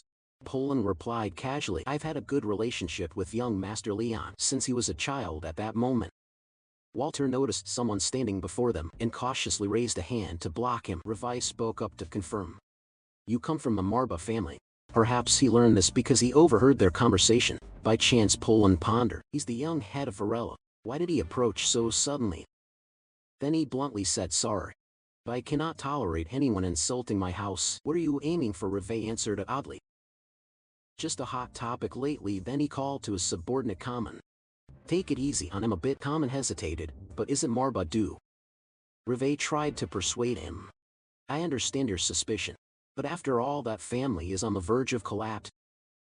Do as I said. Hearing that, Common complied and drew his sword to probe. Since it's come to this, if you're the knight over there, draw your sword. Poland put a hand up to stop him. He admonished, no, Walter. Don't do it. Our house's foundation is still weak.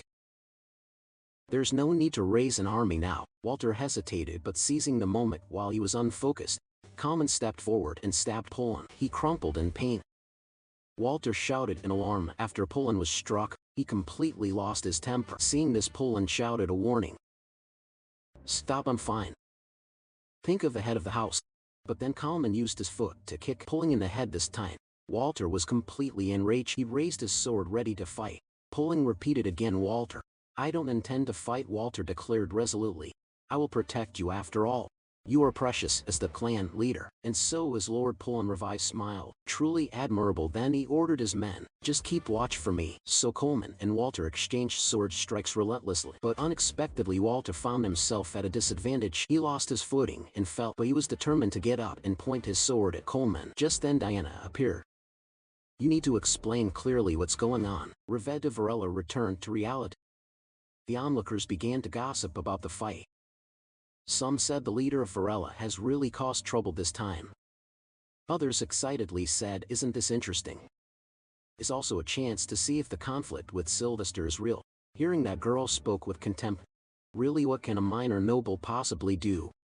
At most the man beside her added exactly. Now that it's come to this, I hope all the villains get swept away. Reved challenged Leon. Since you're here leader, do you want to start things a bit? There are plenty of spectators. Leon decisively said. I accept. Diana intended to dissuade Leon. Leon ignored the calls and focused on summoning Reved. Snarled Diana. Leon suddenly spoke. I am truly disappointed. Volter awkwardly bowed his head. Sorry to trouble you, clan leader. I couldn't control myself unexpectedly. Leon denied it. That's not the case. Suddenly Coleman swung his sword. A beam of light burst from behind Leon, severing his hand completely. At that sight everyone was utterly stunned. Leon coldly said one line. I asked, did you do your almost to protect Lord Pullen? He lowered his voice. Let me tell you the new rule of Marba. At that moment the terrifying skeletons Leon had summoned earlier began to appear. Pullen was a bit surprised. My lord, the skeletons moved forward and clamped Reved by the throat. Leon bluntly declared that if necessary, he would kill for the honor and prosperity of the house, and for the safety of himself and those around him. All would be dealt with accordingly, even if it cost him his life. Reved bowed his head low, blood still flowing from above, when suddenly someone stepped up to him. He shouted angrily, what? Who dares do such a thing this time? But when he realized who it was, Reved fell silent. Seeing Louis von Archimes smirking before him, he could only address him as Your Highness. Reved fearfully bowed his head in salute. I am rude. I did not know it was Your Highness. Louis cut him off with a question before he could finish. No, it doesn't matter, Reved. He immediately answered in a respectful tone. Your Highness even remembers my lowly name. I truly don't know what to do. Seeing him ramble, Louis ordered, keep it brief. Reved replied, forgive me. Then he went straight to the point. I see you're entangled in a dispute. It seems interesting. He paused, then quickly explained, the dispute, Your Highness, is between young master of the Marba House and Lean Haver. Reved was correct. Louis stroked his chin, intrigued indeed. I cannot hide my curiosity. Reved, now I want to know why the two black houses are siding with you. I've never heard they could cooperate.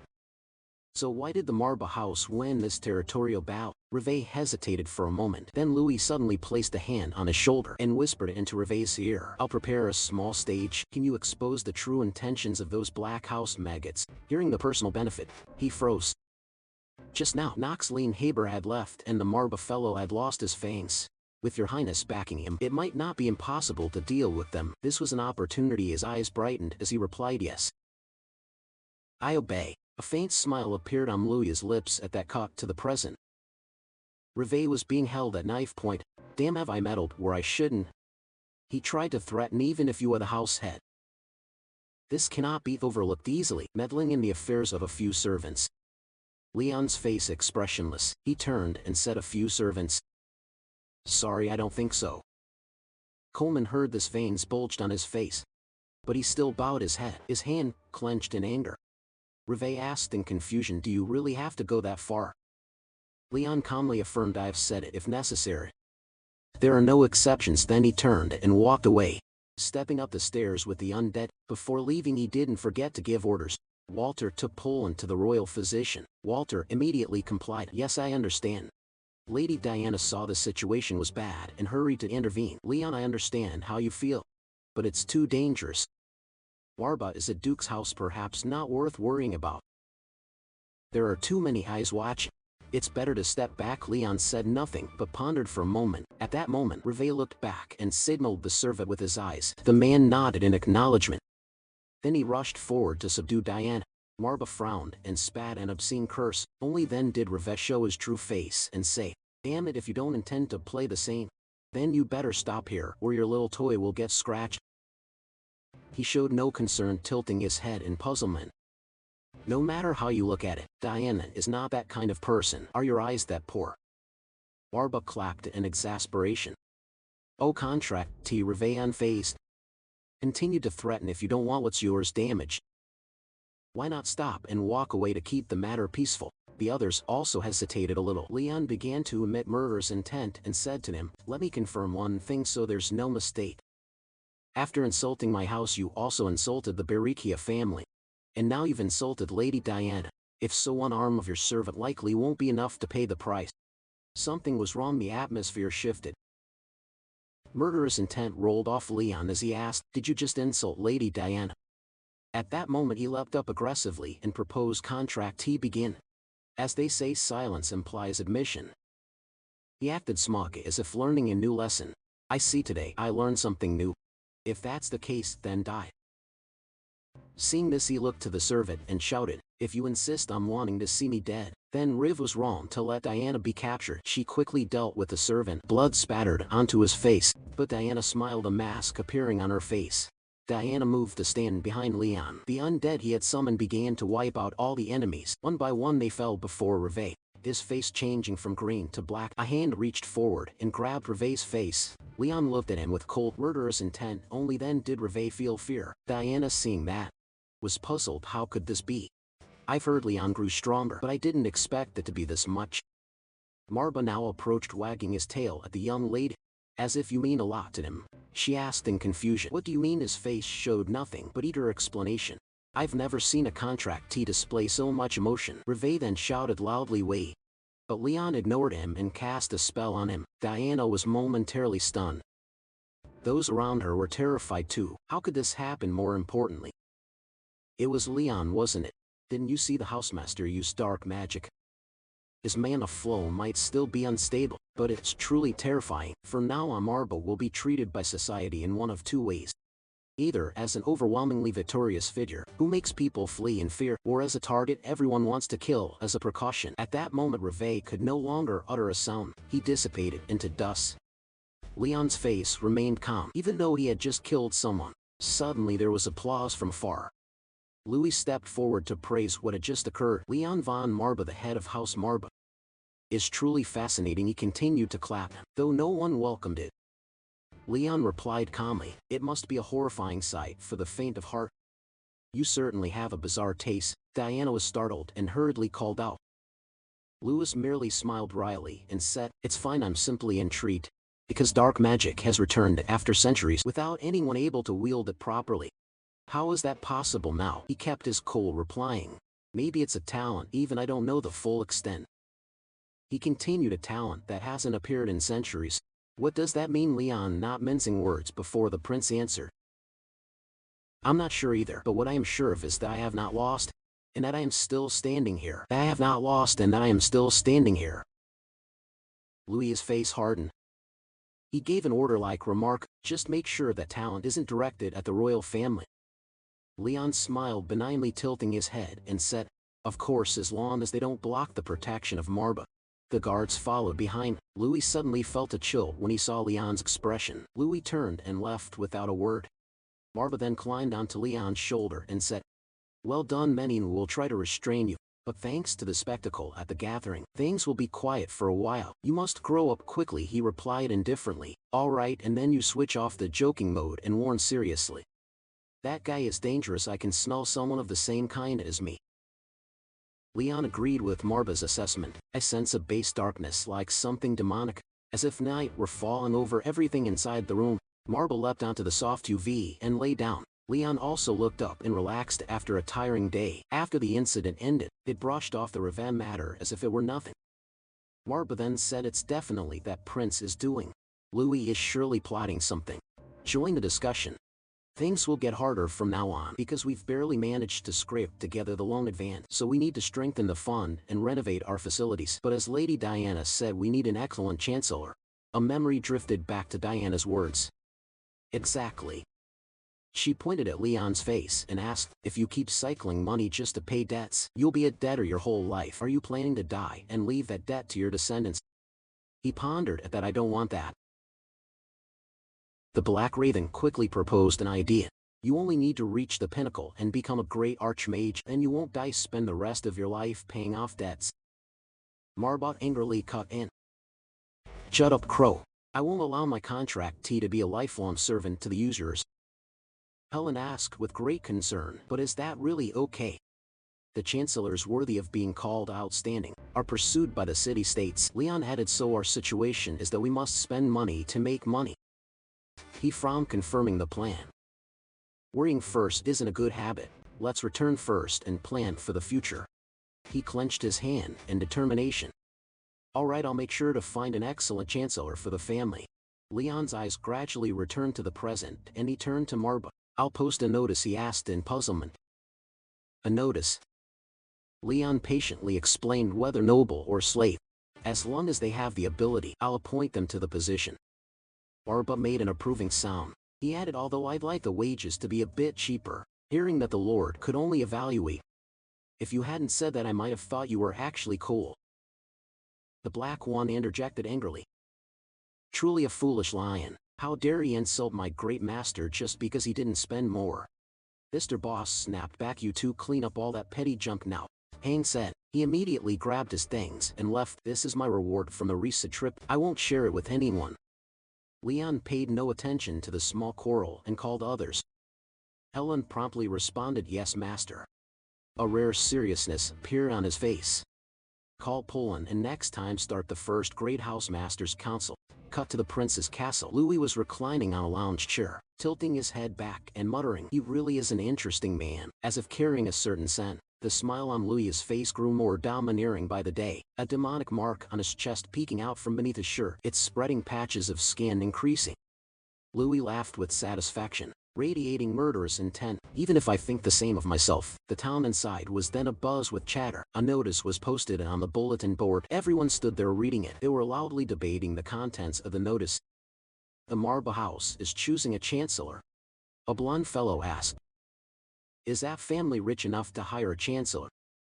The man beside him hurriedly warned. Hey, watch your mouth still. This is too much. Our lord must have some plan. The blonde stepped up to the notice. Maybe, but look.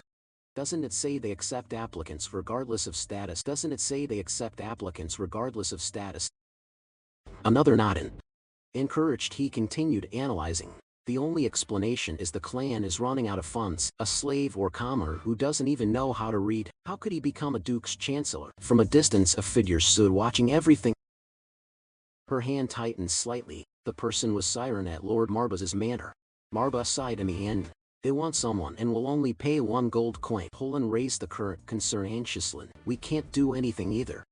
The crown is restraining us. We're restricted to the point we can't even receive war reparation. It's true the head of the house had prepared a considerable sum, but most has gone to debts. Leon calmly summarized that only about 100 gold coins remained in hand, perhaps not enough to last a month. The black pair erupted angrily. This is serious. Chrome must sign the contract too. The master has to give me peanuts. Walter remained calm, reporting the situation. Currently the applicants for chancellor had all gathered outside. Why not meet them once and decide? He stood up and quickly agreed. Then let's go. Sitting here and babbling gets us nowhere. No emotion showed on Leon's face. Then Poland helped him adjust his outfit. Seeing Leon's awkwardness, Marba only sighed. He had nothing to say and quickly stepped out, saying, then let's go to the training yard.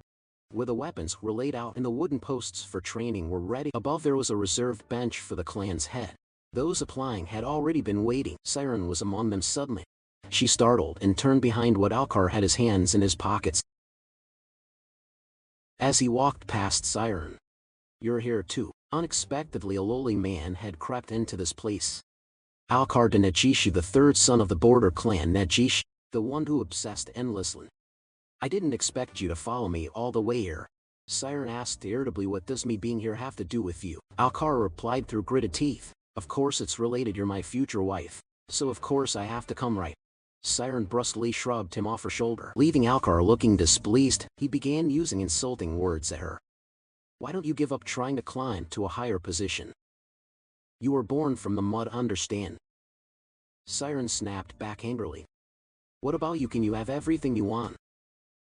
Alcar raised his hand high, asserting that he was at least above a commoner. She immediately retorted, but you can't have me either. This hit the match streak in him exactly. You miserable wretch, Siren unfazed continued. I will climb higher. So what if I was born lowly? So what if I came from the mud? I'll change, I'll rise up.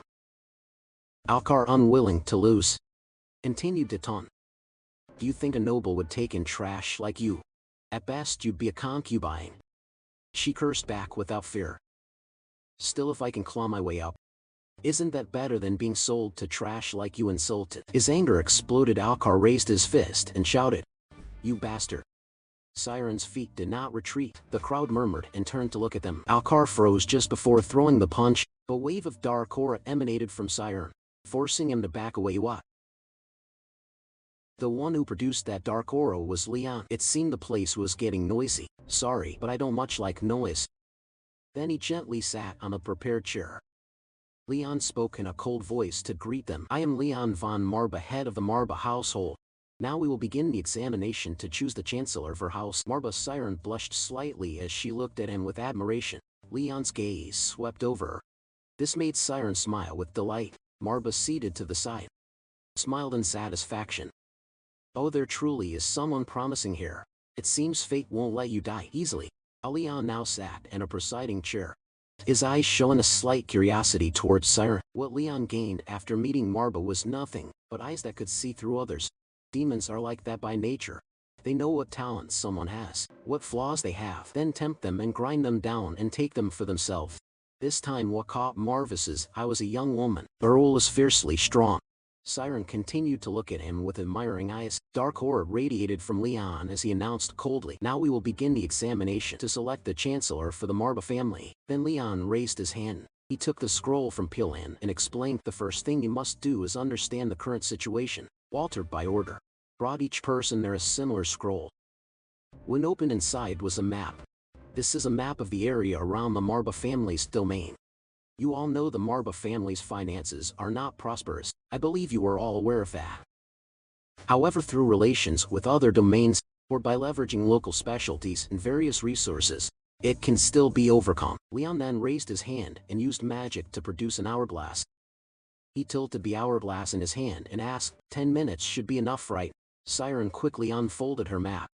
She frowned, skimming each area and marking them with her pen. After marking, Siren sighed. Think about it, the Marba family lies in the south of the continent, with no special local products, only a single ore mine, and of course, they lack the capital to exploit it, so it remains abandoned. It's a dead end. Having finished thinking, she put her pen down. The most important thing remains the people. Alcar glanced at Siren from the side.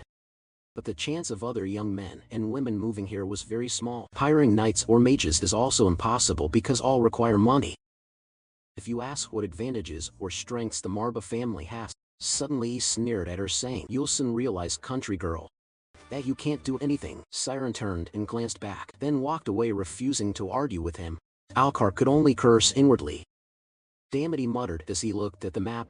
What kind of meaningless challenge is this? Suddenly an idea crossed Alcar's mind, and the last grains fell in the hourglass. Signaling time was up. Leon clapped to signal a stop. Those who give up may leave. Those with plans step onto the stage and present them. The participants holding maps hesitated. A blond man volunteered and raised his hand. Let me try, sir. Leon nodded in agreement. Then he climbed the steps. The blonde performed the courtesy carefully, and then he raised his map to present first. My plan is this: the Marba family is known as a natural outpost. But as you said, there are no significant resources or local product. So what I considered is the untapped or mine. If we can mine sapphire or ruby, which have become fashionable among noble women recently. Before he finished, Leon interrupted. Where will you get the capital to exploit it? The blonde started a tea that moment. I don't know the exact financial details, but I think the family could at least afford that much. We could also borrow from guilds or local authorities. Leon asked sternly if that isn't possible. Then what? The blonde fell silent and bowed his head in surrender. Sorry, I think someone more suitable than me exists. He then called for the next person. Next, please step forward. The participants all hesitated and dared not step up. Only Siren wanted to step up. but couldn't.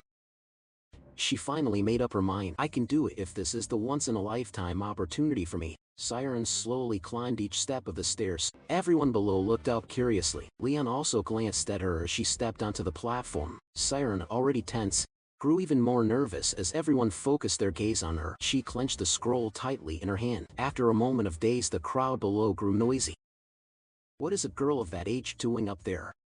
The Marba household must be in dire straits to rely on an ordinary servant. Indeed, they had been struggling long before. The young master took the head seat. Leon, seated in the presiding chair, paid no attention to the surrounding noise and activated the power of his eyes to look at her. Marba, this one perhaps deserves your attention more. You find it interesting, Marba replied in a low voice. And then, I sensed the same potential I saw in your warrior. The fragrance of an uncut gem. After speaking, Leon turned to look at Siren and spoke, present your proposal. First, your name and background. Siren looked at him firmly and replied, Siren, my lord, I am an orphan. Then she fixed her gaze on him. Cutting to a few days earlier, Leon sat in his room contemplating this new ability to distinguish. Innate talent granted by my contract with Lord Marba only revealed itself a few days after I first met him. Marba, uncomfortable at his stare, spoke up. Listen, contract signer, from now on, you must command countless retainers and subjects at your side. Only then will you attain even a fraction of ancestral glory. The glory of he who was once called Lord of the Lost Spirits. Leon glanced at Marba and replied, I do not doubt your wisdom, my lord, but I certainly won't recruit useless people off the street. Reviving our house requires more deserving hands. Marba smirked and asked him, indeed? But what if I grant you the power to separate grain from chaff? Leon looked down at Marba in puzzlement. Seeing this, he reminded him. Observe, contract signer. He then lifted his foot and a surge of power appeared, manifesting like an irradiating intense energy. It flew and merged into Leon's eyes. Startled, he looked into a mirror and whispered, my eyes. Marba seated beside him explained, it will grant you clarity when recruiting new allies. The more talents there are, the more brilliantly they will shine. Leon stood by the window looking down at the training yard in thought. Marba stood on the window ledge, cheerfully concerned. Well, what do you see? Leon was silent for 5 seconds before answering. 1,000 hues of white, deep red, amber gold, and countless other colors. Marba praised. Good. Whoever has the brightest hue possesses the greatest talent. Ah, now I understand that I must watch the candidates with the strongest light. I have a question I'd like to ask you, my lord. Even with these powers, is there still hope to revive House Marba? What talents do I have to serve that goal? Marba fell silent, turned away, and spoke mysteriously. That is a question that needs no answer. You will soon see it with your own eyes. Danger thought to himself, that will also await with pleasure everything you deliver to me in return. Back in the present, Leon glanced at Siren. He looked at her contemplatively. A brilliant golden light shone. Marba went on to explain to him how to recognize the colored specks. In very rare cases you might see someone emit a black glow, symbolizing their dark vow. He gave an example like that fellow Nox, who also radiates a black light, while Siren stood beside him quietly cheering herself on. Never doubt yourself, Siren. Then steeling herself, she began, my lord. I will present my own assessment of House Marba's current situation. As mentioned before, the lands of Marba lack any unique local products. There are 2 materials of value that can be sold for gold, so it is important to find new avenues to raise capital. Leon listened silently as she answered. Below, people soon burst into excited discussion. Isn't that what that guy just said? What do you expect from a peasant woman? She should have bowed out immediately instead of wasting our time. Leon, irritated by the commotion, coldly emitted a murderous warning. The other candidates fell silent. I do not like being provoked or hearing meaningless remarks. Do not forget, all of you are being tested right now. Then he turned to Siren and waited for her to continue. Seeing the crowd fall silent, Siren continued, an abandoned mine is one possibility. Yes, aside from lacking the manpower to exploit it profitably. In my assessment, the greatest challenge is the scarcity of young labor willing to migrate here. Therefore, my proposal aims to overcome this issue by mobilizing my lord's greatest asset. The undead army led Marba to victory in the recent war. Leon looked at her. His narrowed gaze grew increasingly dangerous. Leon asked in astonishment, use an undead army? Siren raised the map and replied, exactly. With the ability to command a horde of undead, my lord would have fields they could work, not just a battlefield. Leon heard this and propped his chin, pondering. Meanwhile, The crowd below whispered and murmured, "This lowborn surely isn't serious. Who in their right mind would put the Lord's undead to work in the mines? What can be expected from a lowly peasant woman? She clearly doesn't understand how fiercely these nobles guard their magic and swordcraft. Likewise, if one's life depended on it. Every noble house builds around its own secrets of combat." Seeing Leon hesitate and remain undecided for so long, Siren could not wait any longer and hurriedly urged him. "My lord, don't you wish to restore the glory of House Marba?" He replied, "Yes." Siren continued, "Then there is no other path that will get you there in such a short time. Place your trust in me and I promise I will not disappoint you." Having said that, she anxiously looked to her lord.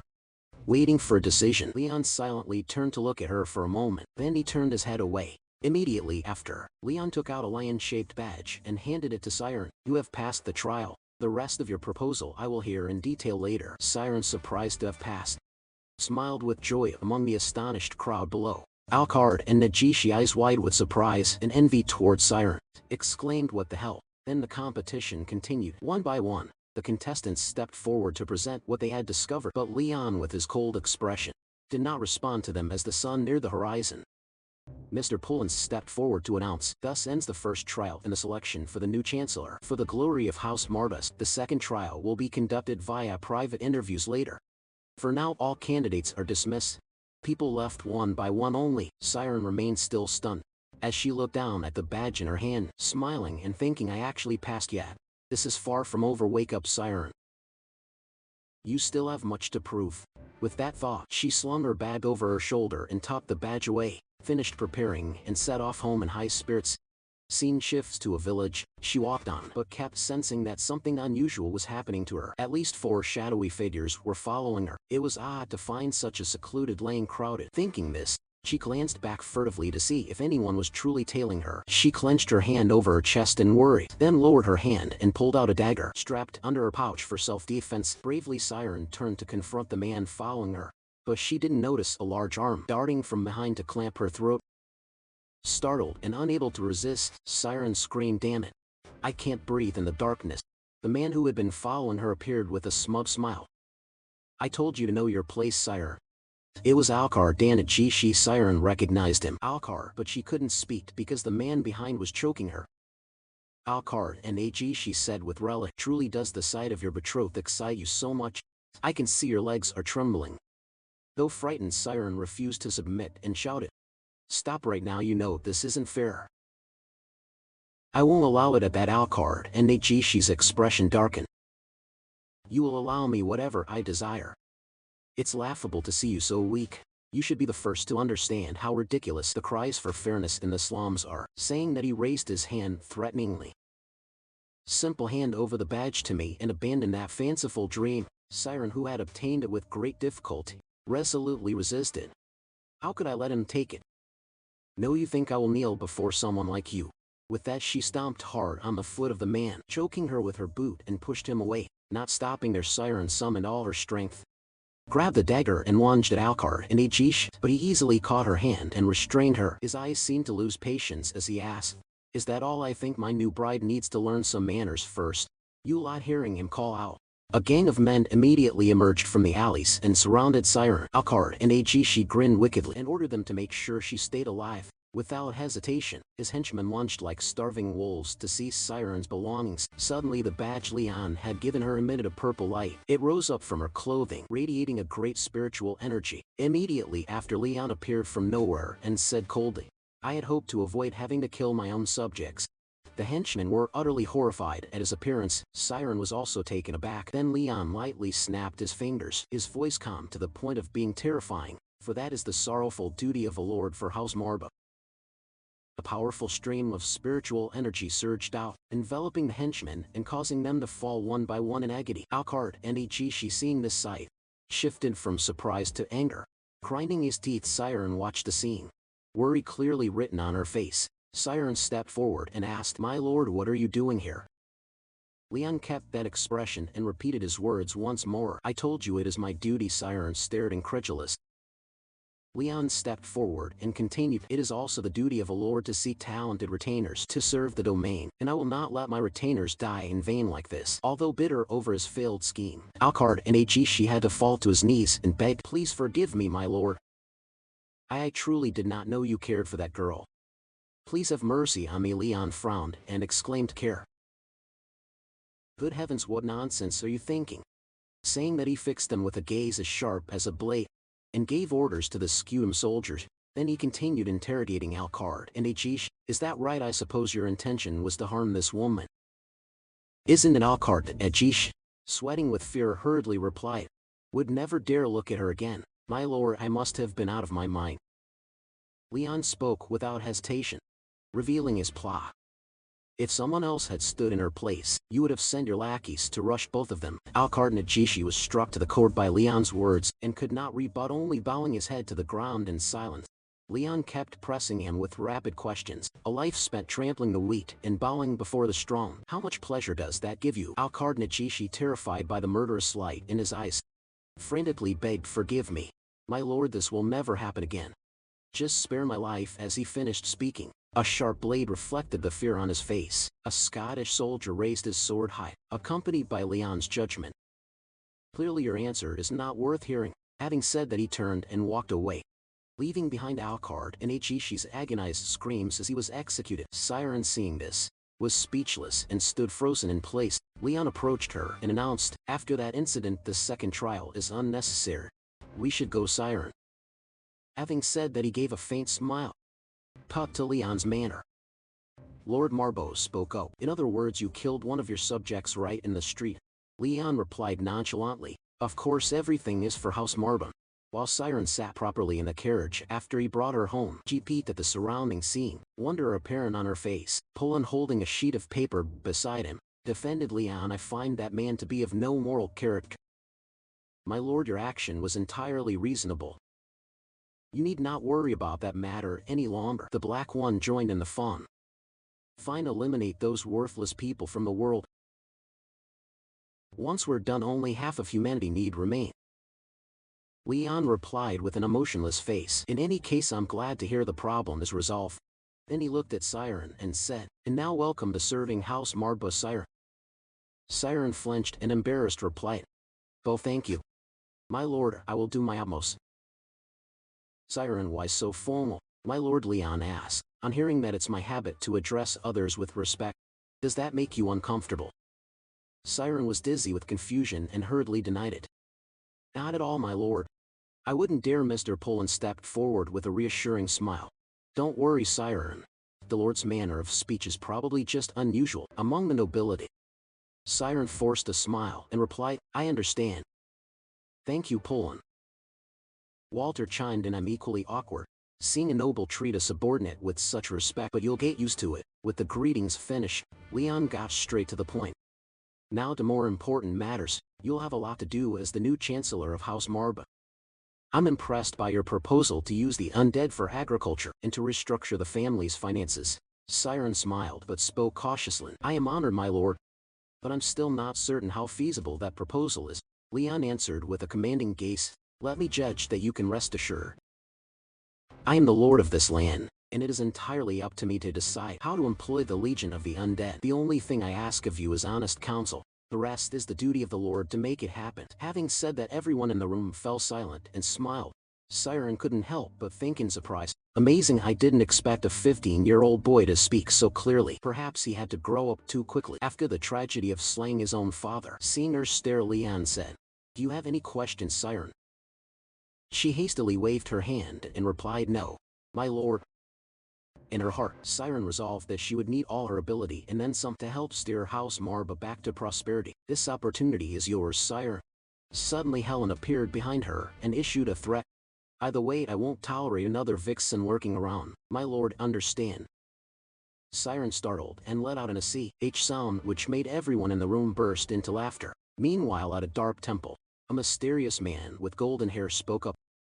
A revival of the fallen House Marbo, unacceptable. He sat in the center of a large chamber, which made him seem even more imposing. One of his subordinates asked curiously, my lord, hasn't the family been cursed for generations? Their talents sealed forever. They could never recover their strength. The blond man smiled with relish and said, on the contrary, there is still a path. A path for a transcendent genius to surpass every limit imposed on mortals. Indeed, my grand plan must be accelerated further. Siren pushed up her glasses and then spoke slowly. First, we intend to exploit House Marvis's minds. To do that, we need to know how many undead the head of the family can control, and for how long. I need various pieces of information. Leon stroked his chin and agreed with her reasonable. But Poland had a different view. Then agriculture isn't the top priority. Why assign the undead to mines first? Siren began to explain the reasons in detail. Because it is the most suitable option, and it yields the highest efficiency in the shortest time. The Black One heard this and excitedly shouted, "Oh, the highest efficiency."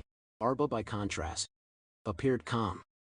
He ordered her to continue. Siren still couldn't believe the immense power hidden behind that small, cute figure. She thought to herself, really? Is that one of the 72 demons? No matter how you look at it, it just looks like an adorable lion. She continued her speech. As you surely know, mining is a very dangerous job. A single mistake can send many people to their deaths, but the profits are also enormous. It's very suitable for large gains. Helen was delighted. She clasped her hands and came up with the idea. Using the undead means we don't risk civilians' lives. Even if a mine collapses, it's much safer, right? Siren also thought the idea was excellent. She replied, exactly. So we'll scout the mine first to determine what kind of minerals exist and what the demand is. Agriculture is important too, but to maximize profit we need to trade with other territories. Prioritize the wealthy ones. Everyone listened attentively. Leon closed his eyes, repeating his earlier thought. Reasonable. Before checking the mine, I must assess the limits of my own capability. Siren asked him, are those all the undead we saw earlier? Arba, full of pride, immediately dismissed the notion. Don't be ridiculous. This is a talent personally recognized by Lord Marba. If it were only summoning a few dozen undead, it would be humiliating for our name. Seeing everyone discussing energetically, Van Terrace also added, however you imagine it, there are probably even more. Even I was quite shocked. Siren, flustered, thought, how powerful is he? Suddenly Leon pushed up on his hands and stood up decisively, stepped out the door and said, anyway, let's set off. Seeing it with our own eyes will be fastest. Siren was stunned as she looked at the scene before her. She anxiously assessed so many undead. Can one person control them all now? Leon's eyes glowed a fierce gold, his aura suppressing everything. He channeled magic and judged that the space felt a bit cramped. He pondered everything silently and proposed, I still have about half the demons. Marba smirked, hinting to him, contracted one, we're only going to mine one quarry. If you don't plan to fight, you'd better stop. The Black One again praised energetically. This is an army, my lord, is truly amazing. I have never seen such talent. Helen, shied beside him, echoed it, exactly as expected of our lord. Siren turned to ask him in wonder, how long can you maintain them? Leon answered, about 6 hours a day is no problem. If you reduce the number, I can sustain them for over 10 hours. Siren adjusted her glasses as if unable to believe the power before her. She gasped, really? Other mages struggle to maintain one summoned creature. I've heard it drains almost all their mana. Walter was not surprised. He explained for him, our lord is somewhat special. Leon suddenly strode and led everyone toward the mine first. Adding hundreds of undead is meaningless if you can't control them properly. In the magnificent palace, Louis was wearing a sinister smile and plotting his schemes. He ordered, we must eliminate all underground forces at any cost. Eldor's, your role is crucial. You must stop their growth at all costs, understand? Eldor's respectfully obeyed him. Yes, your majesty. I will crush them so they will never rise again. Louis continued malicious. I hear they took private high-interest loans just to mine. Do whatever is necessary to sabotage them. Eldorus bowed and saluted, fully understanding the lofty mission he was to undertake. He said, understood. Yet in a corner by the wall, the silhouette of a woman was hiding. She had heard everything, she told herself. So it was my brother who prevented them from paying compensation. After the territorial war, it was Penelope, princess of the Archime Empire. And beside her was the saintess. She spoke, it seems so in the current circumstances. Of course, eliminating the underworld is necessary for the crown. The saint is speaking was Echidna, the eldest daughter of a holy house who served the princess. Her right hand and Penelope's right hand asked in puzzlement, but it's strange, why does my brother care so much about just one underground organization? Since they didn't know the reason, the reply was who knows. Penelope immediately frowned and said sternly, whatever it is, I need to verify it. Whatever his plan, I cannot let him vie for the throne. Do you understand? A kid now bowed respectfully in reply, "Of course, your majesty. I will ensure that never happens." With those words came eyes so brave and resolute they were frightening. The undead were continuously busy with their work in the mines. Siren and Leon were in charge of overseeing this operation. Seeing that a large amount of gemstones had been gathered, Leon exclaimed, "Isn't this enough?" Siren immediately smiled in response, "Yes. We can secure emergency funds right away, and it will bring long-term benefits to the Marbase territory." She proudly looked toward this vast resource, while Leon looked up at her, then suddenly said, "Better." This makes Siren puzzled. He expressed his feelings more clearly. "I have always admired those who can do that. For I have never been able to." "You can smile so purely. I have a feeling you will become very precious to me." This remark was suggestive enough to make Siren flush immediately. A few days later, the undead's mining operation continued as usual, except that the quantity of gemstones had grown to an almost unbelievable amount. Diana demanded, "What the hell is this?" Leon explained to her, "It's lapis lazuli." She was stunned and replied, "No. I see it," looking at the huge pile of gems in the distance. Diana cautiously asked Leon in a low voice about his extraordinary method. "What did you do in such a short time to extract such an absurd amount?" Leon simply said, "I borrowed the power of the undead, and moreover, I found someone who could become a chancellor." Siren, introduced by him, shyly greeted Diana, returned the greeting properly. Then she immediately got to the point. "I heard you became the chief minister of House Marba." Siren replied awkwardly, "Yes, I'm just a commoner, so I may still be ignorant of protocol." Diana abruptly cut her off. "Don't worry, those things matter less than you." This lull in the conversation not only made Siren uneasy, but her companions trembled as well, expecting to be scolded, but unexpectedly, Diana warmly praised her with starry eyes. "Wonderful, you know how to use the undead like this. I almost want to bring you to my territory." Of course, Leon couldn't stand idly by if a talent in his ranks was about to be stolen. He bluntly refused. "No way, even if you were my sister Diana." Diana, seeing her cute scheme fail, let go of Siren. Pretending indifference, she replied, "I was just joking, don't be so childishly serious." Pilan suddenly changed the subject. "Can Miss Varisha process all these lapis? Our house has no one who knows how to craft them, so we're suffering." Diana somewhat avoided the issue. She said, "It's not that they can't do it, but our house can't afford losses. So let's agree first." Leon, not understanding her meaning, asked again, "Agree? Does that involve money?" The mention of money turned his face pale, sweat poured down and his facial muscles froze.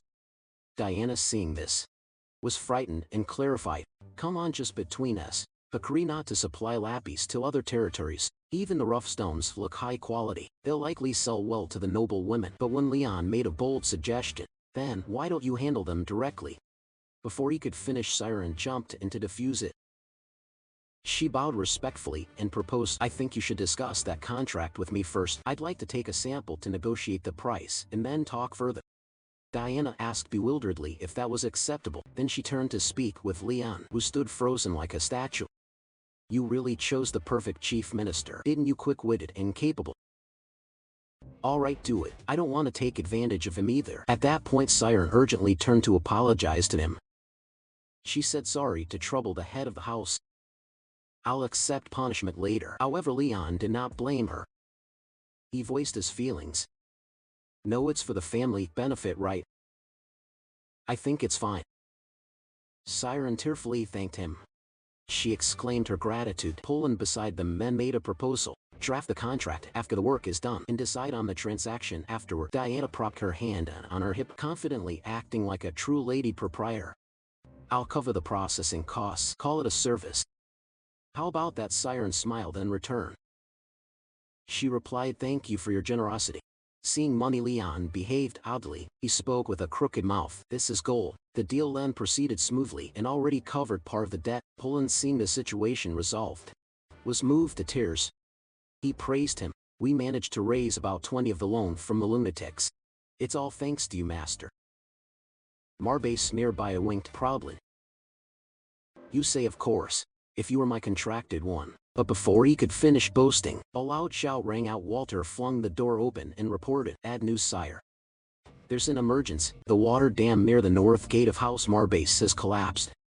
If it's not repaired quickly, the people could be swept away." The dam fell with a thud onto the table. Leon ground his teeth in rage and shouted, "Repairing the dam will definitely cost a lot of money, right?" The moment those words were heard, everyone in the room fell silent. Leon's face darkened. He ordered Pullen, "Contact the Adventurers Guild and tell them to assign us the highest paying repair contract." The next day, before setting out with Helen and Marbase, Leon gave a promising farewell. "I am off this time. I'll return with more money.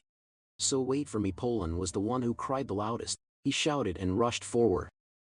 "Master returned safely. I'm sorry, I can't go with you. A disloyal subject like me deserves to be beheaded." Marbase, annoyed by the spectacle, immediately kicked him in the face. "You're nagging. Shut up, steward. This trip is necessary if I want to gain more control over the undead. Focus on protecting the family." Hearing that, Pullen wailed even louder. Even Marvis's usually cheerful black crow was fed up and had to fly over to peck him. He complained that the steward always makes a fuss. Marvis helplessly intervened. "Fools are all the same." Walter at the edge helped Pullen up and scolded himself as he asked, "Are you sure you don't want me to come on? I know I can't help much." But Leon cut him off decisively. "Protect Pollen for me. This trip could take quite a while and requires at least a silver-rated adventurer of intermediate level or above if you're not confident in your skills. Don't accept the quest. The chance of death is high. If you fail the objective, eliminate Terrell the mad corrupted false Kim. Difficulty C, deep in the Impel Forest. Find his secret laboratory in the abandoned corridor of the mages and eliminate him. If you want more details before accepting the quest, go to the tower of Armida Academy and meet researcher Ran." Ran tiredly asked the applicant if they were alright. "They won't die, will they?" Rachel's voice sounded from behind Ran. "What are you worried about?" Ran was also surprised by his appearance. She replied but hadn't finished when Rachel changed the subject. "You sent that request to the Endless Guild, right?" Ran nodded and answered yes. "I sincerely hope someone capable will accept the quest this time." You noticed something odd and hesitated to ask her again, but you know the head of the Endless Guild never recommends ordinary people, even if it's expensive. Hearing Rachel's gloomy tone, Ran sighed as well. She picked up the paper and said, "I think so too, but the person accepting this mission is still too young, 14 years old perhaps." Hearing that number, Rachel jumped in surprise. He immediately focused on that person and asked, "Oh, what's his name?" Ran replied, Wait a moment." Then she skimmed down the list of names to search. As soon as she learned the identity, Rachel smirked. "His name is Leon, so he's grown this much already."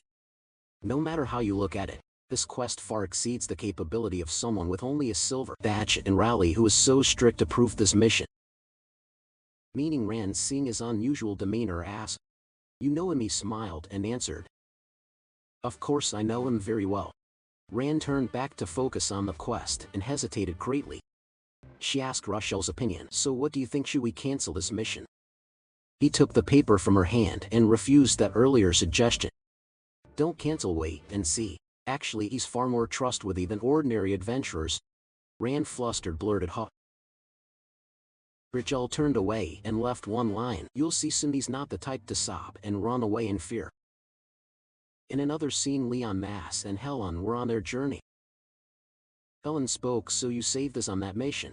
Leon replied, "You could say that." Of course, cutting him off, Marbase expressed his view.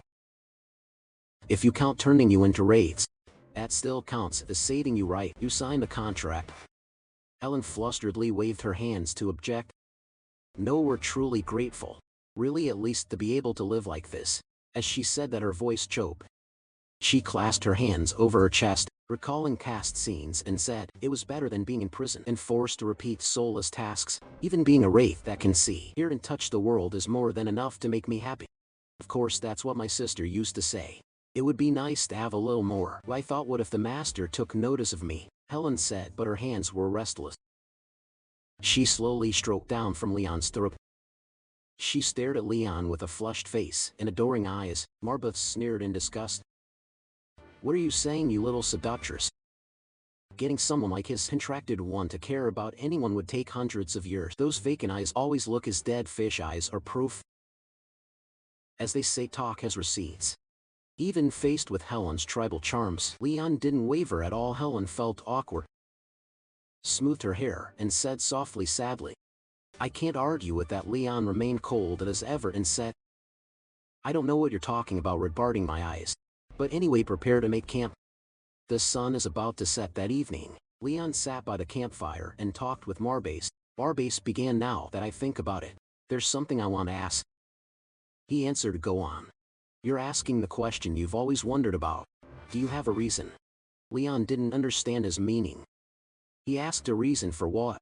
Marbase continued the question he had left hanging. Why did you accept the request from Remeta Academy? The place with that cunning dragon. Leon closed his eyes and calmly explained, nothing much, they just paid well. Marbase didn't believe him and challenged him. Contracted one, you're lying. Don't forget, lying in front of a demon is pointless. Between you and me only the truth is allowed to exist. Both fell silent for a moment, then Leon spoke the truth from his heart. I saw my father in a dream. Marbase was surprised. You mean Ron? Leon confirmed. Looking at the pendant in his hand, he recounted, you gave me those precious teachings and this pendant. You said I could meet him again when I needed to. I'm trying to restore the family, but I don't know what the next step is. What I should do, I'm not sure. So on the way to the magic tower to carry out this mission, I intended to ask in Rand's study. Bashel suddenly sneezed as if someone had just mentioned him. Rand asked him, are you coming down with a cold? But Rochelle only answered vaguely and laughed it off. I just sneezed, it's fine. Meanwhile, Leon continued his story. If I asked a dragon, a primal being of magic, about the kind of magic my father cast on me, surely it would know what I must do to meet him again. People say sneezing means someone's talking bad about you. Rochelle believed that too. He sighed inwardly, thinking, is someone speaking ill of me behind my back? Returning to the conversation between Marbase and Leon, he licked his body and nodded in agreement with him. You're right, even as a demon. I don't know everything. Besides, I have many things I want to tell you. Leon was slightly surprised. You too? Marbase, about my father. Marbase gradually revealed things he had never told before. I've never spoken of that person, but Rune already knew your uncle would kill him, Marbase said in a low voice. I never mentioned it, but Ron long ago knew that your uncle would be the one to cause his death. Even so, your father faced his fate with his head held high. Leon bowed his head slightly. Now he understood everything. He replied gently, I see. So my father must have foreseen his death. Marbase agreed with that assessment. You could say, not that he truly believed such a tragic fate would come to pass. That made me want to know more about him. Why did he refuse to flee from death?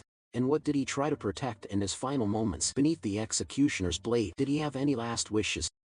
Don't worry, contracted one. You will find all the answers where our journey ends. The power granted to you is more than enough to see the truth for yourself. Leon was silent for a long time, suddenly stunned. Marbase looked at him and nodded thoughtfully. Indeed, although they ultimately bore responsibility for Rune's death, the traitor Carl and Sylvester's army were not strong enough to defeat him outright. His talent was only average. Still, he was the first to hear my voice. For centuries, Leon's father did not deserve to fall to those scum. Rune of the Marba clan. For what purpose did you welcome death with open arms? Did you find the thing your heart always longed for on the other side of the void? Leon and Marbase quickened their pace, and the two arrived at the ancient palace before them. Marbase eagerly began to introduce it. The main courtyard of the Ermita Academy of Mages. Leon immediately focused on the main matter. He said they needed to find the person who sent the quest requests. Marbase complained wearily, you have no information besides a name. No address, Leon answered while scanning the surroundings. As I recall, the quest request listed only the name. A hand reached out, accompanied by an intervening voice. Wait a moment, what are you doing here? The apprentice looked at them wearily. I warn you, it's not that I mean disrespect, but this is not a place for a child to wander alone. I'm afraid you'll have to leave the tower immediately. In a corner, Rochelle and Rand cheerfully beckoned. This way. Young Master Leon. Leon recognized the two of them. Master Rochelle. Hearing that, he was startled and inwardly assessed. Is this child a guest of the Tower Master? But no matter how you looked at him, he was still just a child. Seeing the awkward situation, Rochelle gently explained, Young Master Leon is an honored guest of the Academy and should be treated with the highest respect. He came as a member of the Endless Guild to accept the quest we announce. The apprentice immediately bowed respectfully and said, Yes, Headmaster. I understand. He understood and gestured for Leon and Marbase to follow. Politely he said, "I apologize for the rudeness earlier. Young master, allow me to escort you into the tower at once." Contrasting with Marbus's scowling gaze, Leon thanked him many thanks. Marbus was extremely annoyed with him. My commentary, arrogant criminals. All mortals. It's pathetic that she sees you as beneath her, just because you're missing a certificate. Worse still is that we have to rely on that stupid bookworm as our credential. Of course Lane overheard Marbus's words and, feeling awkward, immediately tried to salvage the situation. "I'll introduce you on the way. Young master, this is Lane, a research associate affiliated with our mage tower." Lane smiled gently and spoke hello. "I must admit that at first I didn't expect a young mage like you to take on our task. But I felt much more reassured after Headmaster Rochelle praised you." Without stop while Lane spoke, the apprentice kept eavesdropping as he cast a spell to open the door. He thought to himself that surely she didn't expect a teenager that age to take an academy assignment. Headmaster Rochelle praising someone. That's rare. Leon remembered the important matter he needed to address. He asked directly, reminding them to state what the mission actually was. Rochelle laughed brightly as unchanged frankness. He was as straightforward as ever. "I suggest we discuss this inside." Leon was offered tea without delay. Lane presented the request. "Now before I begin explaining the mission details, there's one thing I must emphasize to you. It is extremely important." Hearing her speak so seriously, Leon became uneasy and curious. He wondered what it could be. Lane anxiously made a proposal. "I'm afraid, young Master Leon, we must change the mission's difficulty level." He was utterly surprised and asked again to confirm why. He sank back into a tangle of thoughts. But why? It seemed Master Marbase also knew nothing about this. "I suppose we should hear her out first." After a while of exchange between them, Leon stroked his chin and summarized the whole matter. "In conclusion, Lane, you submitted the quest at Endless with a lower difficulty than reality to reduce the request fee. Then after lowering the fee, you plan to reveal the truth to whoever accepted the quest and lure them with extra pay that you could muster. Not only that, the target to be neutralized is a former member of Terra Academy, a mage and alchemist of the Golden Sandfall." Lane's eyes filled with sorrow. She answered sadly, "Yes, sir. So I'll do everything to make amends, but it turned out no adventurer was capable of handling this task, and my finances remain as limited as ever. I beg your pardon." With that, Lane bowed in apology. Rochelle smiled to relieve the tension. "But you can imagine I'm not in a position to step in directly. I want my intervention to be the last resort if it's truly necessary." Leon really can't fathom their motives. He probed, "But why? Tell me the whole scheme after the mission." Headmaster Rochelle could have stayed silent and simply paid the reward as planned. Lane immediately stammered, "Young master, we cannot let you accept a mission with a falsified difficulty. My conscience won't allow it, and there's always the possibility we'll have to withdraw the request entirely. We came here to collect the offered fee and won't leave empty-handed." Leon snorted stiffly and gave two simple options. "Please, Lane, either the mission is stated or the debtor's dungeon awaits us." Rochelle understood his meaning and shifted to show more concern for her. "Lane, if you're worried about having falsified the difficulty, I think young Master Leon would be willing to accept a reasonable additional reward. In return, he will do everything the mission requires." Leon promised firmly, "Yes. Anything and everything increasing the difficulty doesn't faze me, as long as the reward is raised proportionally." At the mention of money, his eyes lit up, yet Lane still wouldn't trust it. She stood up to object, "But this isn't just about money. Young master, you could be in danger. From what I've heard, you're a passionate teenager, only 14, and although I don't know the extent of your magical power, this mission may exceed the capabilities of a silver rank adventurer." Leon fired back at her. "Why would it be beyond my ability? Thinking of that person?" Lane trembled and replied, "Because Terrell is a monstrous genius whose power increases at an alarming rate every day. To be honest, I bear some responsibility for his fall. I don't want to involve a young adventurer like you in something caused by me." Hearing this, Leon grasped the core point. He wondered something she caused herself. It seemed her concern for me was genuine, especially since my enemy is growing stronger at a terrifying pace. He then fell into deep thought for a long while, but in the end he still smiled confidently. Leon radiated magical pressure around him. Seemingly certain of victory, he gladly accepted. "No problem, Lane. I'll take the mission in the old palace. Lane collapsed into a chair, exhausted, feeling baffled. I really can't understand who would dare ask for more money in this situation. Recalling Leon's confident words, that won't be a problem, Lane. I'll take the mission. She realized the Tower Master placed great trust in the young master. He must be another monster, just like that silver-haired one. Lane left the room and stepped out onto the balcony. She was sullen and closed her eyes. Lane remembered how she had anxiously inquired about Terrell's condition. He only said, Lane, don't worry, it's just a normal nosebleed. Even though I don't have a gift like you, I still want to become a great alchemist. Then people will see that talent isn't everything. Lane, I'm thankful to the heavens for meeting you. I wish time could stop for our love. Then you and I wouldn't have to endure these nightmares.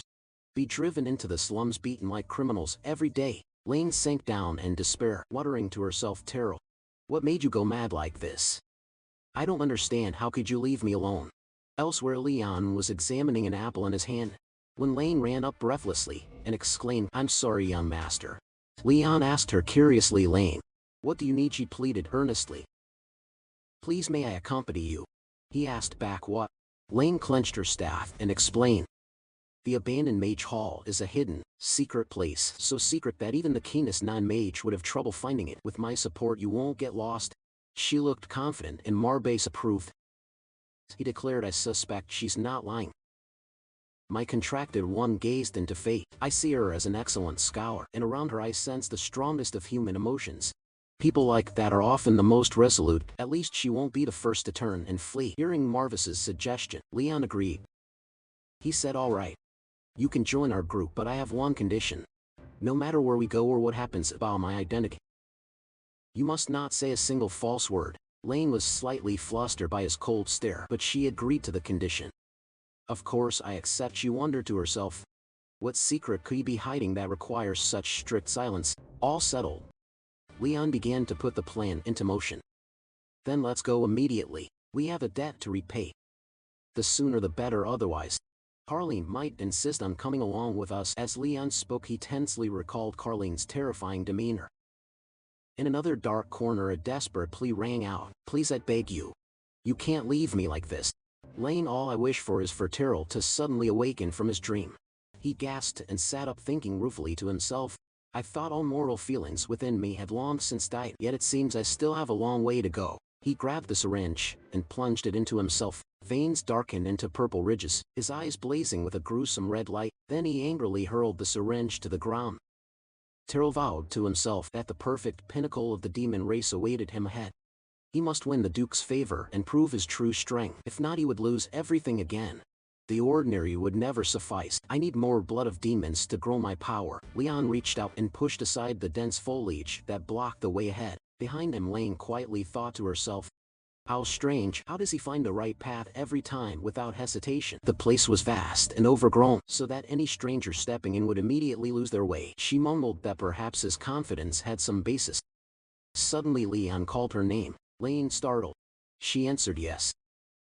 What's the matter? He waved it off. Nothing. You seem to be lost in deep thought. Seeing his scrutinizing eyes, Lane froze. She was stunned and thought, could he sense her examining gaze? Why did that make his look so cold? No, that's not it. This strange feeling wasn't coming from him. A silhouette leaped up from behind. Lane recognized it with alarm, and behind her Helen struck, causing the demon behind her to vanish. She exclaimed in shock, impossible. A spirit beast killed by a blunt weapon. According to research, only weapons with holy power affect them now. Helen breathed a sigh of relief and greeted Lane. Pleased to meet you. Leon eagerly stepped forward to introduce them. It seemed our effort to keep things secret hadn't lasted long. This is Helen, my companion, a devout priestess, and my immoral retainer. Lane's hands trembled on her staff. She said, I understand she's immoral, which explains much, but I still want to ask directly for clarity. Young master, how can you command an immortal? Marba sneered mockingly. The matter was obvious, yet she asked. Ridiculous. Leon also spoke up. I'm sorry for keeping it from you, Lane. I am Leon von Marba, the necromancer of the Marba family. Lane immediately bowed respectfully. Please forgive me, Lord Marba. I should have known better. Please pardon my previous disrespect. Leon was genial. You don't need to show me respect just because of a title, she thought in surprise. Thank you, Arden. You are very forgiving towards such a young noble. Then Leon's next sentence grew markedly serious. However, don't think I'll overlook any real insult to the Marba family. Lane wanted to cry. Forgiving what a tyrant. What else could I expect from someone allied with demons? Hiring him for this mission, was that the last mistake of my life? Warbase also countered her. Lane Ray. Don't bore me with your fear. Unlike my false contract, an extremely ruthless one, Great Demon Marbase is a generous master. The demon Helen just spoke judgment, a tiny lion with a loud mouth. Too much. Marbase furious. Wanted to pounce on it. He barked. Shut up, your peanut addiction has shrunk your mind to the size of a pea. The demon snapped back. Better to be a pea than an arrogant cat. At least a pea is edible. Helen comforted her master. Marba is right, you don't need to worry. Even if they argue like street brawlers, they really won't hurt anyone. Lane replied at once, of course, but words and hearts differ. She was terrified, but I'm more afraid of you. Leon continued, more importantly, we followed the trail of the strongest magic in the area, and it seems the enemy is leading us into a trap. Lane bluntly asked, a trap? But the mana stream from the abandoned mage hall was barely noticeable, hardly detectable. Moreover, Marbase denied it. You're wrong. See, the youth standing before you is the false contract I chose. For a necromancer worthy of the name Marba, that's far too easy. Lane feared if that were true, his mana sense would be absurdly acute. Archmage Rachel had known this from the start. She asked, you mentioned a trap. May I ask how you concluded that? Leon quickly replied, first, they're luring us with a steady stream of mana. Perhaps their goal is to interrupt your speech, to stall by leading us the wrong way. It's unclear to what end. Leon continued his account. Of course, even though he had now become a demon-bound spirit, Terrell had once been an alchemist. Alchemy consumes less mana than magic, but requires careful prior preparation. So I suggest searching the area to find his true whereabouts. Still, it seems the target doesn't intend to let us find him easily. In that case, we won't just delay any longer. Our mission begins here. Leon cast a spell, and so did Helen. The dark orb, she shouted. Lord Leon, you give the orders. Don't hesitate. On my account, begin. The rest is up to you. Helen opened her eyes and sneered threateningly. You mixed rabble dare bare their fangs before Lord Leon. You must be taught a lesson. She swung her control chain across the battlefield, dazzling all the wolves. She exclaimed with delight. One chain is more than enough. The black crow laughed loudly. You apply very well. I'll grow. Take care of the rest. The wolves were pierced through. He assessed the situation. Half as many remaining as before. I'm impressed. The black crow answered. Crow always makes an impression.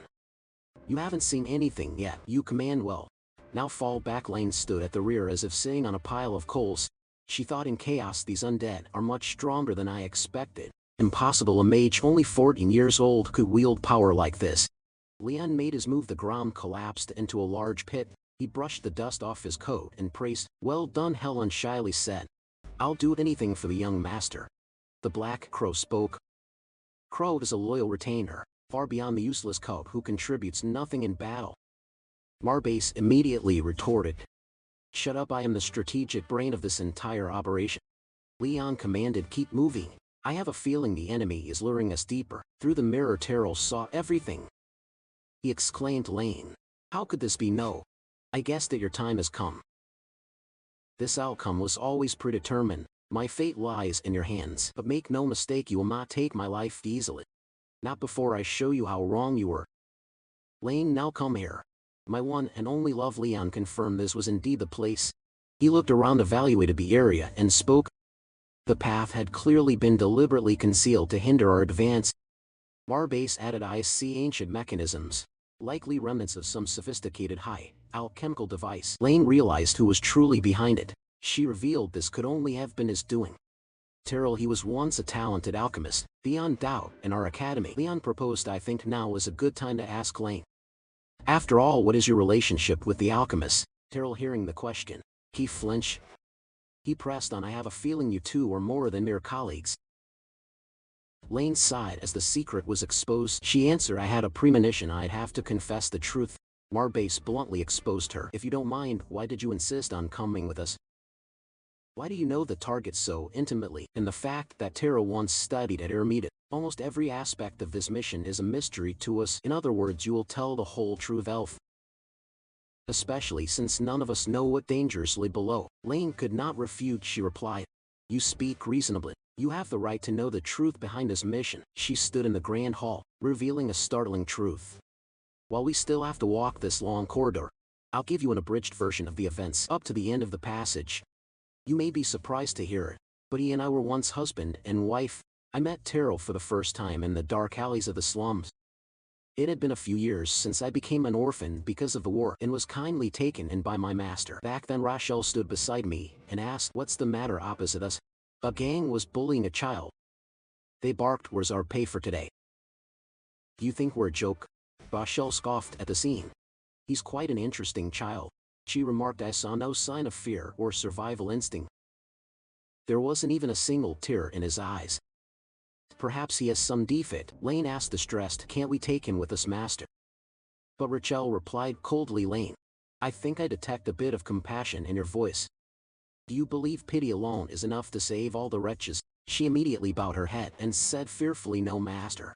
Rachel affirmed firmly to her, "Exactly, which is why you must persuade me with reason. Put aside your pity and tell me why we should take the boy with us." "Just as I once had ample reasons to bring you into the academy," Lane agreed. "Perhaps he'll become a good bodyguard someday." Rachel leaned in and bluntly asked her, "But right now there's little hope, isn't there?" Lane hesitantly replied, "He could be decent," which Rachel immediately rejected as baseless speculation. Lane tried to defend him. "He's rather handsome too." Rachel, at a loss for words, looked at her. "Is that all your argument?" Hearing this, Lane stroked her chin thoughtfully and then spoke up. Suddenly an idea occurred to her. Lane hurriedly asked Rachel, "Master, do you remember the book you gave me as a gift?" "Of course I remember," came the reply. "The one you gave me for my birthday," Lane continued. "Anyone who has read it knows. The wisest philosopher in the kingdom once said, if you want to go fast, go alone. If you want to go far, go together." Rachel had to laugh. "You praise me. Rarely does a proverb convince me, yet credit where it's due." "Lane, you have done well persuading me." Rachel then approached the gang to intervene. "Hey, could you hurry up a bit, gentlemen? The boy will come with us and no one may harm him." The thug sneered disdainfully. "Who are you to play hero? Listen. Unless you want to get badly beaten." Rachel had nothing to fear from his threats. She replied calmly, "Tempting as that sounds, that won't happen today, you see. My companion here takes pity on your victim." The thug grew furious. He raised his fist and threatened, "What's it to you? Mind your own business. You do-gooders never listen. I have something to help you wake up, straight into your loud mouths." With that, the thug swung a punch at Rachel. "You have truly angered me. It seems you need to be taught manners." "I'm more than willing to help." Rachel's spell casting struck terror into the thug. "What just happened?" "This one is a mage." "Wait a moment." Rachel smiled with a lady's charm and said, "That's enough and I'll make sure you won't die." With a single touch from Rachel, the man collapsed. His brother screamed in panic as he collapsed instantly. "Hey, let's get out of here, quickly." Rachel called to Lane, who was hiding. "Come out, Lane. It's safe now," you sobbed inwardly. So this is how a father feels when his child abandons him. And for a stranger too. Although Lane isn't my biological child, still Lane stepped in front of Taro and asked, "Hey, what's your name?" "Why did they beat you?" Taro replied coldly. "Because I was weak and asked too many questions." Saving someone and yet being scrutinized, Lane retorted, "Why should I do that? I have so many things I want to know." "You should answer more than one question at a time." Taro glared at her with contempt. "Are you serious?" Lane answered. "Of course I'm serious. Now let's go." She reached out her hand. Taro was bewildered. Though Lane beamed a welcoming smile at him. "Home, of course." Rachel interrupted immediately. "Roll over, haven't I told you not to call the academy home? In any case, you are very welcome here. Let us lead you to a better life elsewhere." Taro took that warm hand. The three of them stood side by side. Lane expressed herself, and that was the beginning of the strange bond between Taro and me. As they grew up, Lane complained irritably, "Do you never listen to me? This is where the dragon claw goes." Taro argued back, no less stubborn. It's not the dragon tooth, is it, despite their constant bickering? They became steadfast friends. Terrell teased, didn't Master ever teach you that these things have a proper order? That's why you'll never cook properly. Lane countered by pulling his hair. She retorted, but I could cook you until you're dead meat. Richel saw this and smiled warmly. My goodness, you two argue like an old married couple.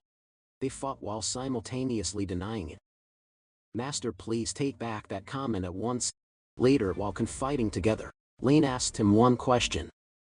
Terrell, why is alchemy the only thing you care about? It isn't because you need the grades, is it? Terrell was silent for a moment, then answered, you have no idea how pathetic I was. She was surprised what Terrell revealed.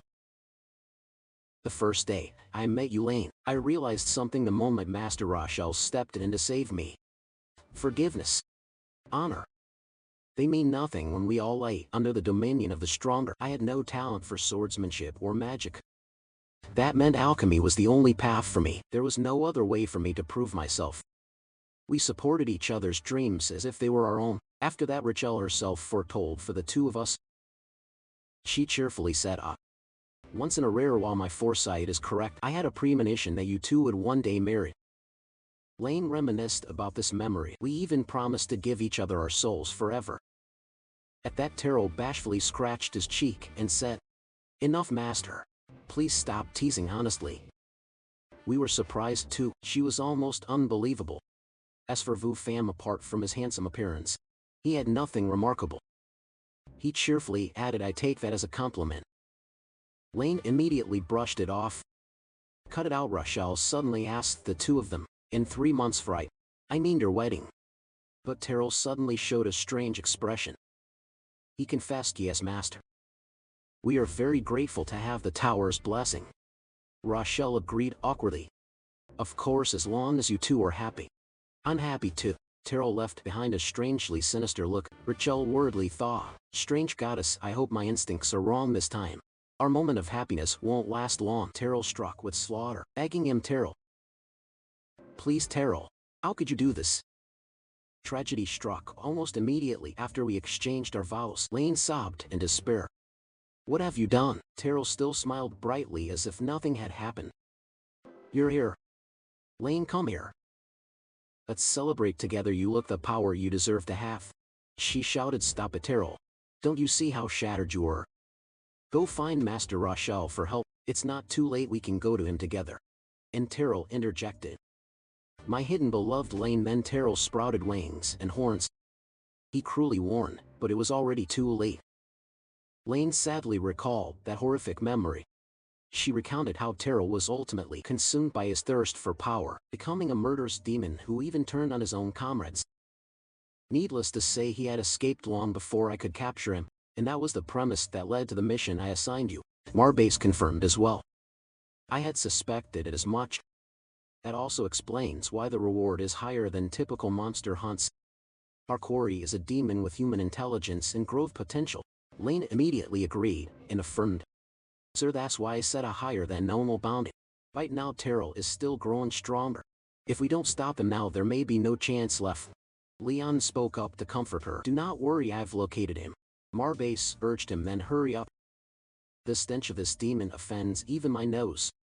Lon quickly commanded we depart at once. In another corner, Karen panicked to herself. But how could this be? This can't be. How did they do it? He pondered that this was a labyrinth of magic, instructed to shelter him until he reached full power. A maze so complex it was nearly impenetrable, yet they found a shortcut so quickly he punched the wall and shouted. It was absurd, Terrell heard Leon say. Ah, Lane, I found him. What was he so startled about? The mirror shattered, he wondered. Is this the endless fear that's only now arrived? What am I to do? The three-belt lord warned from behind. One contract bearer. The abyss is closing and this is not an enemy you can defeat. Terrell thought in horror, a foe even the three-belt lord urges me to flee from. Never before have I chosen the coward's path in the face of countless enemies. Terrell, furious, wanted to prove his strength. You will see I am more than capable, Master. Even if she is the woman I once vowed to love, I will not hesitate when it comes time to take a life. The three-belt lord intervened. You misunderstand me, Terrell asked in surprise. What? The three-belt lord replied. That woman is not important, but what is approaching is an omen of inevitable death. A hand smashed the glass and caused an explosion before his eyes. Terrell gasped in astonishment. The defensive barrier has collapsed. Leon calmly began, I guess I've find you here. Allow me to make a guess, Terrell sneered. The alchemist has been corrupted. Asani Terrell knew at that moment. I felt deep in my soul that there was no choice but to flee. He stubbornly said that just moments ago. My master had said that the death approaching was you. I began to understand the reason for his hesitation. A potent aura of death surrounds you. He poured himself into a desperate spell. Terrell calculated a pure darkness as deep as an abyss. I cannot risk it. The next moment, a magic ray shot straight toward Leon. Lane immediately rushed to assist. Lord Leon, evade. Now I will cast a defensive spell. The dark mist is a high-tier common spell. A young mage like you likely cannot withstand it. She stepped forward and acted directly. Lord Fufan said, silence and get out of my way. The immature alchemist rolled over stunned, exclaiming. Lord Marbas replied, looking straight ahead. My child, she goes from one surprise to another. The dark mist had already enveloped him. Leon's gaze was full of authority. Tiro remained stubbornly threatening. Do you think only your sight is affected? Your arrogance will get you a gruesome death. An explosion occurred and the clouds of mist spread. Leon simply said, I will ask you again. Are you an alchemist? Are you the demon who has been corrupted? Aren't you Terrell? Terrell truly felt fear. He pondered a strategy. It was now too late to turn and flee. I had only one choice left, though it was indeed far too early. Terrell replied awkwardly, yes, I am Terrell. But who are you? Leon introduced himself with vigor. I am Leon von Marba. I have come to take your life. Terrell frowned in anger. For someone young and inexperienced like you, I truly wonder how you gain such great power. As if you and I are alike. We both borrow strength from a higher existence to become the people we are now. You deny that, seeing her husband erupting with dark kai. Lane hurriedly shouted to stop him. Terrell, at that moment, one of his eyes was pitch black and a pair of demonic wings rose from his back. Terrell said it awkwardly, Lane. If only you had come earlier. I would have been made whole one way or another. But Lane now showed obvious contempt for him. What use is gaining power through corruption? In the end you only become the monster you once hated. Terrell immediately retorted. What about you, Lane? You brought along these glamorized mercenaries to hunt down the death of the man you once loved. If taking lives defines a monster, and if the thirst for power creates it, then you are also a hideous aberration. No different from me. Lane angrily cut him off. Stop spouting those twisted excuses. Terrell began to recount his horrific past. Twisted? What could be more twisted than a world that abandoned me because of my weakness? Tell me, what does an orphan child do amid the raging fires of war? Even if I was taken in by someone powerful, the weak still endured every humiliation in this strength-dominated world. Indeed, there is only one path for people like us to survive, and that is to attain absolute power at any cost. Then he swept his arm and launched sharp spears. The volley of spears aimed straight at Lane. Let me tell you something. Fortunately, Leon had just created a protective barrier for her. In time he revealed the truth.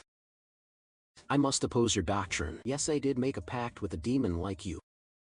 But not merely for the naked calculus of power and domination. Terrell, somewhat stunned, exclaimed what Leon summoned a host of undead while explaining. As for me, for the people I want to protect, this pact with a demon is the smallest sacrifice I am willing to make. Barbase watched in admiration at Leon's ability, quite fitting for this once grand hall of mages. The number of undead he summoned at once was truly impressive, each one an excellent specimen. I cannot deny it, his potential was staggeringly vast. Terrell stubbornly objected again. So what difference does that make? After all, what you desire is still power.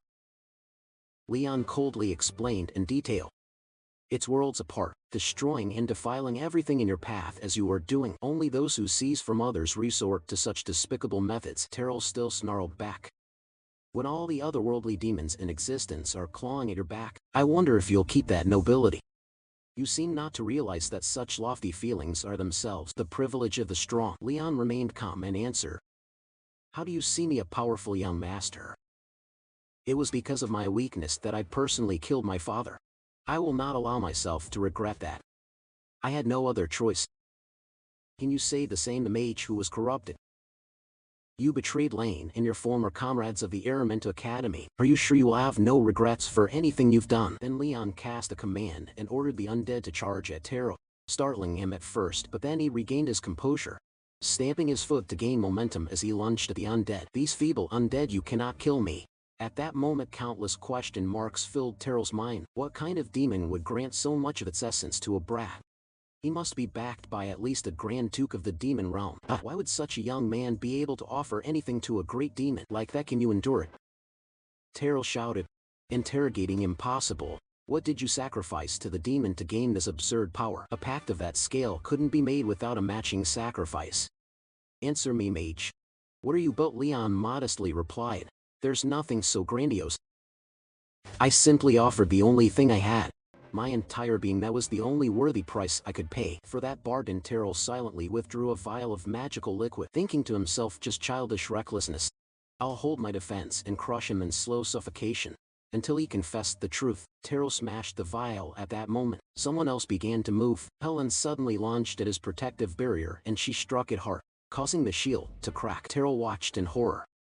A reinforced magical barrier broken by raw strength. How could that be possible? While he was confused and off guard, Leon tinily shattered his shield. Then he delivered a fatal punch to his abdomen, causing Taro's eyes to roll back, and he spat out a mouthful of strawberry syrup. Taro decided to negotiate with the demon. Ludicrous. I cannot die like this. I will sacrifice 100 million lives. If that still isn't enough to be granted this power, then, but you interrupted him and insulted him. Don't presume you have the right to bark before me. You dog. Taro froze for a moment. He looked at the shadow before him and realized this was not an ordinary great demon but one of the supreme demons of hell. Warbas asked, a little surprised. You know me, pup? Taro hurriedly knelt, feigning respect, and asked, of course. My lord, you are the great demon Marbase. So what could you gain from that arrogant brat? Marbase also explained to him that it was his lack of imagination that set the limit on the favor he received. Do you think the mere weight of a voluntary sacrifice from my pact maker would be sufficient to grant him such tremendous magical power? Taro continued, curious. Then what else? Marbase then revealed the truth. No matter how much power I granted my pact maker, at this very moment he is only using his own innate magic. He heard this and gave a faint, bitter laugh, then coldly cried out, absurd.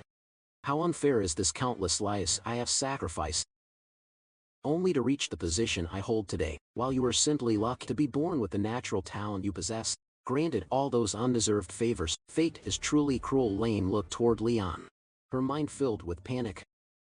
Did he really kill his own father? Thinking back, I have heard that rumor before. The young master made a pact with a demon to lead his domain to victory in the war for territory of the Marbs family. The legitimate heir of an abyssal noble line, the youth rumored to have traded his own heart for power. She couldn't help but ask, Lord Leon von Marba, what have you done? At that moment, Marbs appeared behind Lane and reminded her to observe and savor rather than try to find the answer. I'm sure our enemy still has something interesting to show. She frowned. What do you mean? Suddenly an undead beast let out a violent roar. Helen clutched her head and covered her ears. What evil screaming is this? At this the black figure pointed to the ceiling and said, Lord Leon, look up on the rafters. Taro continued, babbling in envy.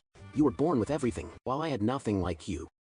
The favors that rightly belonged to you were denied to me, and now you will witness the power I gained by my own path. Then he summoned a monster out of nowhere. Leon looked up, slightly surprised. A chimera. Lane was puzzled. Where did he get that? More importantly, what does he intend to do with the creature? She suddenly realized something and shouted, no, don't let Taro approach that chimera. But Taro now said calmly, alas, it's too late. The chimera behind him gaped its massive jaws. Leon swiftly launched a volley of spears at them. There was a massive explosion, and through the choking smoke, only pitiful cries rang out. Help me, it hurts. It hurts so much. Faces layered beneath the camera's skin kept wailing, unjustly. Why? Why me not like this? Taro then lectured them. Silence.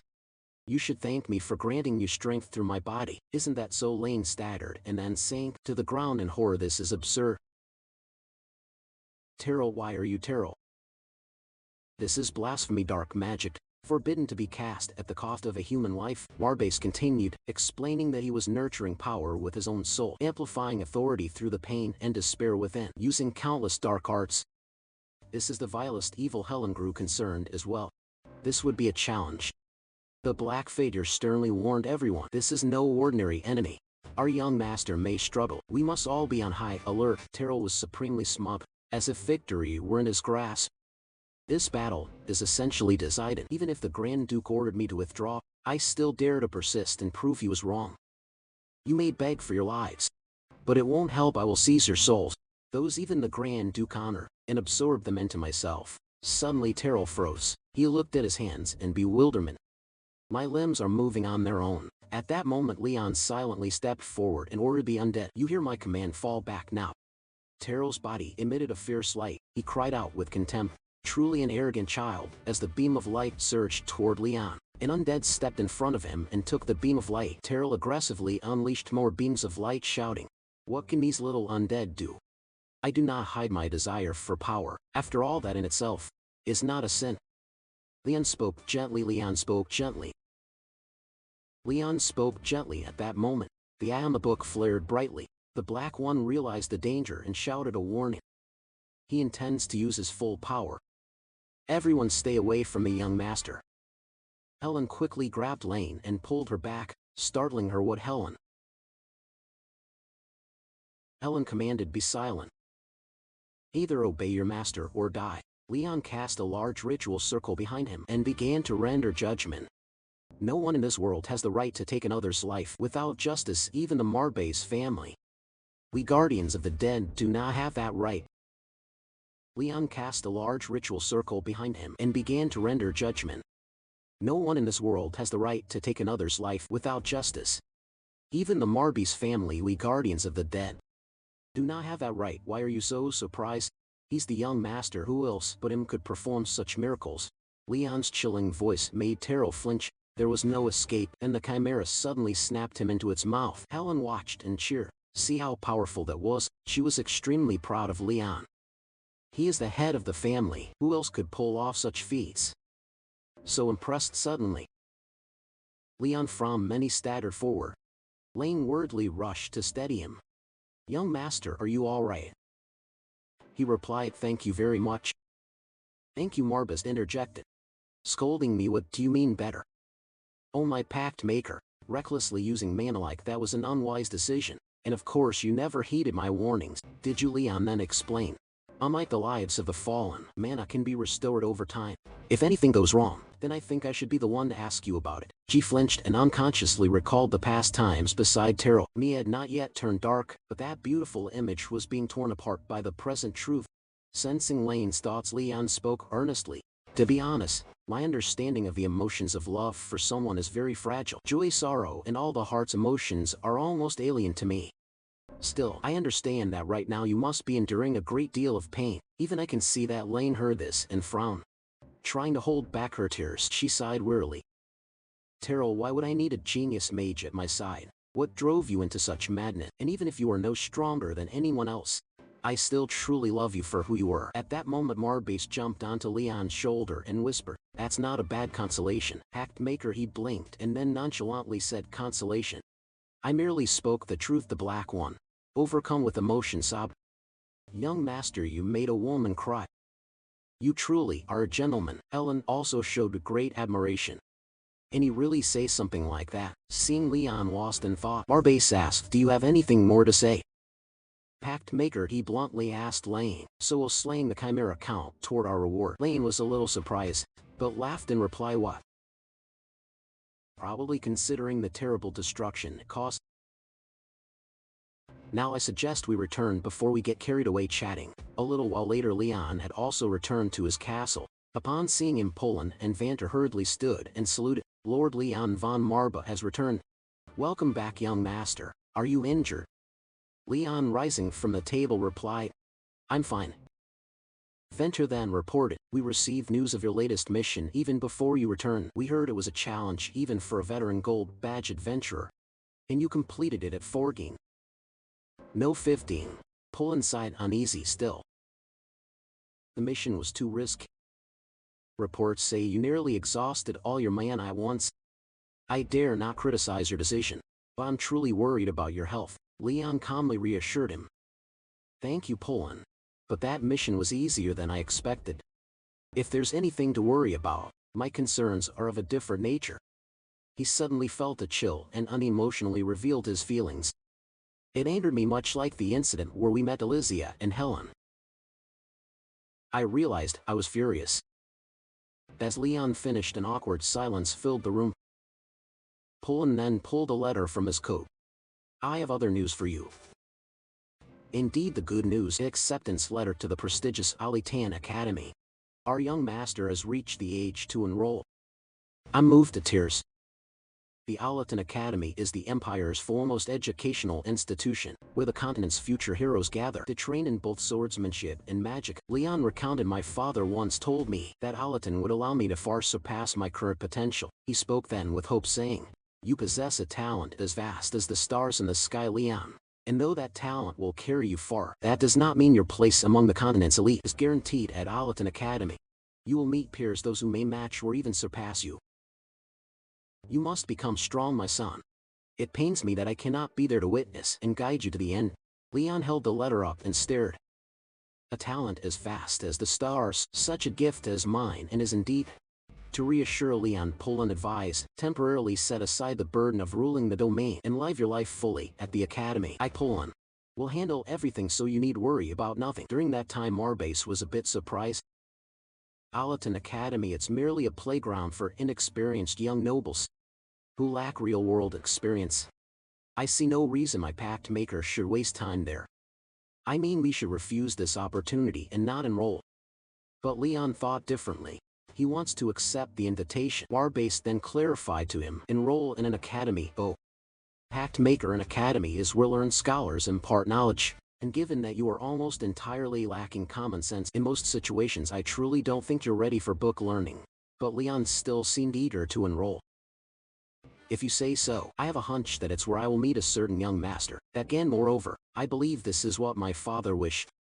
I have no intention of disappointing him or myself. Pullen beside him was pleased and said, excellent. With a top-tier education at the continent's leading academy and hopefully outstanding academic performance, it won't be long before you begin to restore the Marba family's reputation. A voice rang out asking Leon once more, are you sure about this decision? Our paths will cross again, and I'm certain it will be soon. Seeing Nox zoning out in thought, the maid nearby curiously asked, are you worried after all?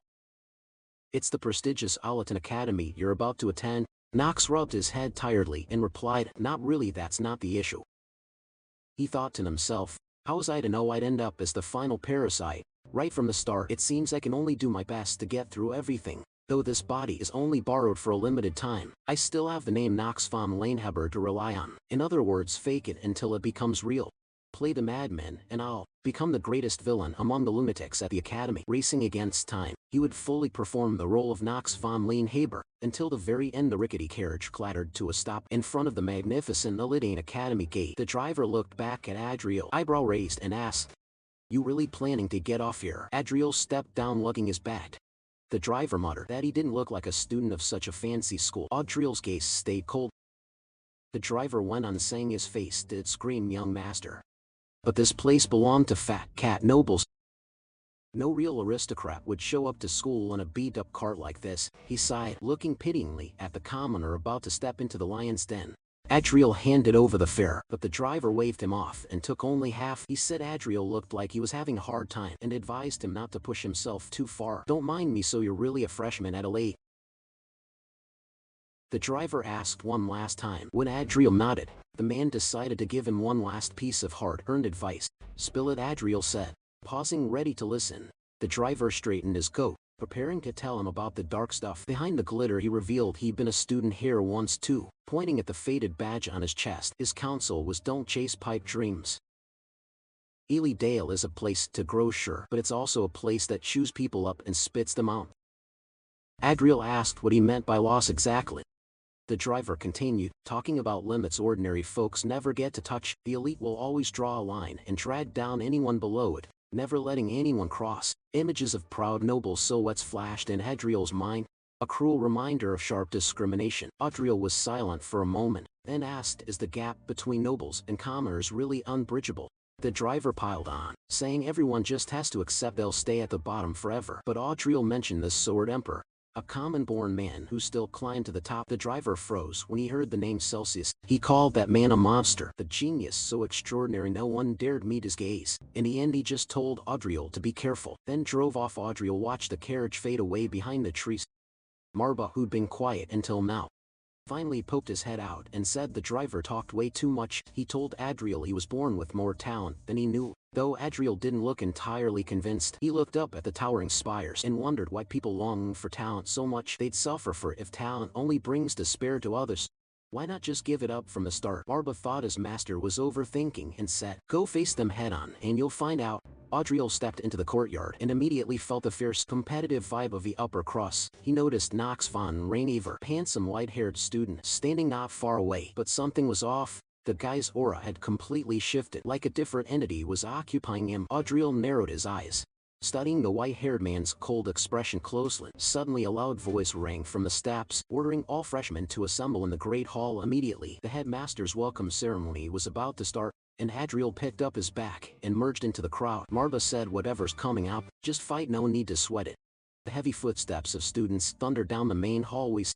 The Great Hall grew noisy as the students filled in. A high childlike voice piped up, "Hello everyone." On the raised platform a white-haired little girl with a lollipop waved enthusiastically at everyone. The crowd below stared in confusion, whispering which brat had the nerve to climb up there. Marba clicked his tongue, saying, "Sometimes ignorance really is bliss." He warned Adriel, but the girl was actually a monster, her mana enough to make even something like him shiver. A towering shadow of authority loomed behind Noah. Marba noted that while her power didn't match Welland's, it was still terrifying. Snowflakes and an aura swirled around Noah, underscoring the presence of a great sorceress. Standing on the lectern, the girl announced in a firm voice that she was Noah von Trinity, the academy's new headmistress. The freshmen started freaking out. No one could believe a kid who looked that young was one of the legendary four sages. Nell smiled, seeming to sympathize with the kids' confusion at their first meeting, but then her eyes flashed with lethal intent. Noah warned in a low voice that anyone who dared call her kid again would be toast. "Now let's begin Elaine's entrance exam," Noah declared, surprising. Even Adriel, a male student below, panicked, saying no one had mentioned any exam like this before. Noah ignored the complaints and strolled across the stage as if on a leisurely walk. Her small hands touched the wooden lectern, ready to activate something. She emphasized this test was to sift out and toss the academy's trash talents away. Noah clenched her fist, a motion that showed absolute unforgiving resolve. "This is the new rule of the new headmistress." Her words radiated heavy pressure that shut everyone up. Marba didn't care much, saying, "With the level of trash talent here, Audriel would breeze through." He glanced toward a corner where someone stood somewhat apart. It was Knox von Reinhaver. The white-haired man stood out in the crowd with an extremely lavish, aristocratic air. Marba asked Adriel if he wasn't excited to see that pretty boy again. Adriel looked thoughtfully at Knox. He felt something very wrong was happening. Adriel's eyes glowed. He was trying to see through the other's disguise with that deep stare. Knox looked completely different from before. His usual proud aura had been replaced by a strange gloom. Audriel watched his back. The presence was clearly not that of a normal human. He realized the soul inside that body had been swapped, as if another entity was borrowing Knox's form to act. A sly smile touched Audriel's lips. He thought to himself, "Now this is getting interesting." Knox von Reinhardt watched Ryan, wondering if someone had taken over his body. Ryan just smiled slightly, as if things were finally getting interesting. Noah von Trinity cast a farewell spell, wishing the survivors a safe return. The rune circle flared beneath their feet, beginning a large-scale teleportation. Light enveloped Ryan, pulling him out of the academy hall. In a blink Ryan found himself standing in the middle of a dense forest. He thought to himself, this wasn't some ordinary teleport. This was high-tier magic. Phelan had to admit it seemed the whole island was crafted with magic.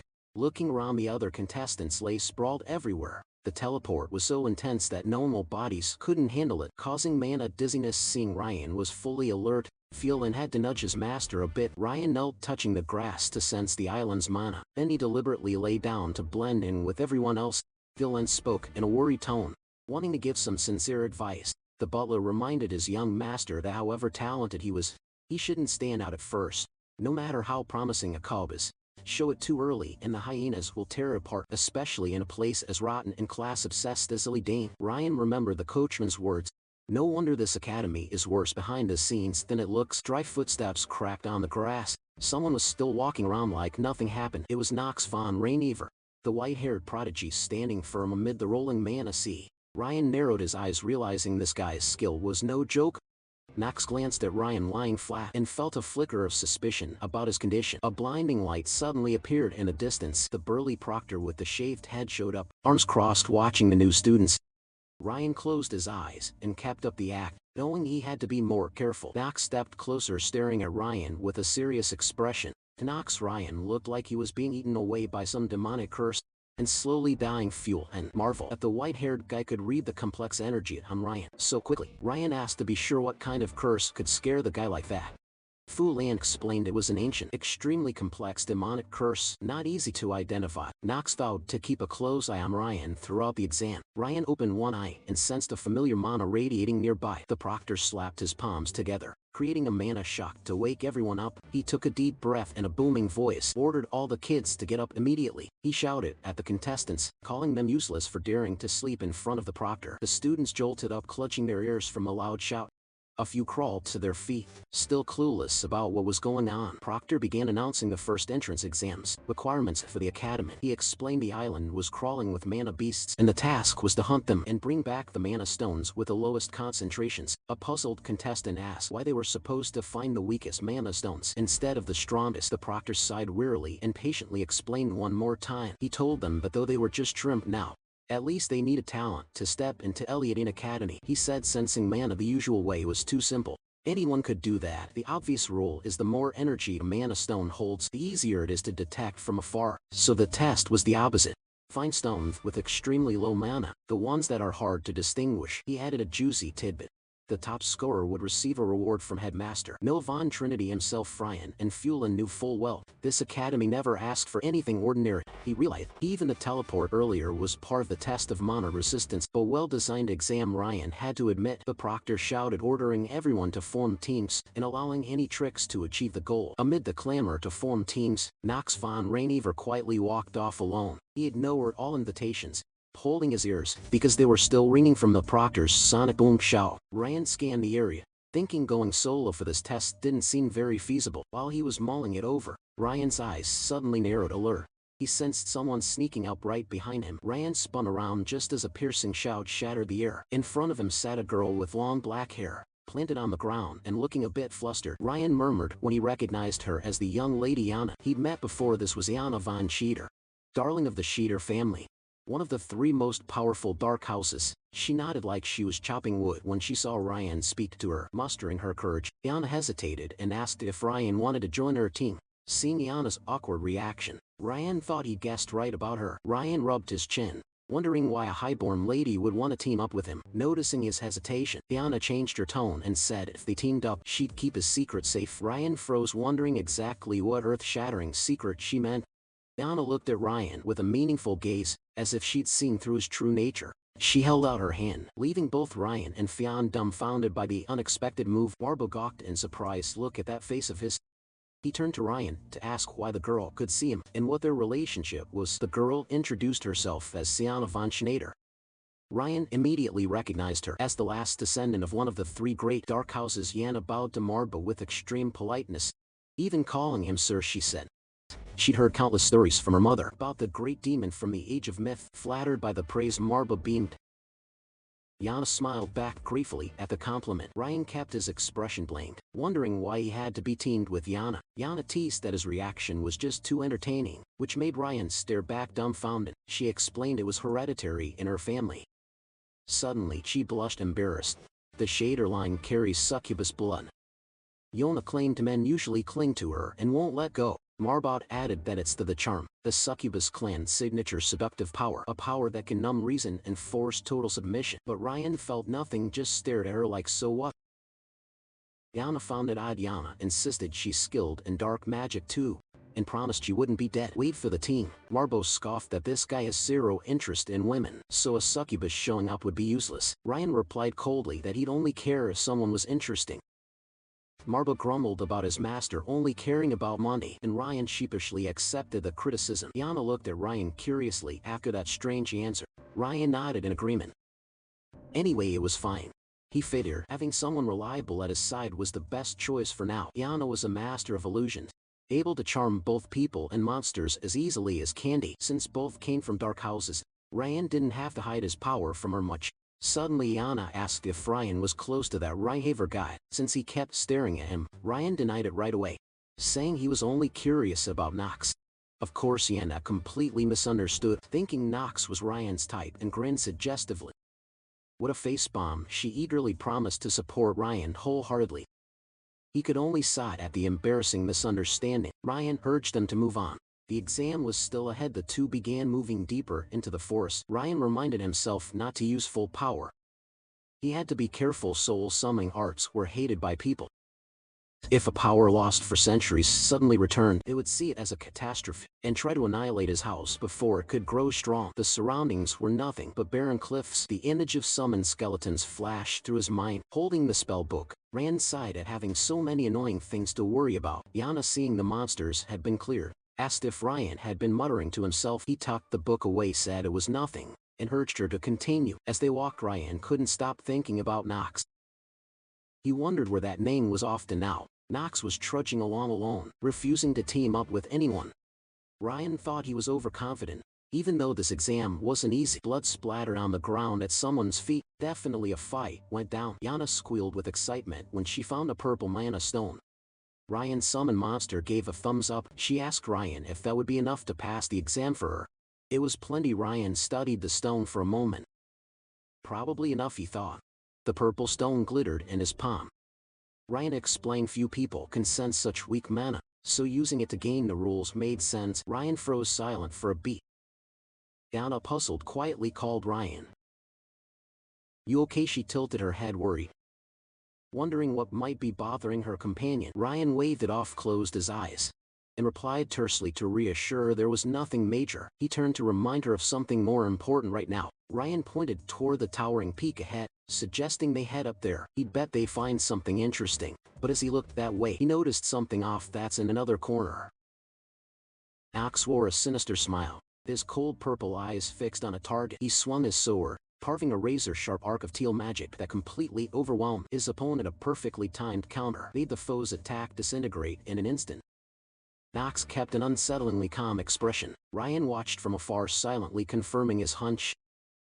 This guy was totally different from before. He told himself this couldn't be the Nox von Rhyhaver he once knew. As metal clashed loudly across the mountainside, Nox lunged forward decisively, taunting the one facing him. He roared, "Take this!" As magic exploded around him, ending his opponent, and a cocky smile spread across Nox's face. He seemed to be savoring the fight. Behind Nox's gigantic clockwork magic circle shimmered, signaling a finishing blow. Nox's power erupted violently, generating such crushing pressure the cliffs trembled. He was unbelievably strong. Suddenly, Nox glanced toward where Ryan hid and issued a chilling warning. "Get lost, Ryan, jump!" Stunned, feeling the murderer's gaze aimed at him. "Where do you think you're going?" Nox moved like a gust of wind, leaving even the giant Paracelsus monster behind. That speed was terrifying, Warble blurted out in alarm. It sensed something very wrong about that guy. Ryan felt a massive surge of energy from that direction. He couldn't believe what he was seeing. A night walker. Nox was displaying a level of power far beyond ordinary students. He sensed another monster and barreled straight into the chaos. His sword was bloody, radiating dense, killing intent. Ryan shuddered, thinking Nox seemed like a completely different person hiding behind a mask. Truly terrifying. A seductive smile appeared in the shadow of the cloak. Who on earth was this? The usual purple eyes now flared with a menacing golden hue.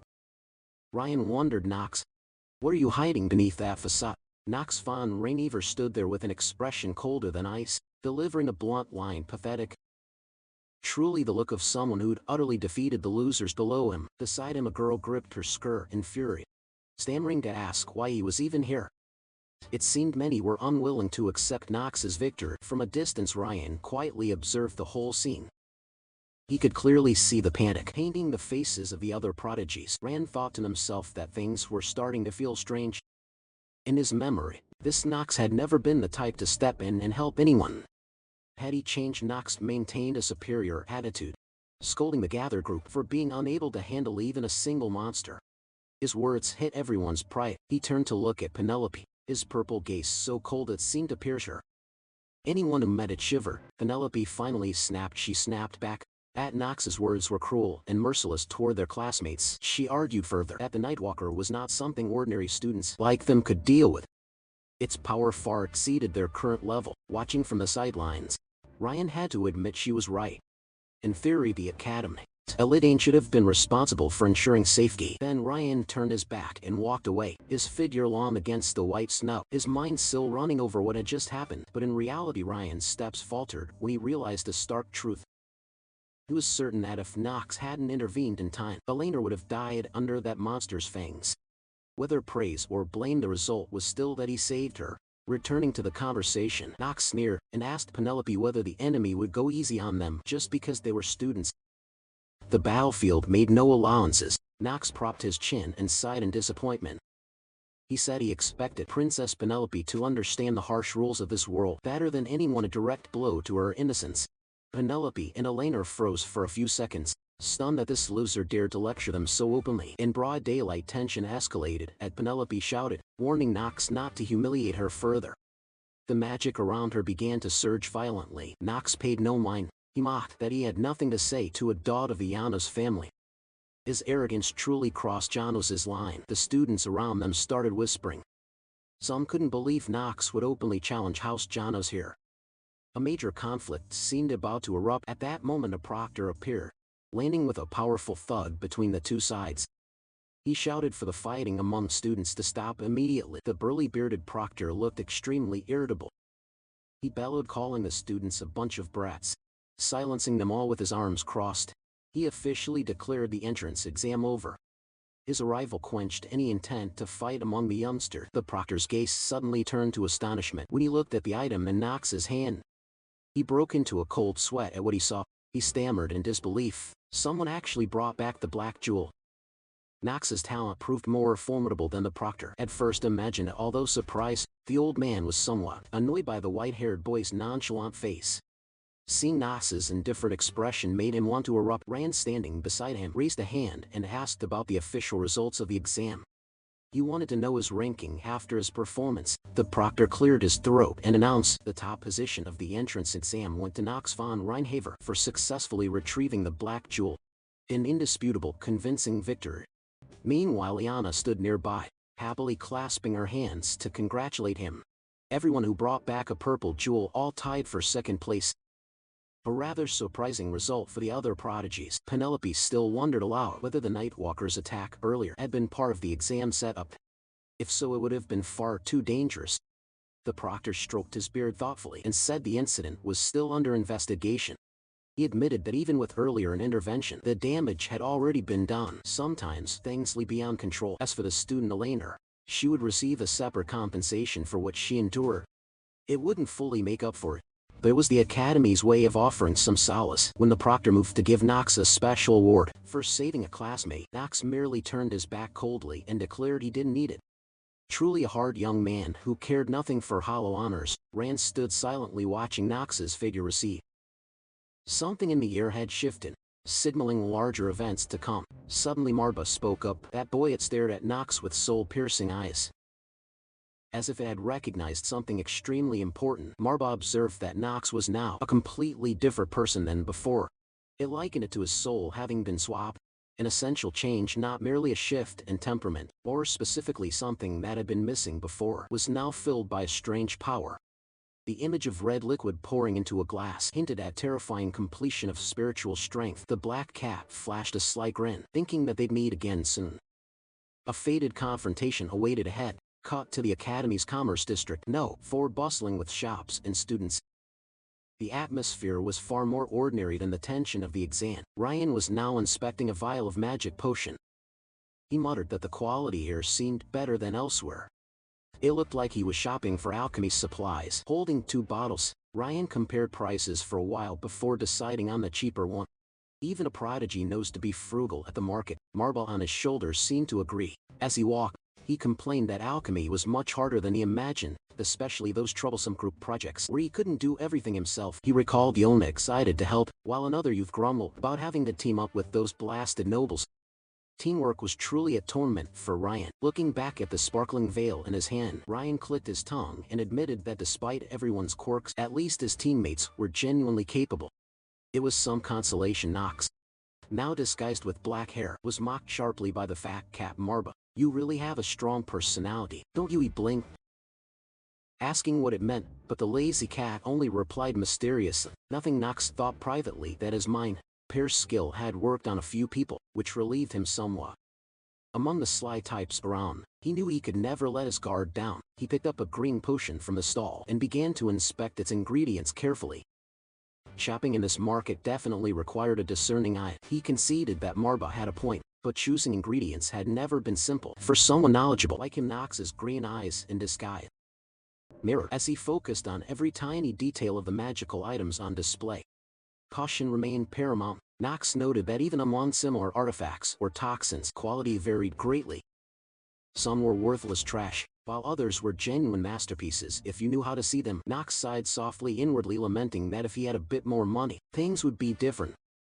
Shopping on a tight budget was a grueling challenge. He told himself to persevere a little longer. After all, Siren was giving his all, and he couldn't give up halfway just because of material shortages. Suddenly a shrill voice caught through his thoughts. The shopkeeper, scowling, barked, "Damn it, have you finished choosing, or not?"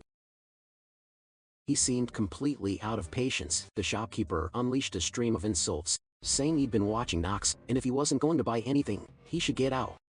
He grumbled that Nox's dawdling was wasting other customers' time. Nox remained calm, replying that he was merely trying to be a smart consumer. The remark poured fuel on the fire, making the shopkeeper even angrier. Convinced Nox was mocking him, the man promptly kicked Nox out, muttering curses that Elaine's standards had fallen to the point of admitting people like him. Nox walked away silently under a rain of abuse. The apothecary added a sneer, calling Nox a beggar and showing utter contempt that a wretch would dare enter his area. He had truly crossed a line. Beneath Nox's feet a surge of deep purple mana welled up, casting a deadly chill across the ground. The patience of a necromancer had finally run out. Nox lifted his face, his eyes now burned with an eerie blue light. Marba beside him also began to sense the fury erupting from his master at the word "better." Huge dry skeletons suddenly rose from the void encircling the scene. Nox said coldly, "My family may be poorer, but call me a beggar, and I'm afraid I can't let that pass." Standing amid the purple malignant aura, Nox asserted he wouldn't let this slide. Marba cried out in alarm, not understanding what his contractor intended to do next. The fat cat Marba went pale and yelled, asking if he really intended to kill someone right here. It knew that once Nox lost control, the consequences would be horrific. The shopkeeper trembled when he saw a giant skeletal hand hovering above him. Marva silently prayed the man would find a way to retreat before Nox struck for real. The shopkeeper tried to sound tough, though his voice cracked with fear, hurling madmen at Nox and asking if he knew what he was doing. He couldn't believe a student would act here in a crowded market. Nox stepped forward with a cold face beneath his hood and quietly ordered, "Step back." The pressure emanating from him made everyone nearby feel suffocated. The hood fell, revealing silver-white hair and violet eyes, blazing the true features of her Reinhaver royal. Nox said coldly, "Leave immediately unless you want to die." The shopkeeper roared in anger mixed with panic, asking if Nox knew who he was to dare act so outrageously. He clearly had not yet realized whom he'd provoked. He suddenly froze, pupils contracting as he took in Nox's hair and eye color.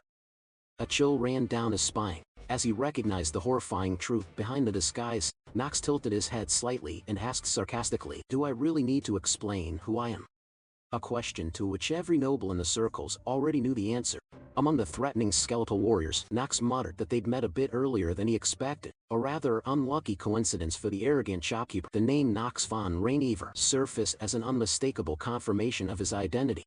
The Summoner family's monster had officially revealed itself, sowing terror throughout the market. The white-haired, violet-eyed boy looked pretty cool. He retorted by asking again if he really needed to explain who he was. It turned out Nox von Reinhaver was standing there, with his legion of summoned skeletons. Nox and the black cat crow had arrived a little earlier than expected. The red-clad uncle trembled at the sight of the white hair and violet eyes, immediately sensing something was wrong. He guessed at once that this was someone from House Reinhaver, the new student everyone had been talking about. The white-haired boy coldly said he didn't like repeating himself, forcing the uncle to bow and apologize profusely for not recognizing him earlier. Because of the cloak, a threatening violet flash lit his eyes, and he drove the uncle off. Even while pretending to be magnanimous, the uncle ran for his life, leaving the boy standing watching. With a disdainful look, the boy reached out, beginning to gather violet magic around his fingers. Nox stared straight at his opponent, asserting that he was the one who needed to do the talking here. Close up on the skulls of the skeletal troops waiting for Nox's command. Two skeletons stood tall in the street, ready for a fierce clash.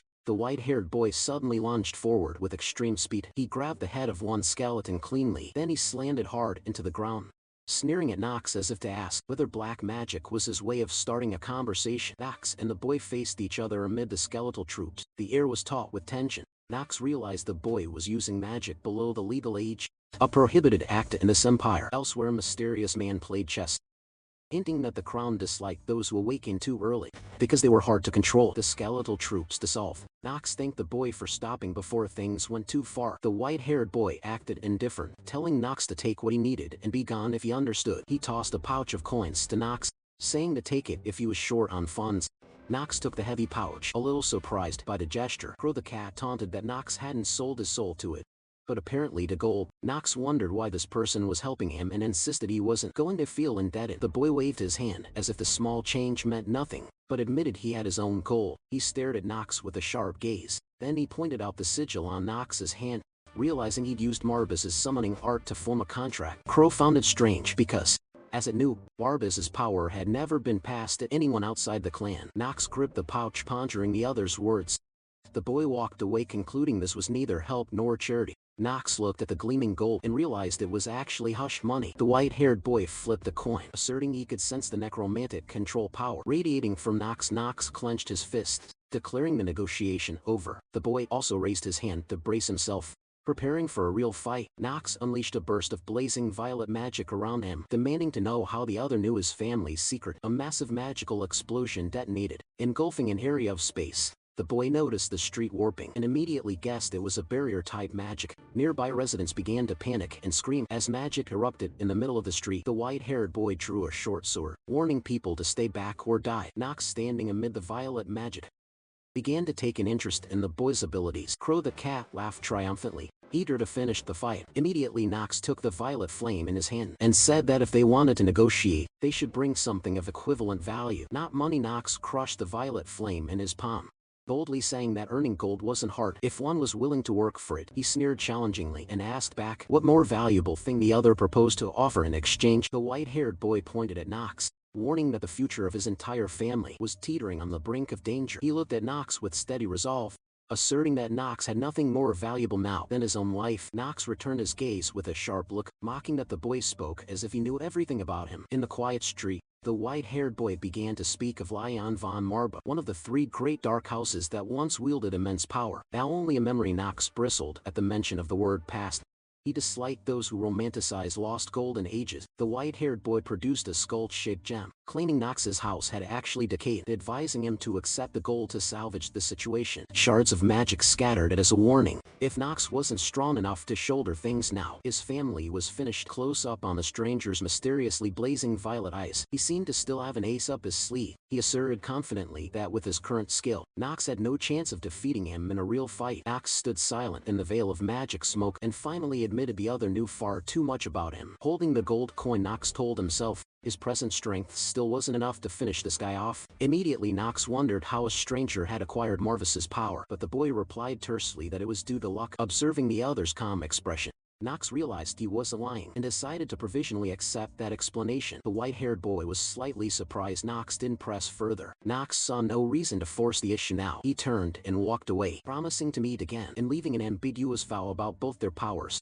Nox watched him go with a mysterious smile, hoping the other would grow stronger, or else Nox himself would send him off sooner. Hearing that threat, the white-haired boy only chuckled and promised he'd remember the charming warning. Then he paused for a moment, as if there was still something important he wanted to tell Nox before leaving. Unexpectedly, he thanked Nox for what he'd done before leaving. Nox, momentarily puzzled about what past event he referred to. The white-haired boy suddenly recalled something, his face showing a flicker of awkwardness as he faced Nox close up. On his pressed lips, as he prepared to offer a proper farewell after their encounter, a faint smile appeared on his face.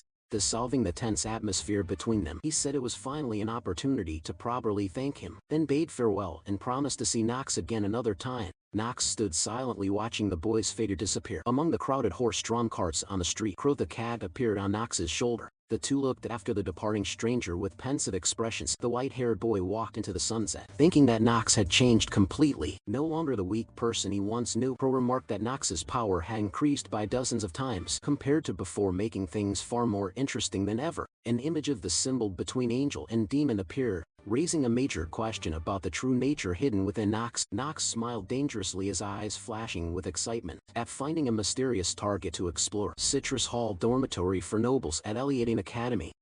It looked splendid from the outside, but inside a young master was working himself to exhaustion. Nox sat dazed on the bed while Leon bounced around energetically. He'd barely started school and already looked plainly exhausted, staring at the pile of course registration forms. Nox could only sigh. He hadn't expected human world bureaucracy to be this troublesome. Nox muttered his complaints, wishing things could be a bit simpler.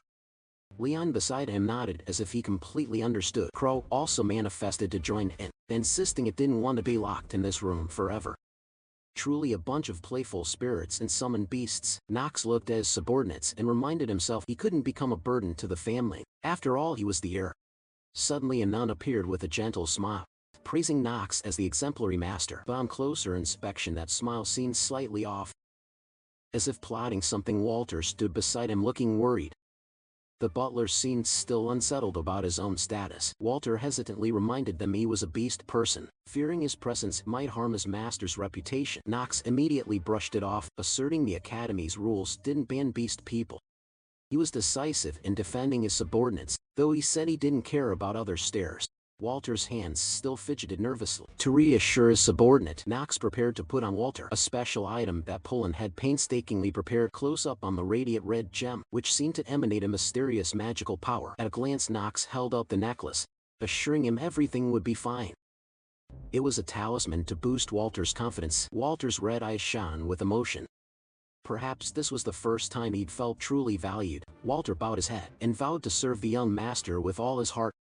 His earnestness was genuinely admirable. Leon merely sneered at the sentimentality, while Nox began to sense the first signs of incoming trouble. Cut to the headmaster's office. Nox's friend examined a map with an extremely tense expression. News did not look good. It turned out the family domain was drowning in debt after failed harvests. Truly a string of misfortunes. Back in the present, Nox realized he had to keep grinding to salvage the situation. "Leave it to me," he told Crow.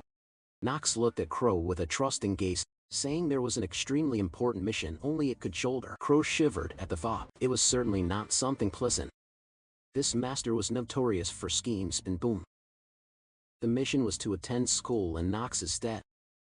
Crow was so shocked it froze speechless. It flailed and protested vehemently. What the hell is the master saying? It was a spectacular deception. Nox ignored the resistance, reminding them of the upcoming surprise tests in the magic and combat departments. Walter listened intently to the orders. Leon laughed with glee and finalized the plan. "You two will attend classes and take exams in my name."